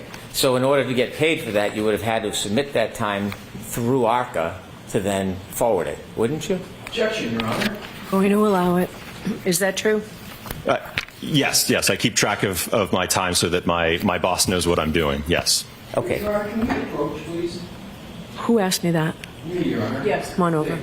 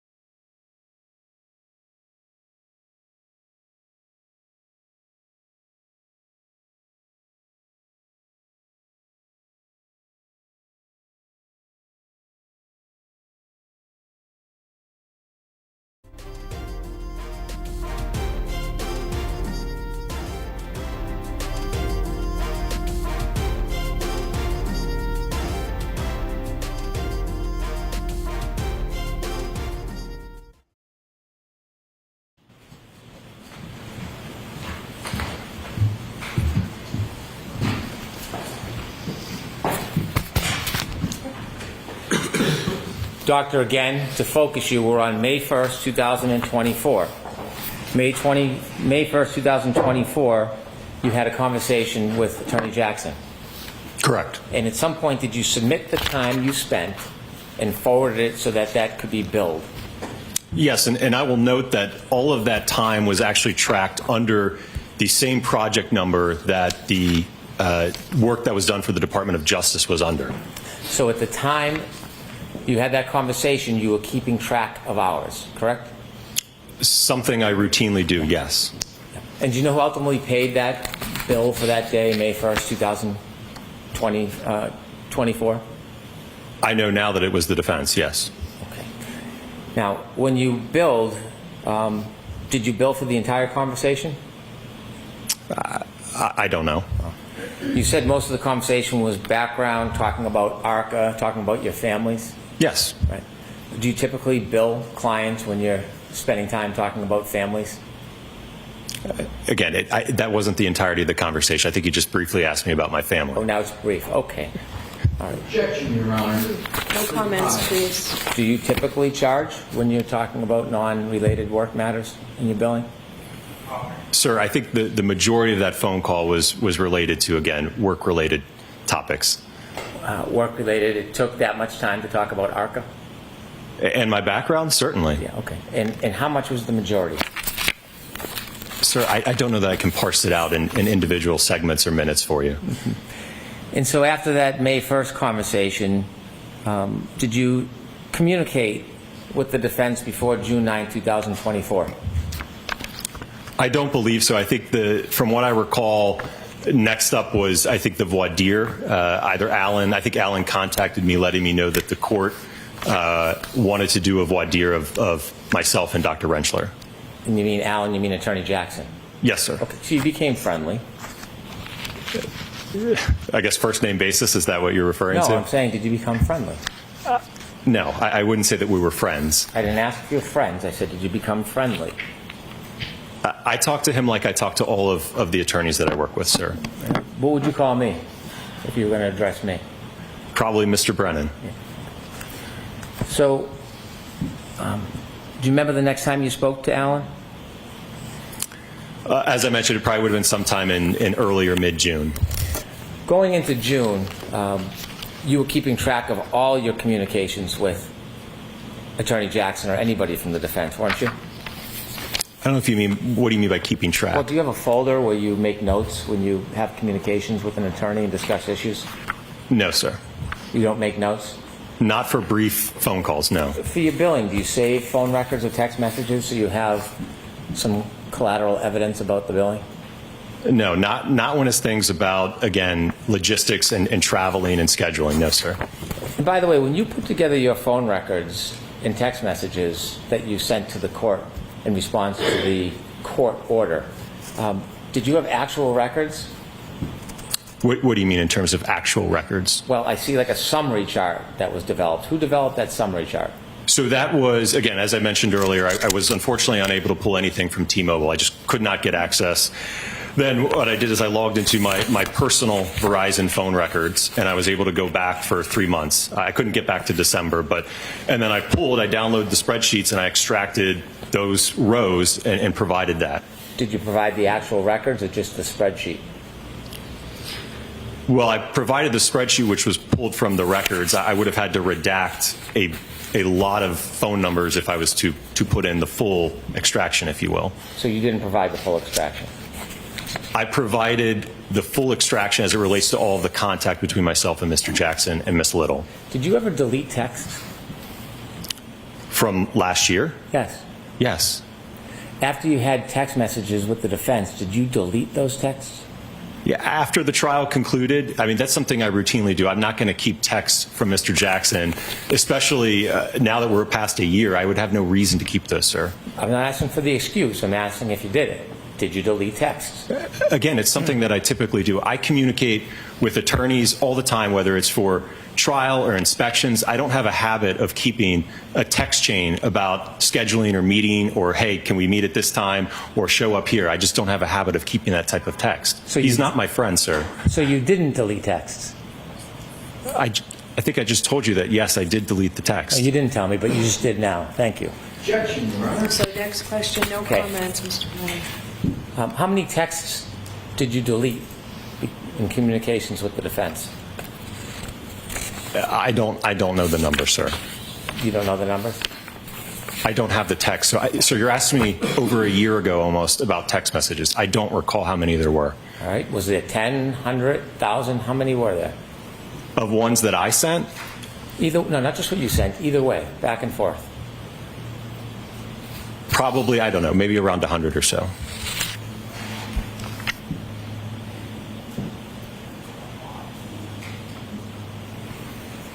And when did you delete those over 100 texts between you and the defense? As I mentioned, I think the last text that I remember was Mr. Jackson texting me, just thanking me for my time coming up here after the trial. Again, that was at the end of June. And then I didn't hear from him, and at some point, I don't know specifically when, it would have been last year, but I deleted those texts. There was no reason for me to keep those, sir. Do you remember about when you made the affirmative intentional effort to delete around 100 text messages between you and the defense?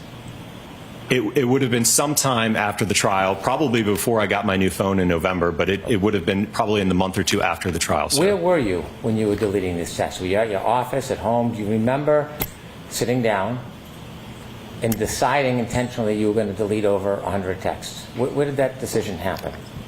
I have no idea, sir. You can't remember deleting over 100 texts where you were? I just said I delete text routinely. You're asking me to specifically give you a location and a time when I deleted those? I don't recall that. You said it was after the trial? Yes. And out of the 100 texts or so, who were you texting on the defense team? I believe it would have just been Mr. Jackson on that. Did you ever communicate by any other means, like signal or an application? During the time of the trial? Anytime. Yes, sir. With the defense? Yes. Is it typical for a biomechanical engineer to use an application like Signal to talk to an attorney on a case? Sure.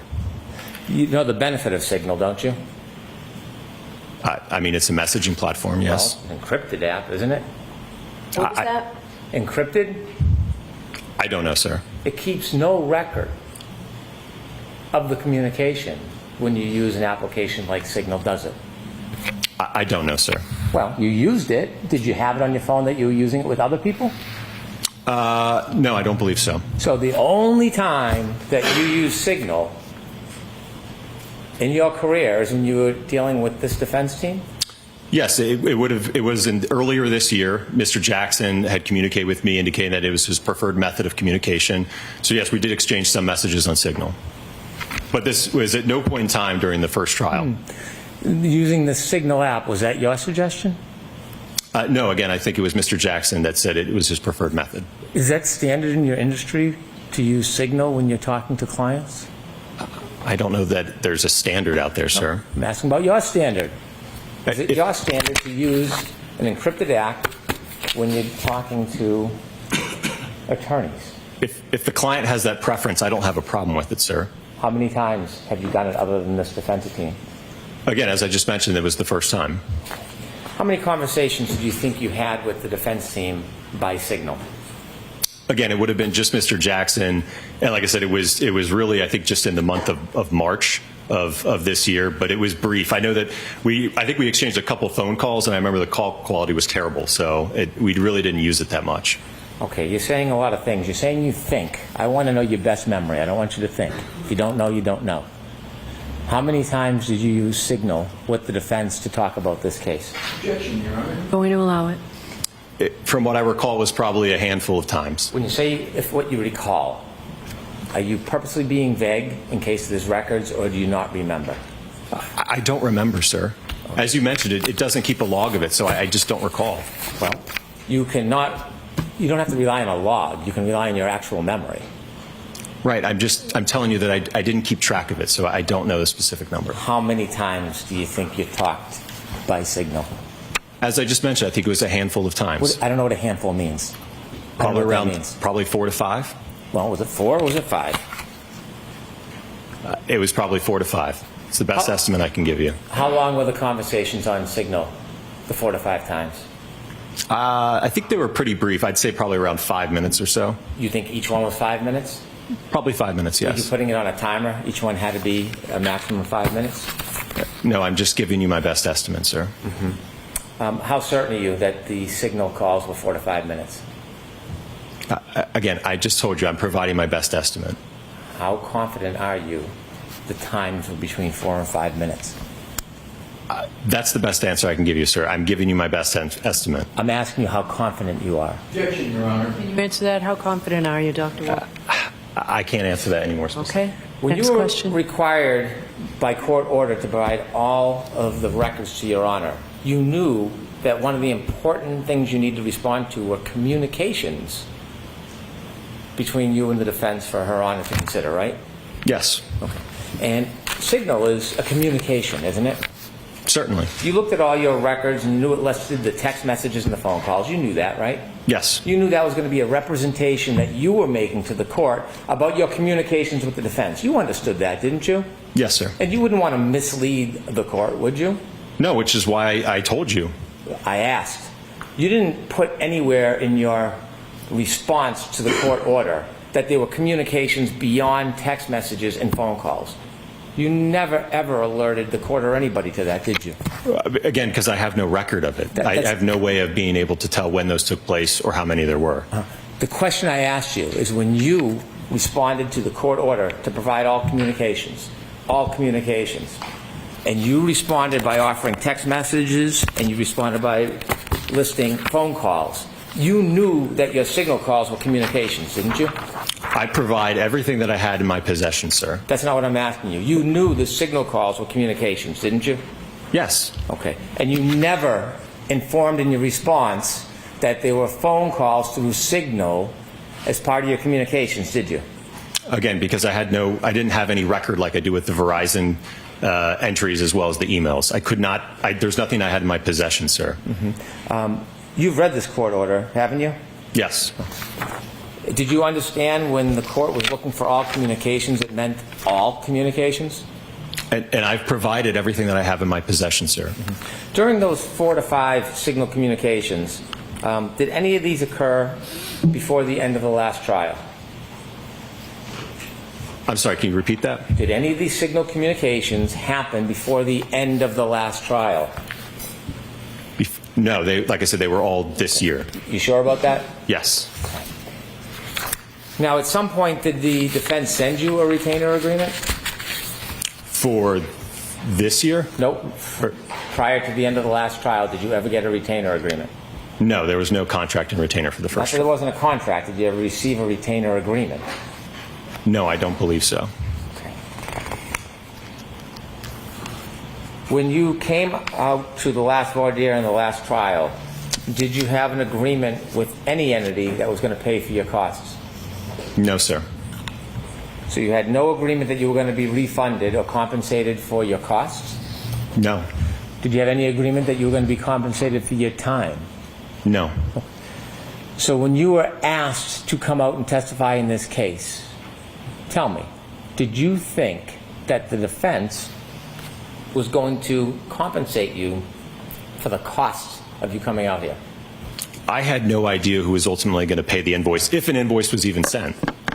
Did you think that you were coming out here to testify for free? Again, I don't know who was going to pay the bill. I'm not... That's not what I'm asking you. I want to know, after having these conversations with the defense, and they asked you to come out here, did you expect to be compensated for your time? Again, I'm a salaried employee, so it doesn't matter to me. I'm sure my boss would like us to get paid, but no, I did not know ultimately who would pay an invoice if an invoice was sent after the trial. Well, you were keeping track of your billing, weren't you? I was keeping track of my time, yes. And you kept track of your costs, didn't you? The company does that, yes. Did you? Again, I enter my time so that the company can keep track of my time, yes. When you came out here and made travel arrangements, did you have any conversations with anybody from the defense? About the travel arrangements? Yes. Yes. And as far as the travel arrangements, who on the defense was trying to help you with travel arrangements? I believe it was Mr. Jackson. Was there other people, associates, colleagues that were helping you as well? None that I had direct communication with. I don't know if he communicated with others after that. Was there a person named Kat? You ever hear that name before? I believe that, yeah, she may have escorted me into the courtroom, I think. Well, you don't believe, because that's a pretty particular name. So when you use words like you believe, you know. You know. So, did you meet a person by the name of Kat? I'll allow it. I think when I arrived here, yes. Well, without the qualification, the simple question is, you've met Kat, haven't you? I think I met her, it was either at the voir dire day or the trial day, yes. Mm-hmm. Now, does Kat work for the defense? I have no idea who she is. Well, how did you know who she was? How was the introduction? How did that go down? I just mentioned, I think she escorted me here to the courtroom. Escorted you from where? I think I drove here and I arrived, I believe, in the church parking lot across the street, and I think she walked me over, and then ultimately when I was done, I think she walked me back to the lot. Do you have conversations with anybody for the defense about how you would get here and why it is in particular you would park at the church parking lot? Because I had no idea where to go. But who told you where to go?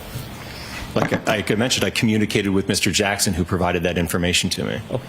And did you have any significance about the church parking lot? Did that mean anything to you? No, he had just indicated, I think, that they had reserved it and it was a spot that I could park my vehicle. Okay. And when you got there, did you meet with anybody from the defense? I can't recall if they were standing out there and we walked in together. I don't recall. Well, I'm asking if you've met them, not whether you walked in together. I'll ask it again.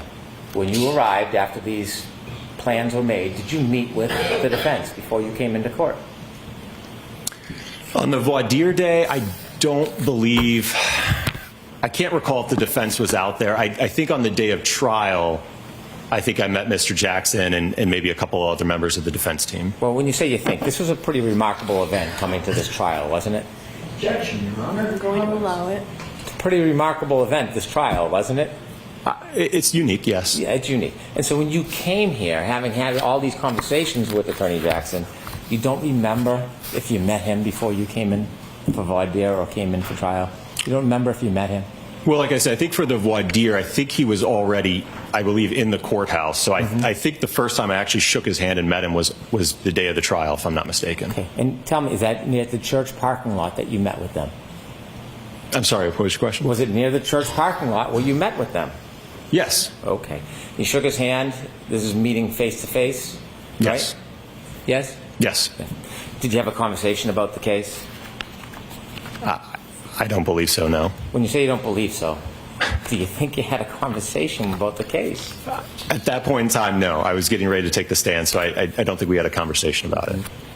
You were speaking to the defense or Attorney Jackson on June 10th, 2024. That was before your voir dire testimony, correct? I believe so, yes. And do you remember what those conversations were about? I presume it was about the logistics of when we were needed, and then I know that ultimately I served as kind of the primary point of contact where I think Alan would reach out to me, he would give me some information about the scheduling and kind of when we would be needed, then I would check in with Dr. Rentschler, and then I would get back to Mr. Jackson, so there was kind of that channel of communication to try to figure out when we were to arrive and where we're supposed to go. You're not saying that all your conversations with Alan were just logistics, were you? I believe for the most part, yes. So it took hundreds of texts, 100 texts for logistics? Absolutely. I could certainly go into the day before my trial testimony, which was a very extensive travel day where I don't even think I left the Philadelphia airport. We're going to get there, but there's a lot more communications before we get even close to that. Okay. Do you remember on June 10th having conversations with Attorney Jackson? I do remember that there was conversations, yes. Now, June 10th is 8 days before your testimony. Did you ever talk about an outline of your testimony or what your testimony would be? No, sir. Okay. You ultimately have more conversations on June 16th. Do you remember those conversations on June 16th? Not specifically, no. You don't remember them specifically? Do you remember whether or not you talked about the case with Attorney Jackson on June 16th? We did not talk about the case, no. I see. Did you ever email with Attorney Jackson around that time? In June 10th? Before your voir dire? I don't believe so, no. Okay. So everything from your mind was just logistics at that point? Yes, sir. Okay. And then you came in for June 17th? I believe the voir dire was the 18th. Okay. Do you remember having phone calls on the 18th with Attorney Jackson? The day of the voir dire? Yes. I could have to let him know that I arrived. Well, so you check in with a client, tell them you're on their way, even though you're not going to meet them? To let them know that I'm coming to court? Okay. And so when you testified in the voir dire, then did you have further conversations with Attorney Jackson? After the voir dire? Yeah. Yes. And did you talk about the case? No, sir. You had to testify, or you came and you testified on the 24th? That sounds right. You had a number of phone calls before the 24th. You had a series of phone calls on the 17th, 2 on the 18th, 2 on the 19th. Do you know what any of those were about? I think it was about the logistics of arriving here, because I know that I was going to, as opposed to driving, I know I was going to fly in this time. Okay, how about the 21st and 23rd? There's a call on the 21st and 2 on the 23rd. Did you talk about the case? No. And so when you came into trial to testify, you were just relying on the opinions you had already provided in the past? That were written in the February 12th report of 2024? Yeah. Yes. And you had not talked about the case with Attorney Jackson or any member of this team? No, it was all in the report, and that's ultimately what I testified exactly to at the time of trial in the voir dire, sir. And you did not talk to Attorney Jackson or anybody else about the case? No, sir. May I approach? Yes.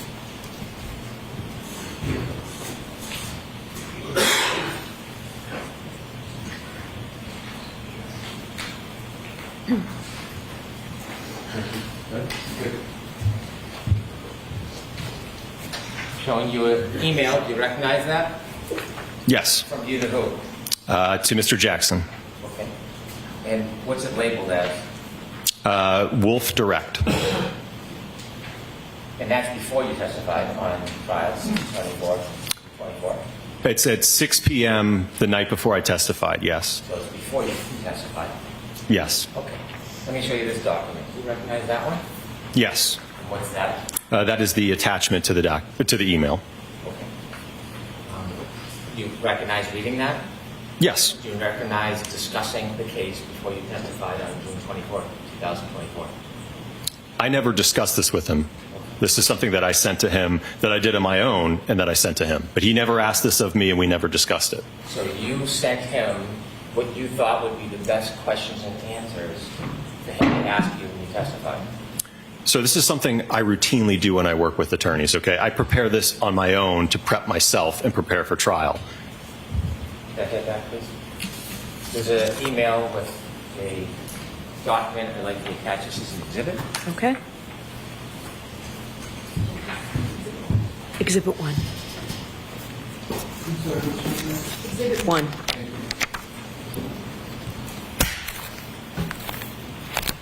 So you assisted the defense before your testimony. Hold on. Where's the one with the comments?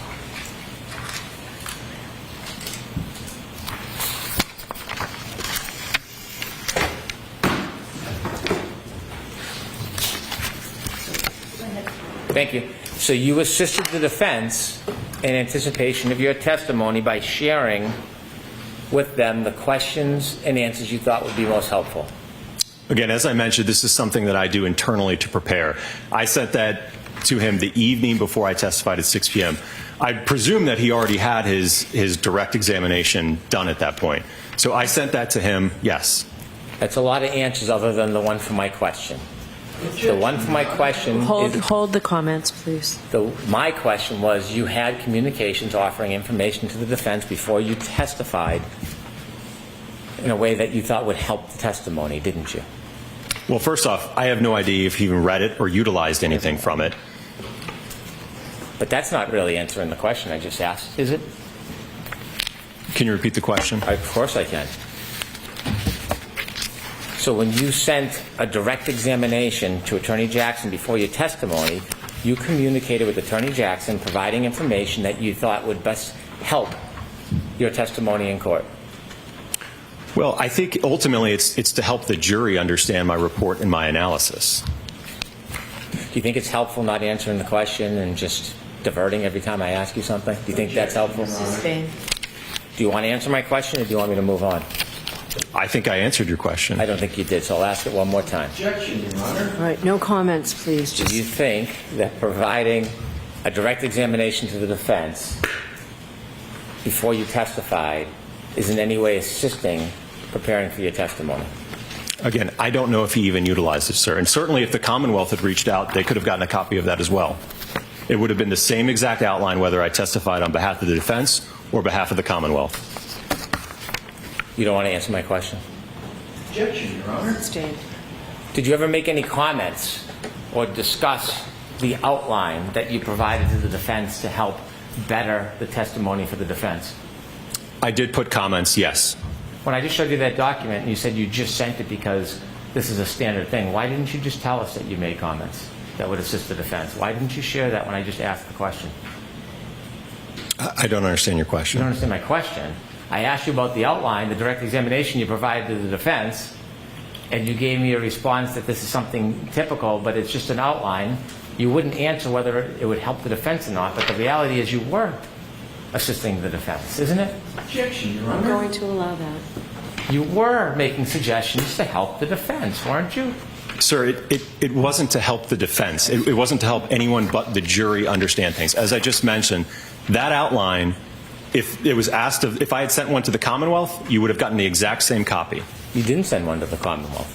The Commonwealth never reached out to us, sir. So what you said in this is there was a question about, so not being able to inspect the vehicle is something that is not uncommon in your line of work, and you wrote back, absolutely not, correct? Correct. And you made a comment to assist the jury, according to you, only to assist the jury. Not sure if you want to put this somewhere in the direct examination. I have a feeling they are going to argue I didn't personally inspect the vehicles.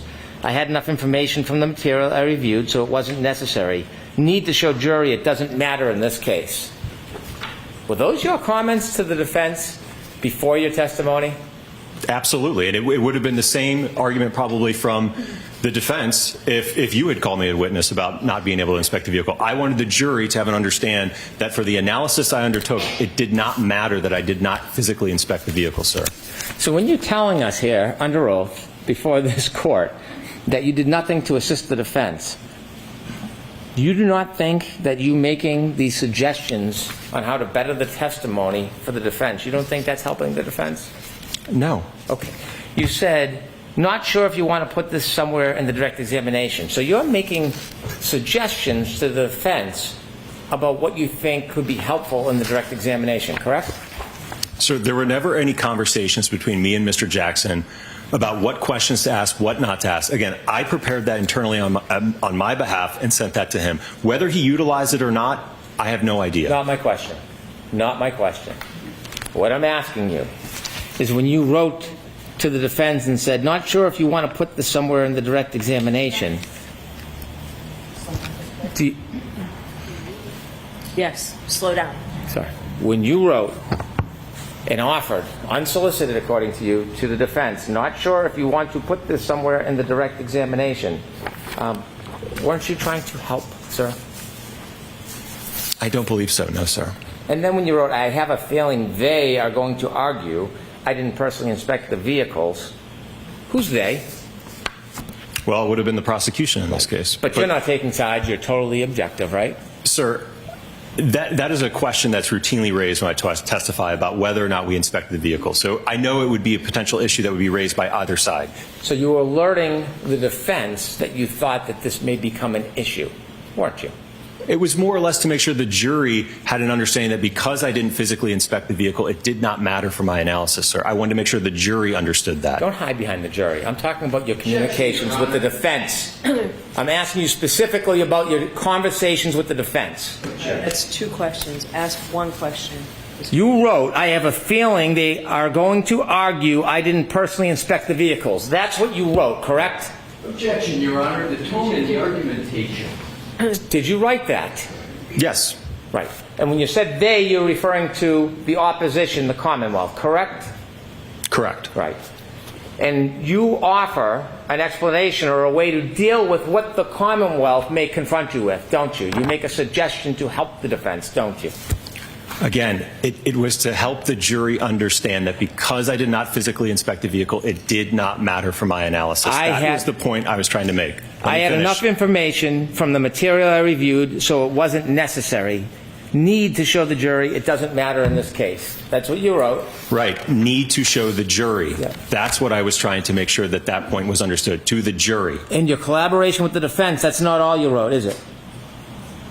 You gave them discretion about things that you should or shouldn't say in front of that jury who you say you want to hear everything. Didn't you? There were other comments, yes. If you want the jury to hear everything, you wouldn't be relying on the defense to tell you what to say and not say, would you? I don't know if I understand your question. Okay, you'll understand if I read this. Number 19.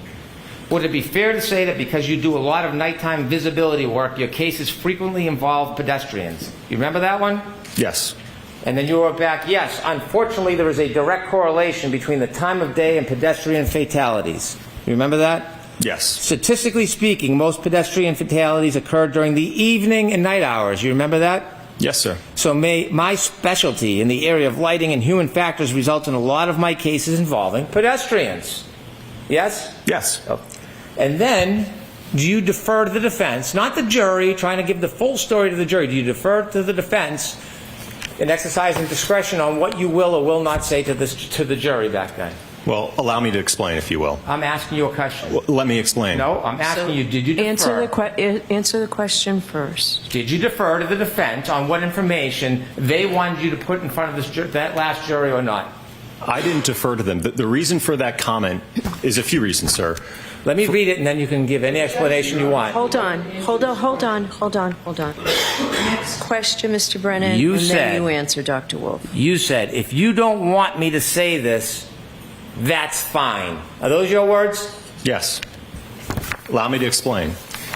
Because, for one, I want the jury to have an understanding, again, the jury to have an understanding of my background in lighting and human factors and how it relates to me seeing a lot of pedestrian impacts, right? So I want them to have that understanding. At the same time, I don't want them to get caught up in a statistic that just because there's more pedestrian impacts at night, that this alleged incident must have occurred because of that statistic. Question 31. Have you been qualified as an expert in court before? And you wrote back, yes. Remember that? Yes. And then you made another comment. Do you remember that? Yes. I realized in my testimony, I said about 20 times when you asked how many times I've been qualified. You were referring to your voir dire testimony, correct? Correct. I misinterpreted your questions, which was my fault, but in looking at my D&T lists, it's 11 trials and 7 depositions. 18 testimonies total, correct? Correct. Not sure if you want me to clear this up or just leave it.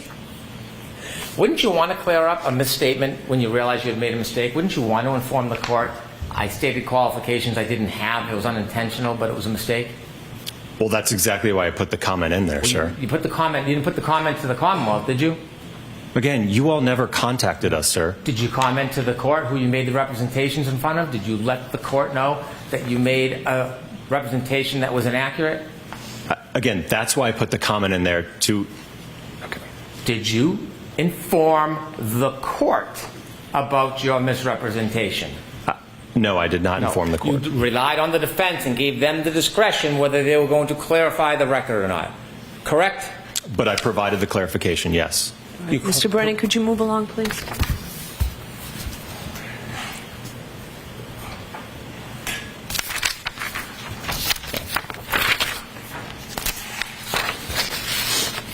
As you sit here today, you don't really know how many communications you had with the defense before your last testimony, do you? For trial 1? Yes, trial 1. I think it's all memorialized in the records and the emails that were produced. The ones that were produced, but not things that were lost or destroyed or deleted, correct? Again, there are records, even though the physical texts aren't there, there's certainly records of the calls, incoming and outgoing, as well as texts. Do you remember when you testified in the voir dire, you were asked that before that morning when you walked into court, you had never met Attorney Jackson face-to-face? Correct. Right. But you met him in court that day, right? I believe I met him that day, yes. You were asked whether or not you had ever discussed at trial now, after the voir dire, on June 24th, you were asked whether you ever discussed the substance of any of your testimony. Do you remember that? Correct. And so when you shared questions and answers and suggestions by email, was the statement under oath, you and I have never discussed the substance of your testimony. Is that still truthful? We never discussed it, sir. Again, I sent it to him on my own behalf. There was no discussion that took place between Mr. Jackson about that. You made comments after this was exchanged. That was sent with the comments, sir. And then you were asked whether you had ever been paid by the defense. You said no. You were later paid by the defense, weren't you? ARCA did send an invoice afterwards, yes. Did you talk to ARCA about that? About the billing in this case? No. You submitted your bill? Yes? ARCA submitted the bill? Yes. Yes. Mr. Klein, he was involved in the testing you did, wasn't he? Yes. Why is it that Mr. Klein didn't come in and join you? Who made that decision for trial? Well, I think it was around, again, when we were talking about those June calls, I think that there was some discussion between Mr. Jackson and myself about Mr. Klein's involvement, and ultimately he's also an accident reconstructionist, so it essentially would have been duplicative testimony. So we didn't feel, or Mr. Jackson I don't think felt it was necessary to call Mr. Klein as well. That sounds like a little bit more than just scheduling, doesn't it? I would describe that as logistics, sir. Logistics. You had to describe what Mr. Klein's role was or wasn't in that report, didn't you? Again, I went over his background as an accident reconstructionist, yes. Well, so you only talked about background, and from that the decision was made not to call him, or did you talk about his role in your testing and in your opinions? I didn't talk about his role, sir. I think ultimately the decision obviously was made by Mr. Jackson, not me. I understand that, but I want to know what the conversation was that led to the decision not to call Mr. Klein. It wasn't simply logistics. What was the discussion you had? Well, I told him that, again, we're both accident reconstructionists. Dr. Rentschler is a biomechanical engineer, so there would have been essentially duplicative testimony from both of us. Well, your report's never very clear who did what. Would you agree with me that the report is a general report that has yours, Dr. Rentschler, and Dr. Klein's name on it? Would you agree with me? All three of our names are on it, yes. It doesn't distinguish who did what in that report, does it? Correct, but I think it certainly was testified to at the voir dire in the time of trial. Before the voir dire. When you spoke to the defense, did you explain to them what the different roles were for the different people that led to the decision not to call Mr. Klein? Again, we went over our backgrounds, and I think from that you can deduce that. I don't know what that means. Well, if you're familiar with what an accident reconstructionist does and you're familiar with what a biomechanical engineer does, then you would be able to understand that. Well, it would be easier to understand if you could just tell us what the conversation was. That's what I'm asking you about. Objection, Your Honor. I'll allow it. When you had a conversation with the defense, did you tell them the role that Mr. Klein played in your investigation and in your conclusions? Again, I told him that we are both accident reconstructionists. Okay. And he chose you instead of Mr. Klein. Did you say there was a difference between you and Mr. Klein and what you did? No. Again, we were both a part of the testing. We were both a part of the review. So we had exactly the same role, essentially. Did you tell him that? No. Again, I told him that we were both accident reconstructionists. And you remember that's all you said about it? Yes. Okay. During the voir dire and the trial, did you get to watch any of the Commonwealth's experts?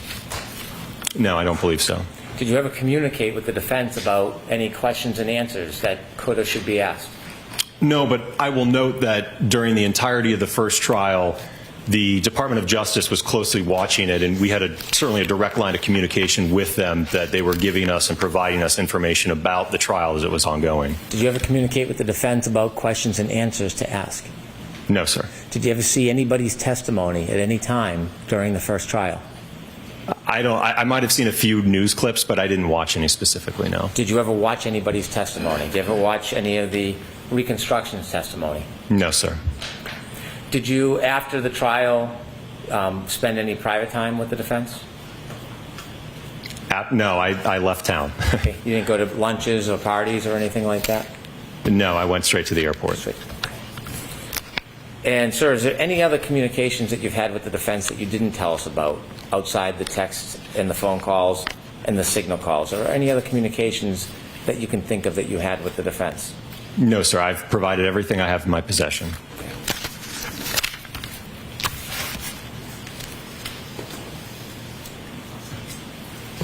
I have no further questions. All right. Mr. Lessie, do you have anything? You do, Your Honor. Thank you. Are we going to get to Dr. Rentschler today or not? Well, we know how much time Mr. Brennan's... I'm just asking you. I hope so, Your Honor. Okay. May I approach the witness? Yes.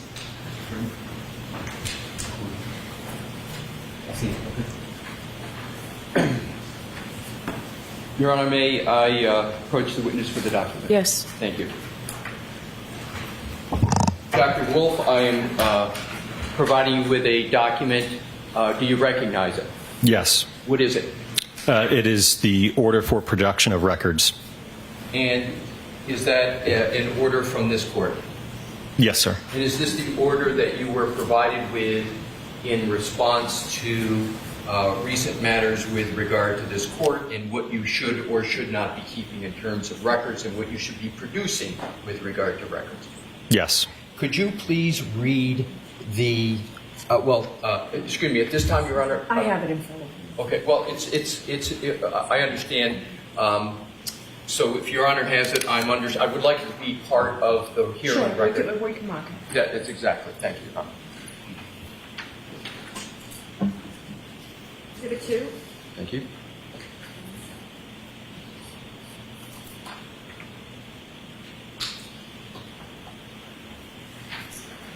I offered it into evidence, Your Honor. Okay. May I allow the witness to have that, Yes. please? Thank you. Take that, Doctor.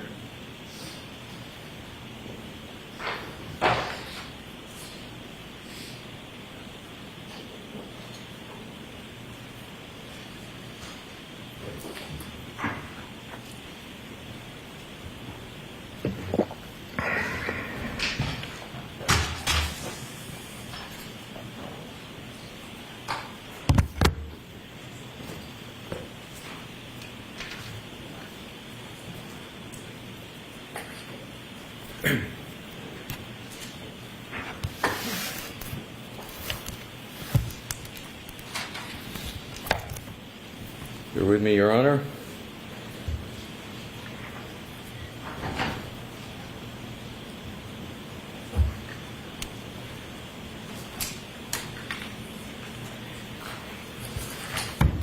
Dr. Wolf, I realize that the court has a copy of this, but I'd like you to please read the first sentence in the indentation at the top after following.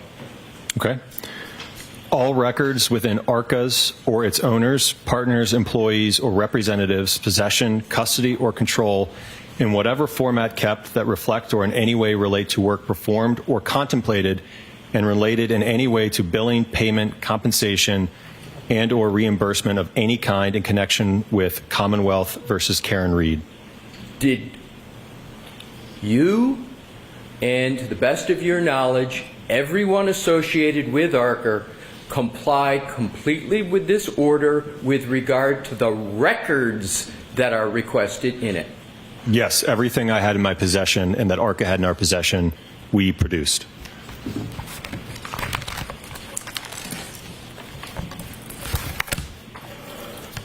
What I'd like to do is to go back in time with regard to your interactions with the United States Department of Justice in February of 2024. Was ARCA under a contract with the United States Department of Justice? Yes, sir. Was there a contract number assigned to that contract? Yes. Was there an internal number at ARCA for which all time was billed for your work on that matter in February of 2024? Yes. Did that contract number that began in February of 2024 ever change in ARCA? Well, let me just clarify something real quick. So the original case, when it came in from the Department of Justice, was in the year of 2023. So when that project was opened with the Department of Justice, we assigned a project number to it. That project number from the original case with the Department of Justice remained the same all the way through the trial. And now let's go in the trial in June of 2024, correct? Correct, yes. From June of 2024 to the end of December of 2024, did that contract number ever change? No. To your knowledge, when you were entering time under that contract number for your work, did you understand that that time was going to be billed to that contract number with the U.S. government? That was my assumption, yes. Did you have, from any time in 2024, any understanding that any of your time that you were entering was to be billed to the defense team in this case? No, sir. Let's now go to your first interactions with the defense. As I understand it, well, why don't you tell me what was the first date of your understanding of interactions with the defense? I believe it was sometime in mid to end of March of 2024.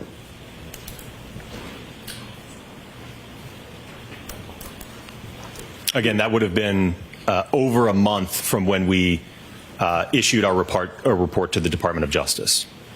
Your Honor, may I approach the witness? Yes. Thank you.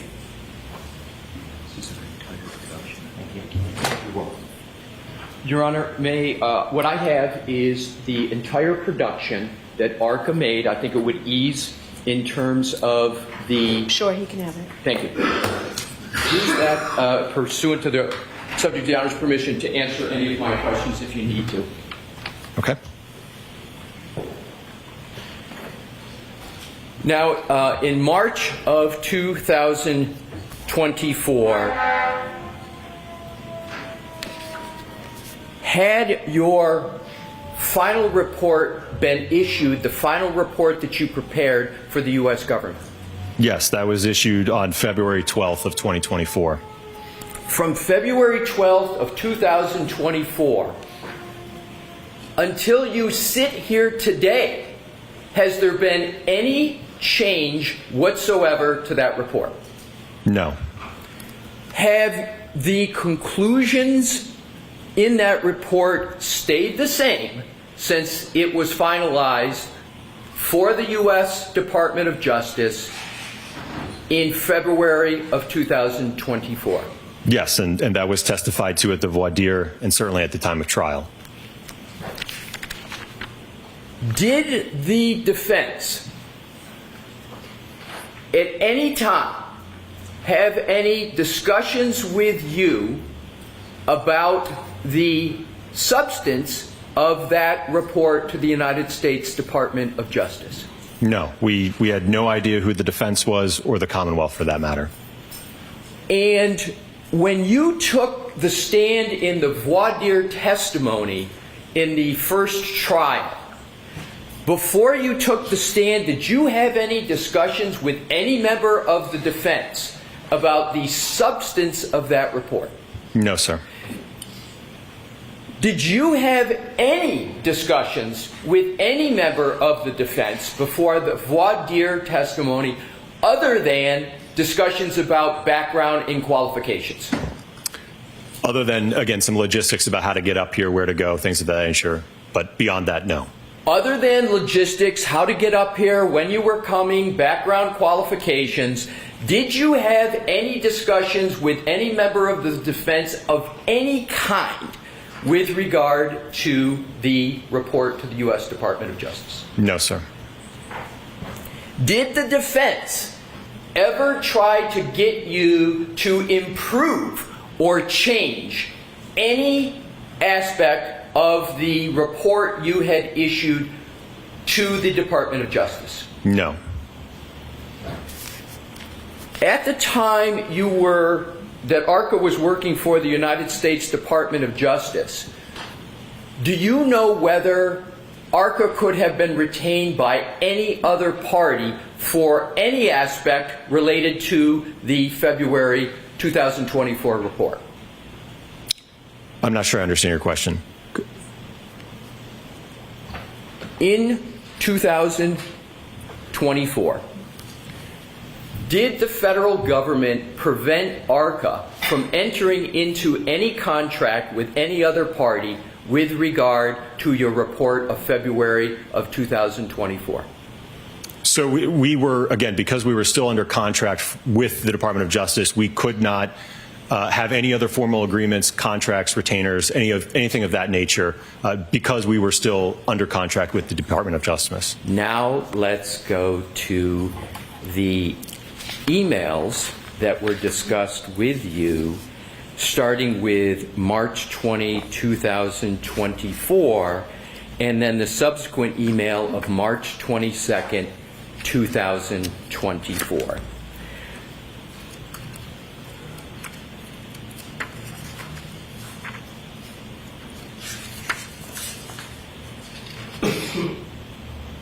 Okay. Are you there, sir? Yes, I think so.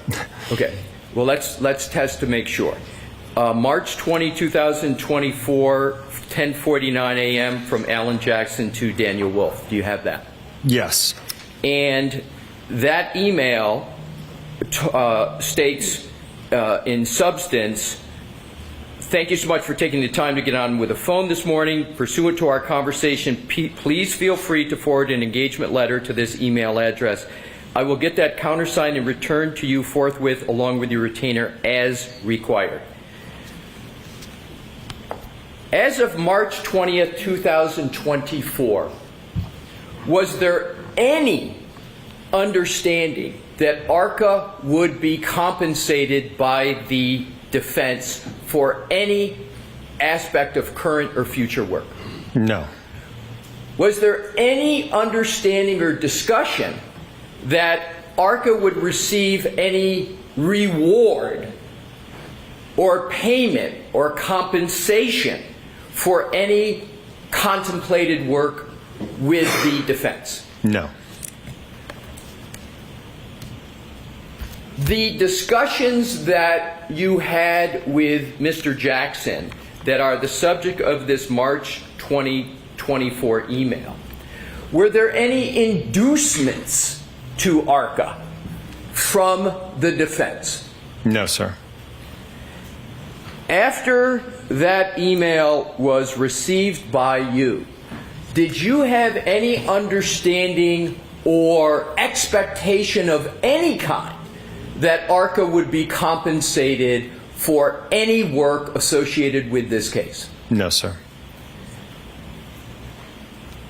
What was, briefly, the essence of that conversation that's discussed in the March 20, 2024 email? Well, if it correlates to when I'm looking back at this phone record log, there was an incoming call to the ARCA main line on March 20th, 2024 at 7 a.m., and that's Pacific Standard Time, so that would have been at 10 a.m. Eastern Time. So that call lasted for 39 minutes. And as I mentioned earlier with Mr. Brennan, I think that was a conversation about Alan trying to get in touch with me, letting us know that, hey, we've received your all's report as part of this federal investigation. You know, how can we go about utilizing you guys to come testify at trial? Can you guys come testify at trial? So, and then, as I mentioned, I went over him with our typical, protocol for when a case comes in and a client wants to utilize us to testify, which is certainly outlined in that email. But obviously, given the very unique nature of this case, I had no idea if that was something that was okay, if it was allowed, what to do. So subsequent to that email, I then reached out to the Department of Justice to get clarification on what the guidelines would be to move forward. I'm going to come back to these emails, but I want to go right to the July invoice from ARCA to Worksman Jackson Firm. So can you locate that? Is that in your production? It's the July invoice.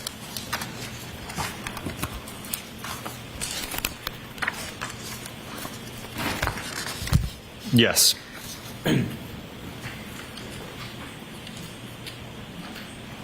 I have it located, yes. Did you ever have any discussion of any kind with any member of the defense team about that invoice before July 12th of 2024? No, sir. And I will note, I am not a part of the invoicing or accounting at ARCA. When a bill goes out, how much it goes out for, who it goes to, I'm not a part of that at all. For each and every entry on that invoice, did you have any understanding that the defense team, as you're making each of those entries, any understanding that the defense team was going to be paying for any of that work? No. Again, I think my boss wants to know what I'm doing with my time, right? What am I working on? Am I sitting there twiddling my thumbs, or am I working on a case? So that's the purpose of tracking time, sir. So can you please describe how it is you enter time and what your thought process is as you're entering each of those time entries? Not each one, but just collectively. How do you do it? Why do you do it? And how does that work in your firm? So again, there's usually just a spreadsheet. Sometimes I'll write it down. Maybe my project manager will enter it. But ultimately, I keep track. If I've got an 8-9 hour day, right? I'm working on multiple cases that day, right? So I figure out, all right, did I have a telephone call? Did I work on a report for this long, right? So I keep track of my time in a spreadsheet, so that ultimately, again, my boss and the accounting department knows what was Dr. Wolf doing on this day, this month. Let's take the first entry on May 1st, 2024. You see that? Yes. Did you have any understanding when you made that entry that the defense was going to be paying for that time? No. 6/9/2024. Did you have any understanding when you made that entry that the defense was going to be paying for that time? No. For any entry on this invoice, did you have any understanding that the defense was going to be paying for this time? No, sir. When you're entering this time, if you had any understanding, was your understanding that this time was under the contract with the U.S. government? Yes, because that's the project number that I put that time towards. So at the time you're making each one of these entries on this entire invoice, what project number are you billing to, and which one do you have in mind at that time? I don't recall it off the top of my head. I know it was the project number for the Department of Justice case, though. Right. I'm sorry. I wasn't asking about the specific number, right, but the ultimate client, when you're making each of these entries, who is it? It's the Department of Justice. Is it the defense in this case? No, sir. Did you ever have any discussion at all with any member of the defense team that this invoice was going to be sent to the defense? No. For any entry on this invoice, did you ever have any belief that you were retained or engaged by the defense? No, and as I mentioned earlier, again, the Department of Justice forbid that. So we could not be retained or in a contract with the defense. I would like to now go back to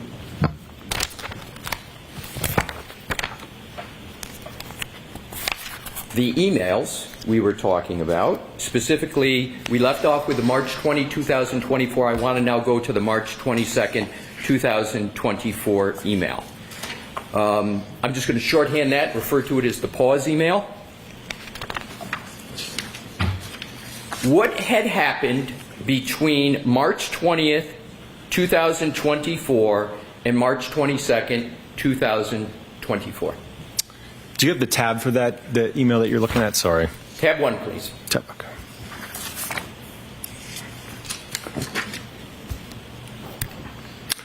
Right, so the first email that we were talking about on March 20th, 2024 from Mr. Jackson to myself, it looks like the next email was from me to Mr. Jackson 2 days later, March 22nd, 2024 at 6 a.m.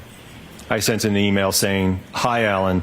Subsequent to our conversation on Wednesday, the U.S. District Attorney's Office has asked that we pause on any further conversation until we receive additional information from their office regarding our involvement moving forward. I will provide you an update when I have it." So what it sounds like, and from what I recall, is that between March 20th, 2024 and March 22nd, 2024, I had reached out to the U.S. Department of Justice and the U.S. Attorney's Office to get clarification on, again, moving forward with potentially testifying in the case. And what did the United States Department of Justice tell you? They said to wait, basically, until they internally figured it out. So what was your conclusion from that conversation as to whether you could do any work on this case at that point? At that point, I didn't even know if we were going to be allowed to testify. I know that from my conversation with the Department of Justice, I knew that there was a great deal of confusion on their end on whether or not, as expert witnesses involved in a federal investigation, if we would be even allowed to testify in the state matter. So their legal teams were trying to, I think, figure out what the road forward looked like. And were you entering time under that U.S. contract matter in March of 2024? Yes. And do you know where that time was being billed to? It would have been the same project number as the Department of Justice one. That time was not, to your knowledge, being billed to the defense, was it? No, again, there was through the entirety from, again, when the case from the Department of Justice came in 2023 till the trial concluded, all of the time was put to that one project number. In March of 22nd of 2024, was any engagement letter sent to the defense? No. As of March 22nd, was there any retainer sent to the defense? No, there was never a contract or retainer sent to the defense in 2024 at all. So in terms of the discussion in the March 2024 email about engagement letter and retainers, were any of those ever sent? No, we were not allowed. And let's go back to that discussion of March 20th about engagement letter, retainer letter.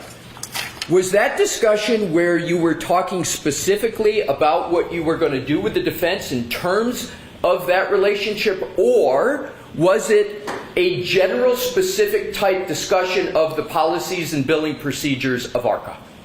Certainly, as is alluded to in the email, I prescribed to him our typical operating procedure for when a case comes in.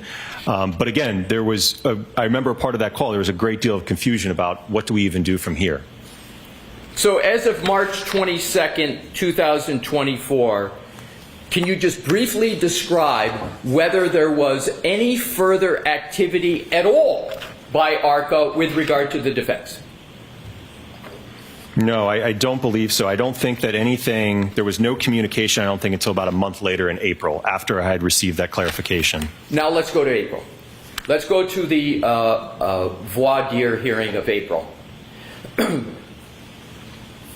When you sat on the stand under oath for the voir dire hearing, had there been any substantive conversations about the topics in the February report to the Department of Justice? No, sir. None at all? None. What briefly were the substance of the conversations you had with the defense team as of the moment you sat for the voir dire hearing in April of 2024?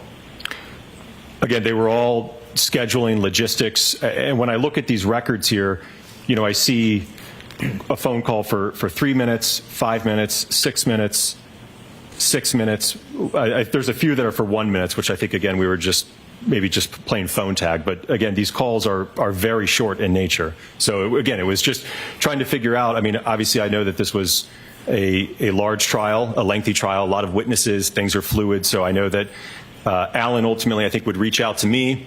And then, like I said, he would give me an idea, hey, can you come this day, right? And then I would relay that to Dr. Rentschler and say, yeah, that works for me. So that I would get back to Alan. So that's what those conversations were. Again, coordinating our testimony to appear for the voir dire.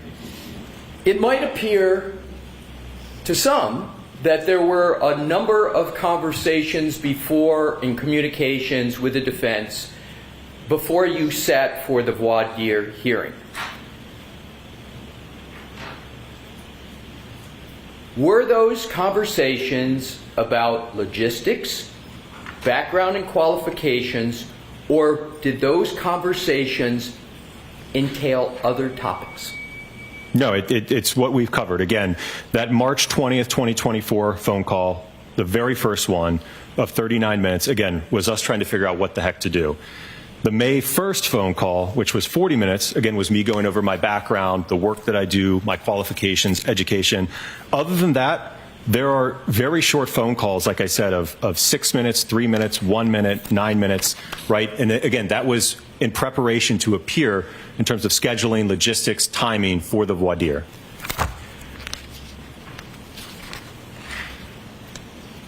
At the voir dire hearing, do you recall the Commonwealth asking you any questions at all about whether you were being compensated by the defense? I don't recall a single question by the Commonwealth on that, no. Did the Commonwealth ask you any questions at that voir dire hearing about whether you had any substantive discussions with the defense about your February report to the United States Department of Justice? I don't believe they asked, no.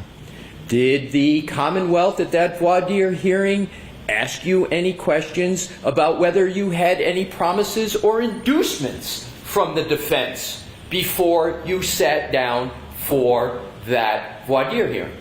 No.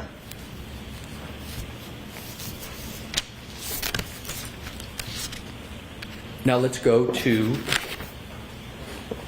the next tab with regard to the outlines that you were asked on direct examination by Attorney Brennan.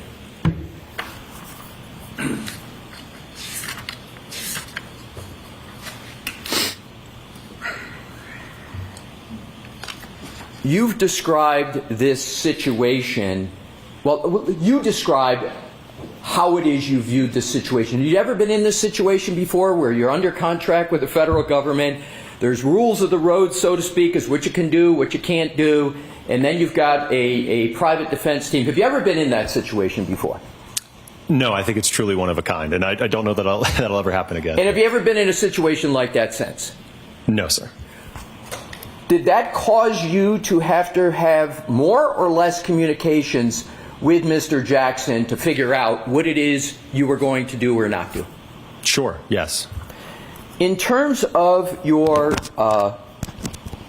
outlines that you sent to Mr. Jackson, did he ever broach in any way at all any idea of you sending him an outline? He never asked, no. Was there even any discussions that you might send an outline?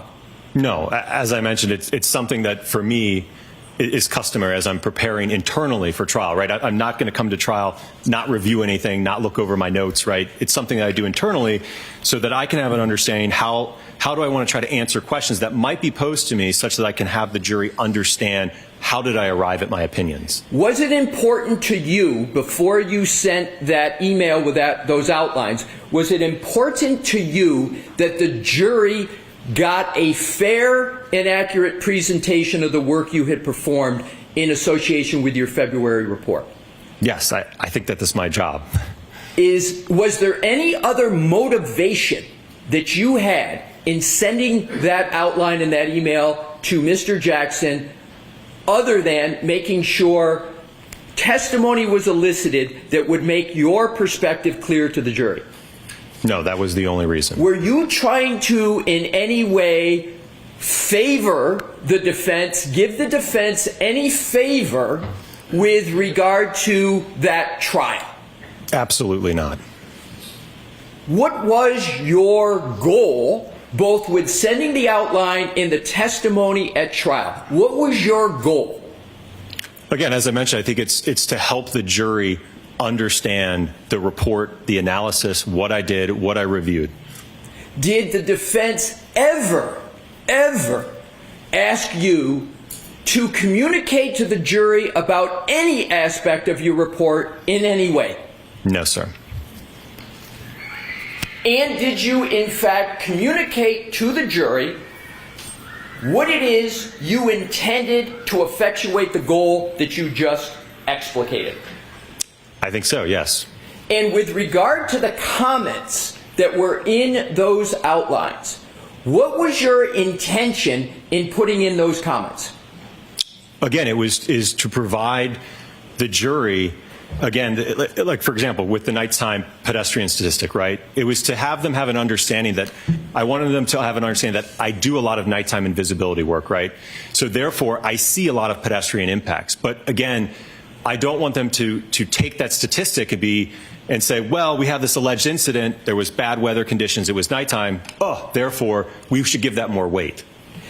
And is that desire of yours, in your mind, to help the defense more than to help the Commonwealth? No, it's impartial, and I will note I give numerous presentations, and I think slide 2 or 3 on presentations I give, it's going over that very same statistic. I would never shy or hide away from that statistic, and I believe I testified to that very statistic or that comment at the voir dire and in my trial testimony. In terms of after you sent the emails with quals and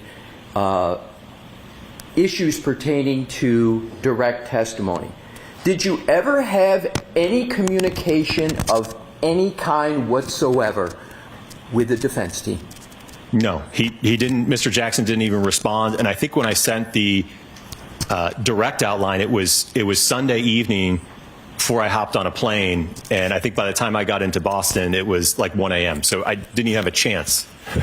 When you took the stand to testify the next day in that trial, had you had one word of a conversation with Mr. Jackson or any other member of the defense team about the substance of your upcoming testimony? No, sir.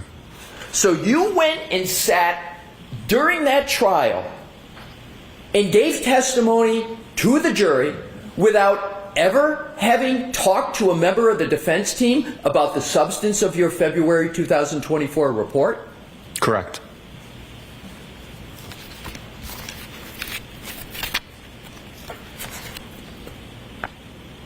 Do you recall any member of the Commonwealth asking any questions at all during your trial testimony about whether you had been compensated by the defense? No. Do you recall the Commonwealth ever asking any questions at all whether you had communicated with any member of the defense with regard to your testimony during your trial testimony? I don't think that was asked. No. Do you recall any questions from the Commonwealth about whether back in March or any other time you had been promised or induced by the defense? Do you remember any of those questions? No. Do you remember any questions by the Commonwealth at either the voir dire or the direct testimony about whether you had had conversations with the defense? No. Do you remember any questions of the Commonwealth at all before you sat down and after you sat down for trial about whether you had any text communications with any members of the defense? No. At the end of the trial, did you have any understanding whatsoever that ARCA was going to be compensated by the defense? No. At the end of the trial, did any member of the defense ever say to you, we're now going to compensate you for any of your work up to the time of your trial testimony? No, and the records certainly reflect that I never spoke to Mr. Jackson after the trial in 2024. There was no conversations between us. Well, let's go beyond Mr. Jackson. Let's go to any human being. Did you have any discussions with any human being as to whether the defense was going to compensate you for any work, travel, expenses, disbursements that you had or incurred up to and through your trial testimony? No. And at that time, were you still under contract with the United States Department of Justice? Yes.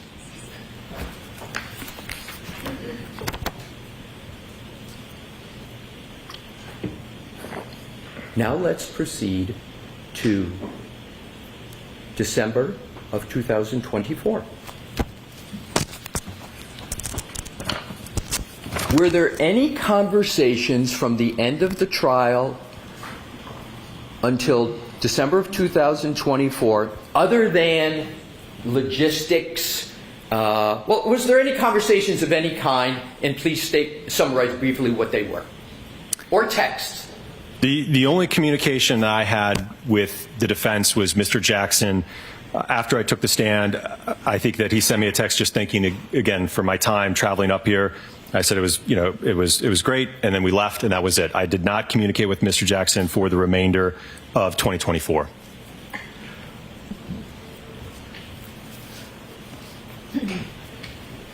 Now let's go to recent communications. In 2025, did you have any communications with any member of the defense with regard to the potential? Well, let me go backwards. Let me go to the invoice. Let me go to the July invoice. Okay. How did you learn that that invoice was paid? If you learned at all, how did you learn that that invoice was paid? I didn't learn. I didn't know that it was paid. I didn't even know it was sent.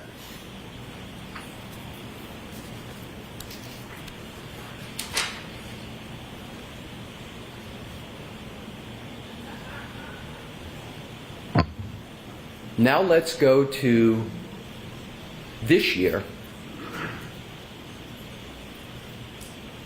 Did the defense approach ARCA to see if they might be able to testify in this trial that's currently pending?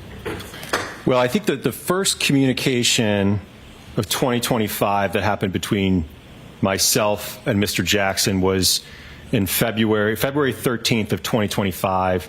There was 2 calls, 25 minutes and 5 minutes, but it looks like just because there was a disconnect. So it was about a 30-minute call with him in February of this year. And what was the substance of that call?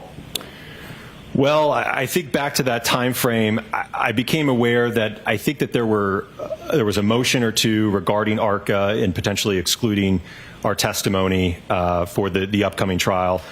I also know that around that time, unfortunately, I ended up getting a significant amount of harassment through emails, and unfortunately even spread into my personal life where my wife was affected. They were posting pictures of my 4 kids all over the internet. So it was somewhat of a difficult time on my end, and I think what prompted me to reach out to Mr. Jackson was to figure out what's going on. Why is my family all over the internet? Why are they talking about me? Why am I getting all these hate emails? So it was, I think, a conversation to figure out, hey, there's been several months that have passed. It looks like there's some motions pending against us. I'm getting a bunch of harassment. What's going on? Do you have an understanding of why you were getting hate mails, hate emails, hate communications, your wife, your children? What did you conclude was the reason why you were receiving that? I honestly don't know. I presume it was about comments made to me in court or that were represented about ARCA or myself. So just so I'm clear on that, it was, you believe, regarding comments about ARCA and whether and what?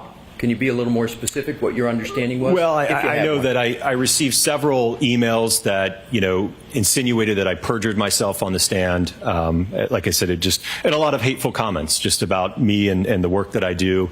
So I received several emails with respect to that. Sir, do you believe you have ever made an untruthful statement at all with regard to this matter? No, sir.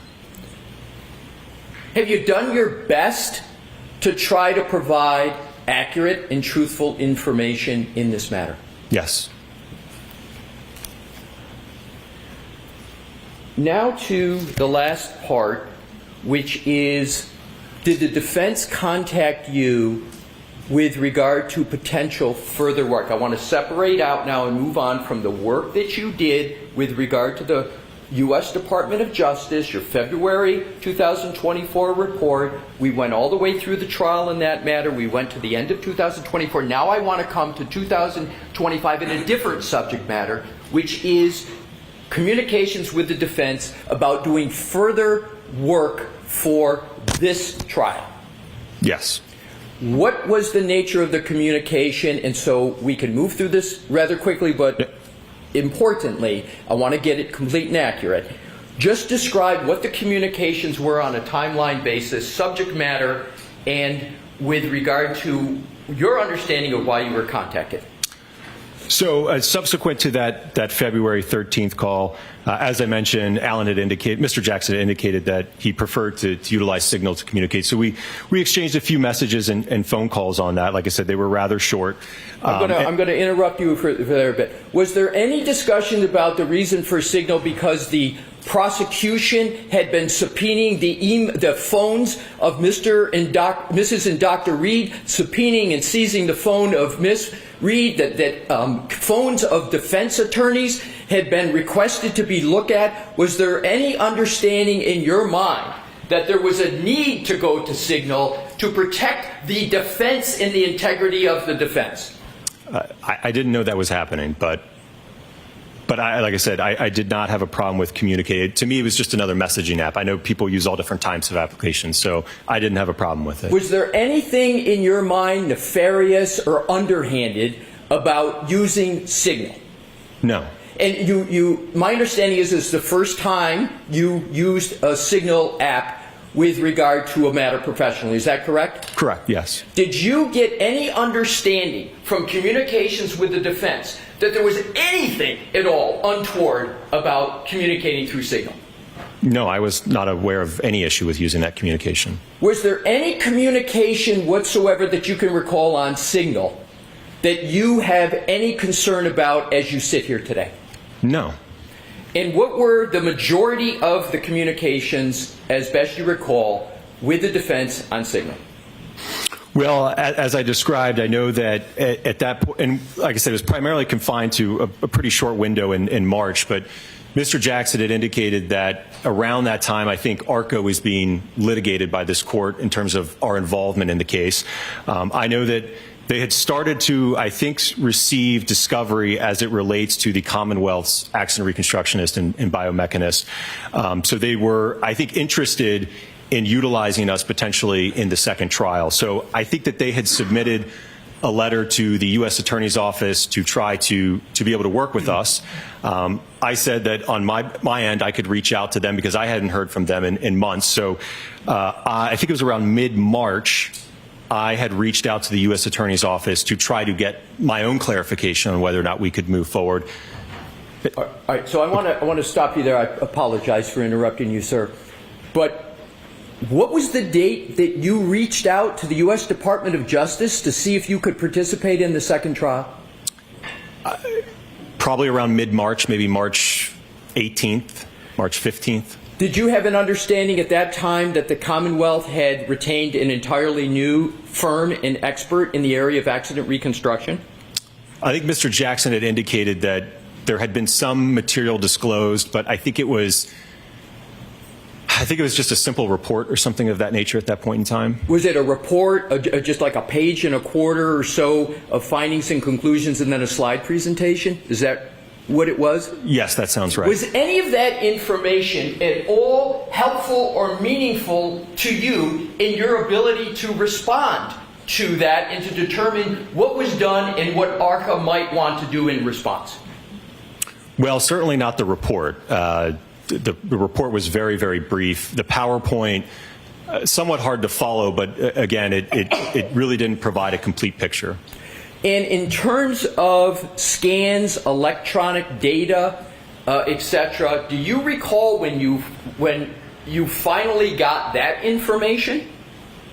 Well, I think that would have been after the defense officially retained us on March 26th. I think that's when we received that information. So in terms of the information that you received, those scans, etc., did that allow you to proceed with any meaningful work?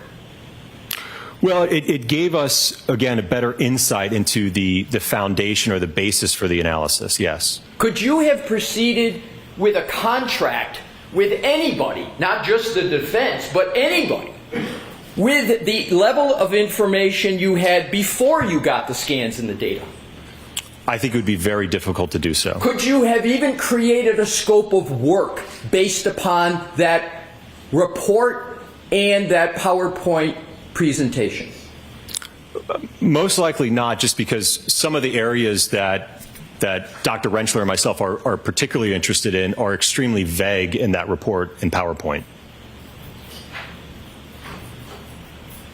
once you got the level of information that you have now,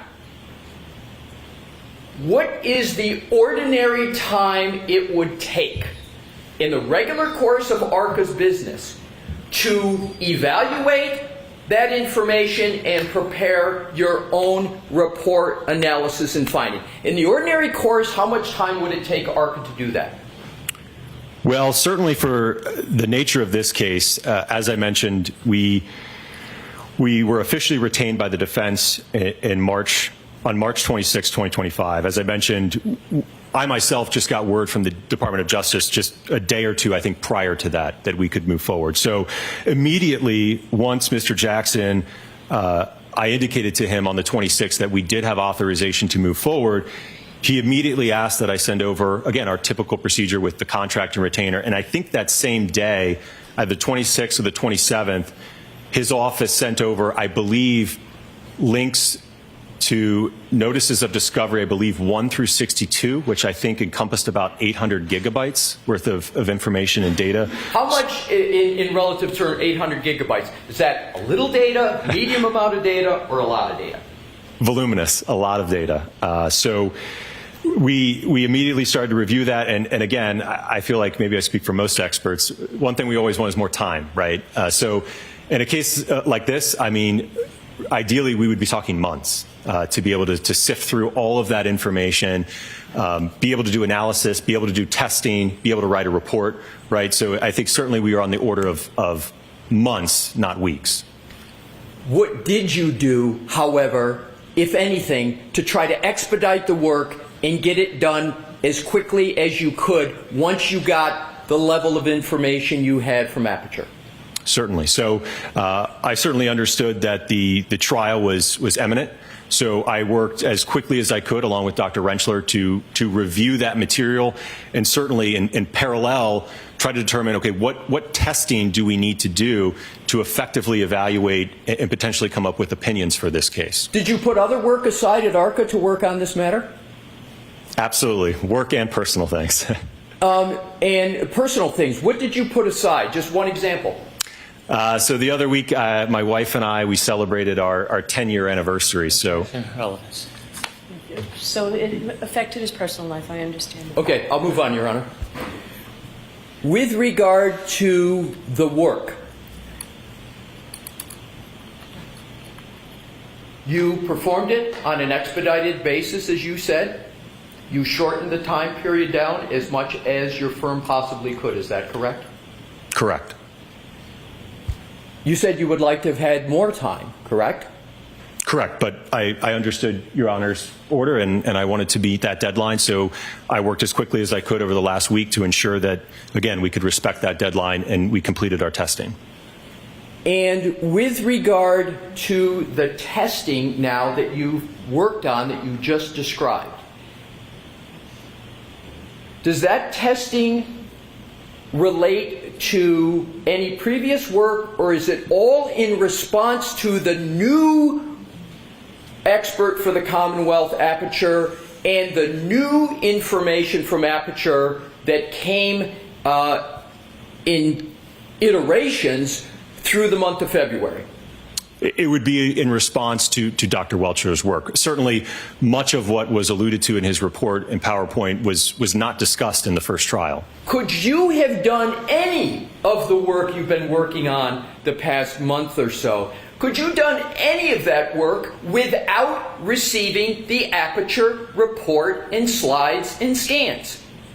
No, I don't even know what we would be responding to then. So you needed the Aperture information before you could even start working, correct? Correct.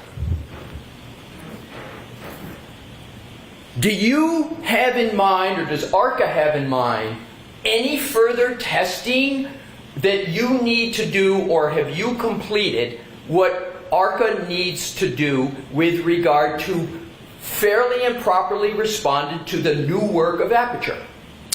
I think we're satisfied that we've completed that testing, yes. And what, if any, more work do you contemplate that needs to be done from, as you sit here today, going forward? Well, as I mentioned, all the testing is done, so I think the analysis and the report to follow, yes. To use expert engineering type terms, is it QA/QCing the report? Is it putting all the information together in a compilation so everybody can understand what you've done and make clear your findings and conclusions? Is that what's left to do? Yes, and I will note, obviously, as the court is aware, we've produced all of that raw test data, photographs, video, so it's all there. The basis and the foundation for what the report will lay out has all been provided to the court. You got ahead of me, and thankfully to my next question, which is there's nothing that you have that you've done that hasn't already been produced pursuant to the court's order. Is that correct? No, I think that we've responded to the court's order, yes. How long, on an expedited basis, well, let me ask you, in the ordinary course, how long would it take you to do this last part of your work, in the ordinary course? Probably, again, it can vary. Maybe around a month would be fair. However, it would take a month in the ordinary course. How quickly can you get that work done fairly? I'm hoping, if it pleases the court, hopefully May 7th will work. And so you believe everything would be completed by May 7th? Correct.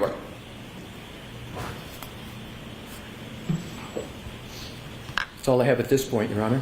All right. Mr. Brennan.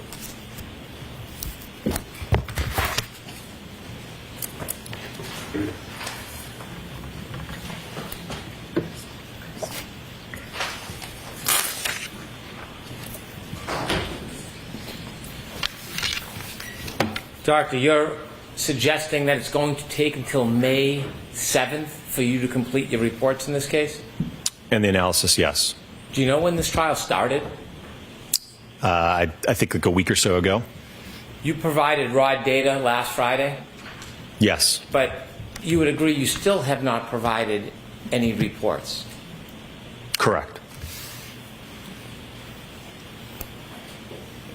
You said if you were notified or received information, you could have your testing and opinions done within a month, correct?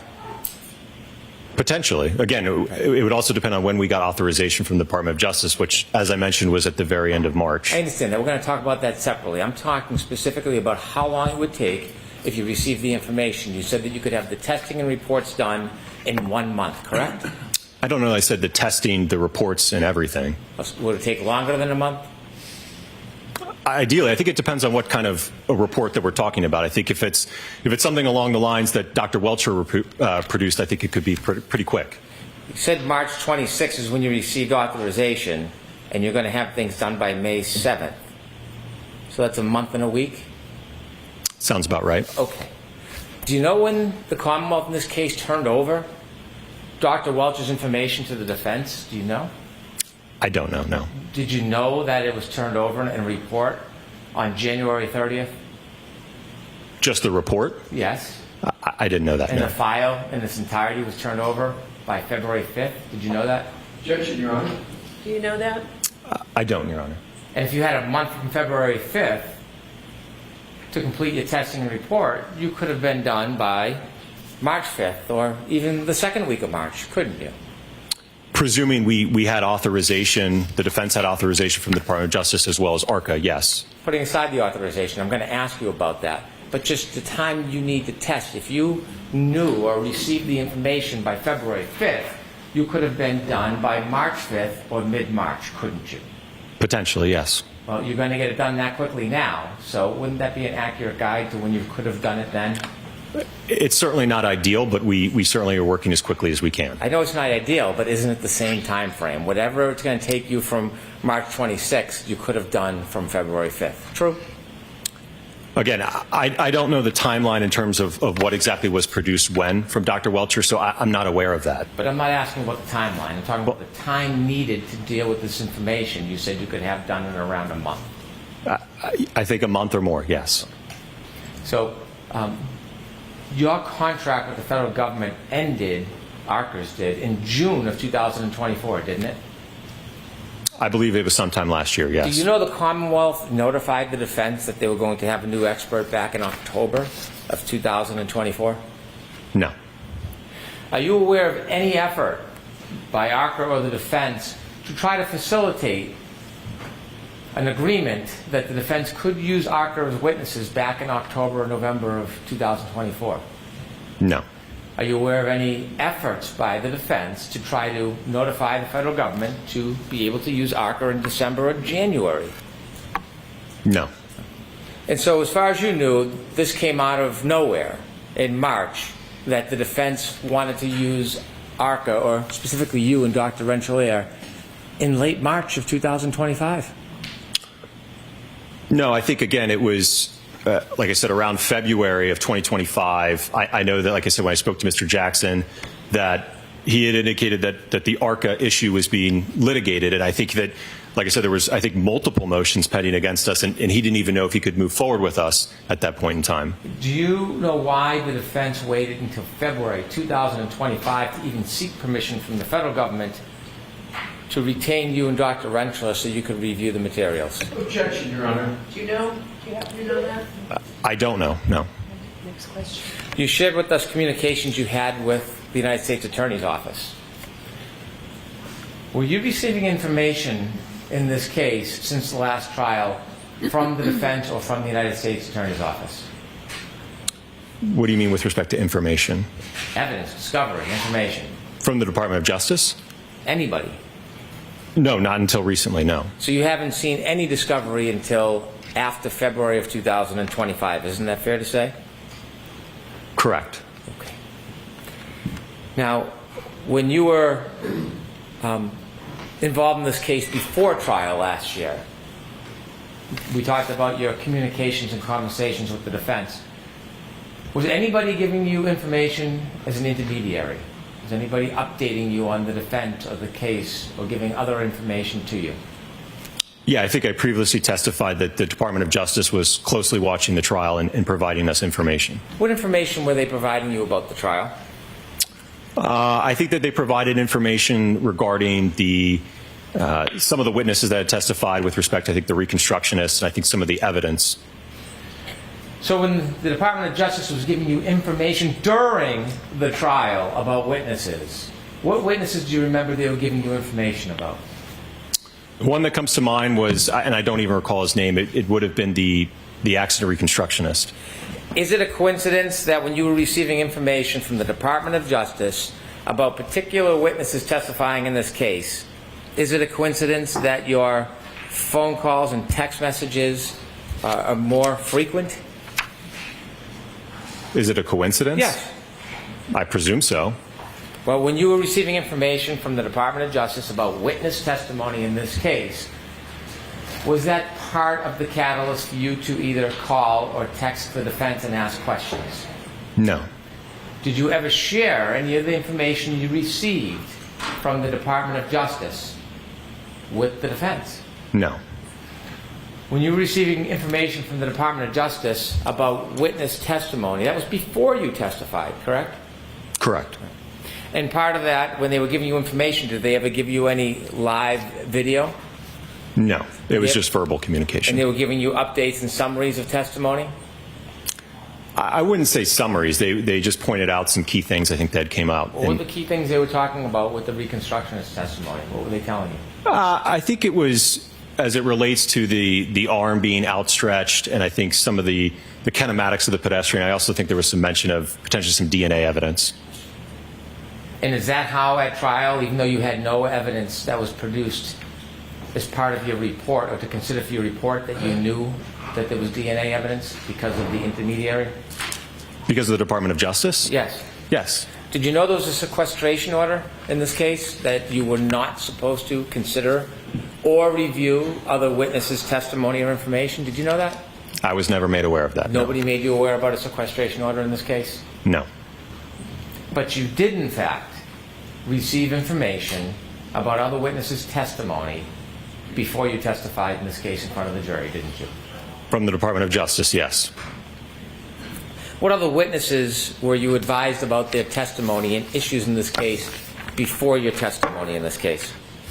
That's all I recall. Well, you said it was more than one. You said some witnesses. Take a moment, think back.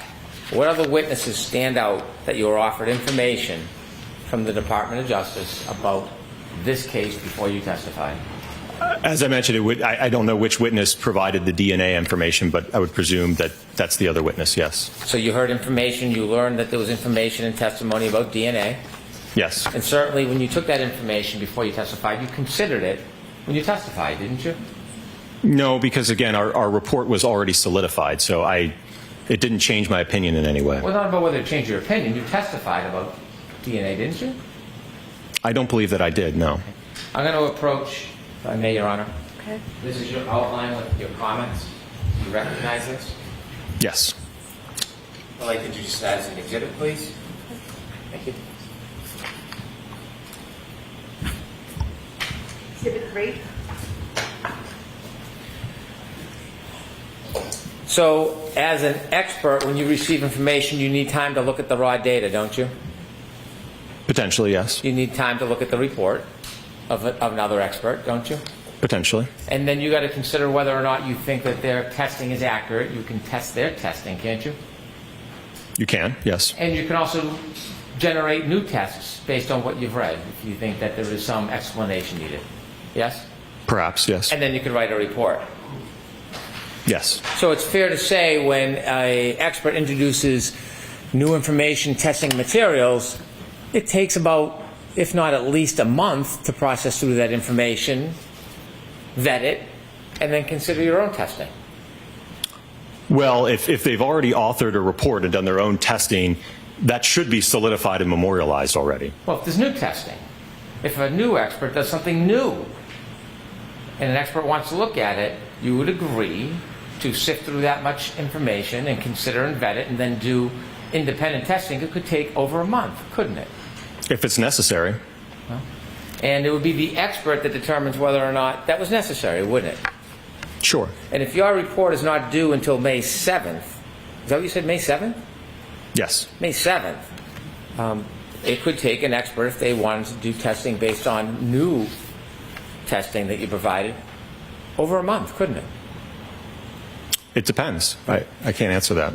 When you wrote that initial report and you provided the report, how many pages was it? 10, 12 pages? The original DOJ report? The report that you produced in this case with your opinions, yes. That sounds about right. Okay. You never gave the raw data for that report, did you? No, it was all protected. It was all what? It was protected as classified. Have you been asked for it? Has there been a request made for all the raw data that formed the basis of your opinions, of those initial opinions?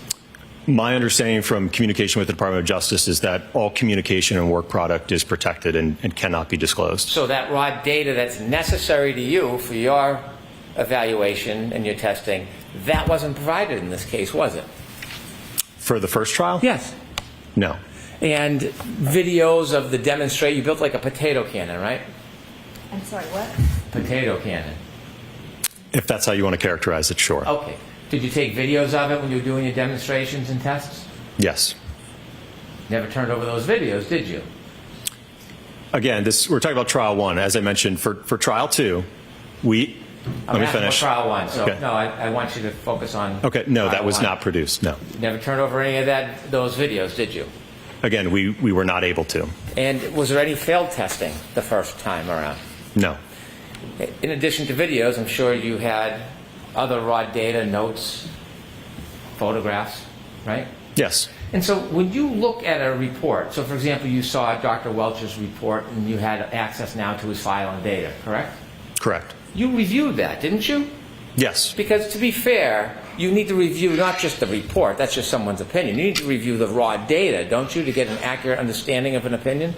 Right, which we have already provided Right, in so response to Dr. Welcher. Without video and without the raw data, as an expert, there's no ability to really vet the reliability of your first experiments that led to your testimony in trial 1, is there?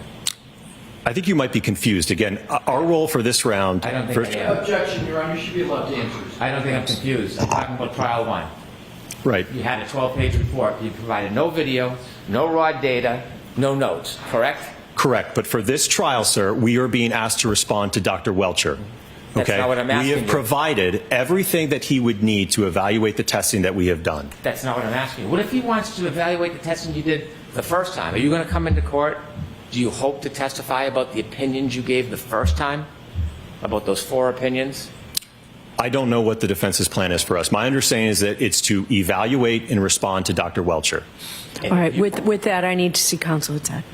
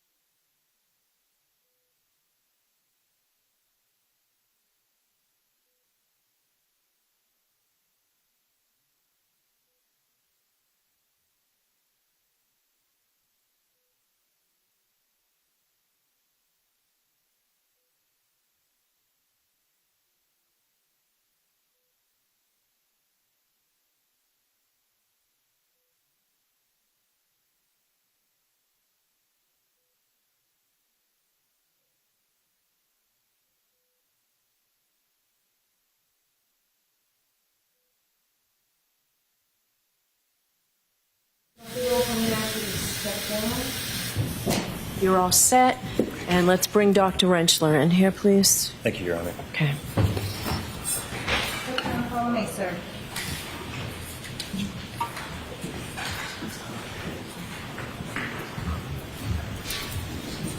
Thank you.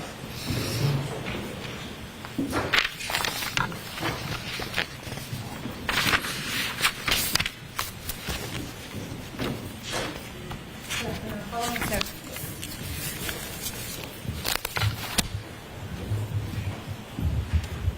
Step on now, turn, clerk, raise your right hand, please. Do you solemnly swear that the testimony you shall give to the court and the matter now in hearing shall be the truth, the whole truth, and nothing but the truth, so help you God? I do. All right, Dr. Rentschler, this is going to be very quick. Go ahead, Mr. Brennan. We just need his name. Good afternoon, Doctor. Good afternoon. Could you please state your name for the record and spell it? Dr. Andrew John Rentschler, ANDREWJOHNRENTSCHLER. You've testified before in this case? I have, yes, sir. At a last voir dire in a past trial? That's correct. Okay.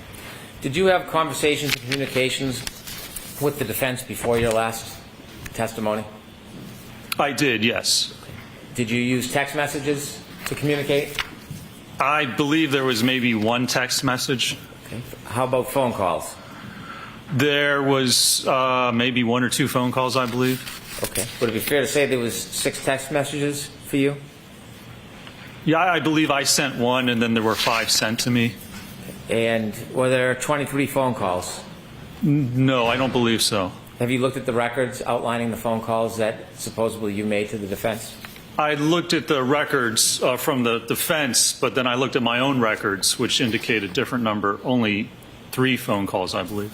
Okay, so the 23 phone calls that are summarized, you don't think you made those phone calls? No, if you look at them, it's like 1 minute, 2 minute, 3 minute. And in that time period, according to my phone records, I have like a 21-minute phone call that encompasses most of that time. Okay. Did you discuss with the defense before your testimony anything about this case? I don't believe so, no. When you say you don't believe so, do you remember speaking to them about this case at all? I remember speaking about my qualifications and my background, and I believe that's it. Did you ever use any other medium to have conversations with the defense other than texts or emails or phone calls? No, sir. Did you ever communicate with them on Signal? No, sir. Why not? There was no reason to. As an expert, when you communicate with clients, There's no concern about having it in writing, is there? So when I keeping a record, whether it's a phone call or a text message or an email, there's no concerns when you're dealing with clients having a record of that, is there? Well, I don't believe that ARC has any specific policy for that, no, sir. Did you keep track of your hours prior to your testimony?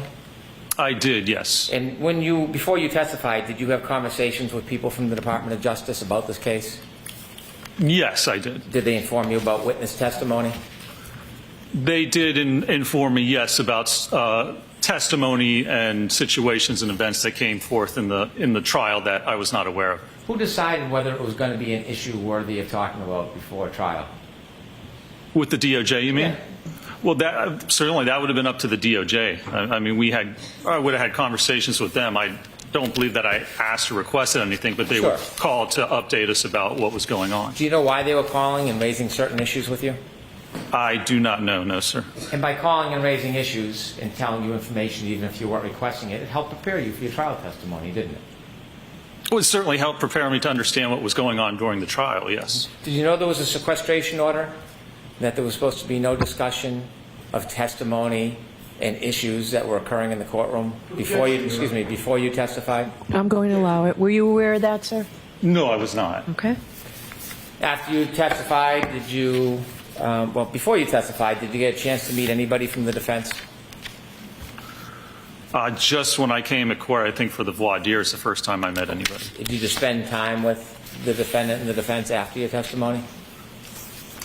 Well, after my testimony at trial on the 24th, yes, I was provided a ride back to the airport, and I believe I was the last witness. So before my ride to the airport, they said, there's a lunch next door. We need to get somebody else to take to the airport. Come over, have lunch. I had lunch, stood in the corner, and then got a ride back to the airport. Spend time with the defendant and her family?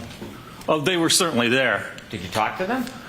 Well, they talked to me. As I said, I ate my lunch, and then I actually went and stood in the corner, and then I believe some people came over to talk to me and approach me. So you spent some time with them? Certainly, yes. Okay.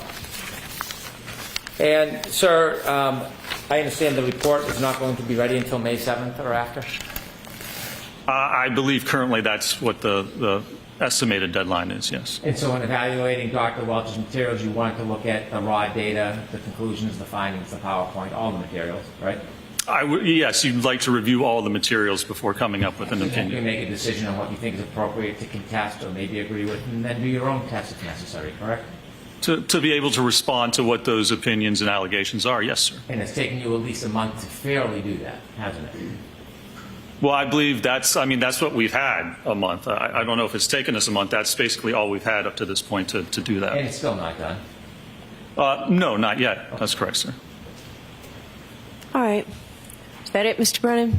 That's it, thank you. All right. Can you get that report and everything completed before the 7th? If I order you to do so? If you order me to do so, I mean, I could certainly try and expedite it, yeah. All right. I appreciate that. Thank you very much. You're all set, sir. Thank you, Your Honor. All right. I'm going to see counsel at sidebar for 1 minute.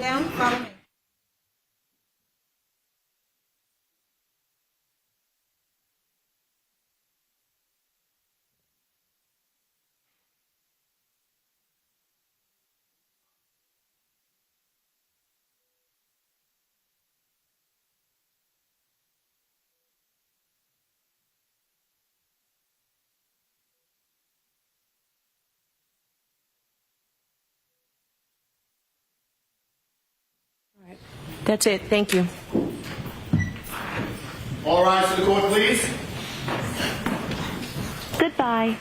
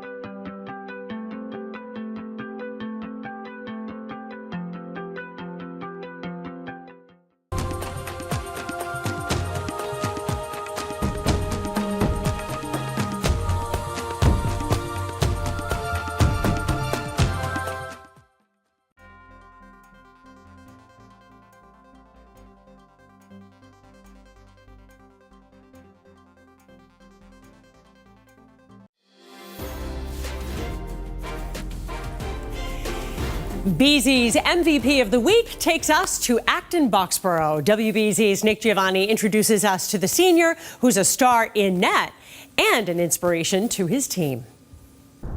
He's an inspiration every time he steps on the field for the Acton Boxborough lacrosse team. To us, he's just another player. He doesn't want to be treated any different. But I think when you look at what he has to overcome, it's nothing short of heroic.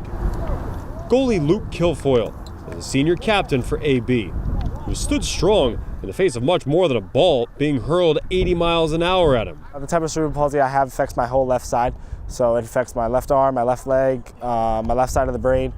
Diagnosed with cerebral palsy when he was 15 months old, Kilfoyle says he grew up not really knowing what that meant, more concerned with keeping up with his big brother on his way to joining the Revolution lacrosse team. He was the more athletic one in the family, and I really always wanted to be like him, to be honest, and sports kind of brought us together. Luke was following in his older brother's footsteps until cerebral palsy and puberty collided. Oh, my bone was growing faster than my muscles, so the muscle around my bone couldn't keep up. According to Kilfoyle, his femur grew 90 degrees to the right instead of straight ahead, which ultimately led to surgery. On a long road to recovery, his teammates helped him travel, pushing him through the school's hallways in a wheelchair. During that time, I realized that, cerebral palsy is going to be with me for the rest of my life. I just have to control it. Going through something like that, it's a huge operation to have. It's a life-changing thing. And he handled it like a champ and, changed for the better. And I mean, look at him out here like this, so it's amazing to see. You could still see it in his stride. But Luke was not about to let cerebral palsy stop him from playing the sport he loves. My mom and my dad and my whole family have never put limits on me, and I've never put limits on myself. I know the type of person I am. I know how capable I am with cerebral palsy, and I just love being out here. And it's not about how good I am, the skill I have. It's about being with my best friends. Kilfoyle worked his way back in time to share the field with his brother his sophomore season, then carried the torch, starting over half AB's games in net his junior year. I fell in love with the position just because you can change the game so much. You're the last line of defense, right? So if they can't score unless the ball gets past you. You don't have to sprint. You don't have to jog for miles. It's just quick movements, and he can do those things. It's a lot of hand-eye coordination, quick reactions. And now Luke's leading the way as a senior, whose outlook on life has changed the game for the Acton Boxborough lacrosse team. Yeah, one of my biggest inspirations personally, seeing everything that he's been through and all that's changed and all the good that's come from it. We're all playing lacrosse right now, but we're all going to be remembered as people first and not lacrosse players. And I want to be known as a guy who's going to make the world a better place after he leaves this program. Doing so one save at a time. Luke Kilfoyle is this week's BZ's MVP.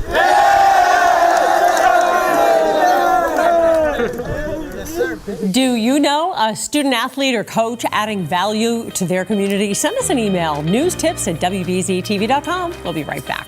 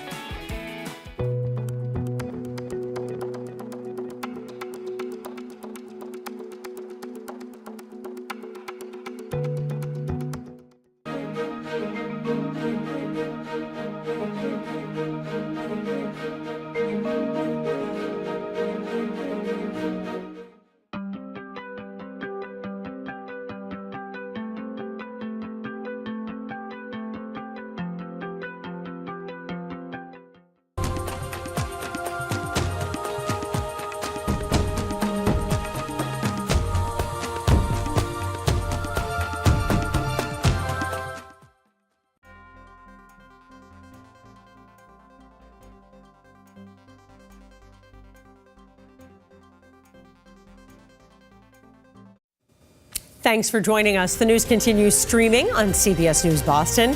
I'll see you back here tomorrow morning starting at 5 a.m. Have a great afternoon.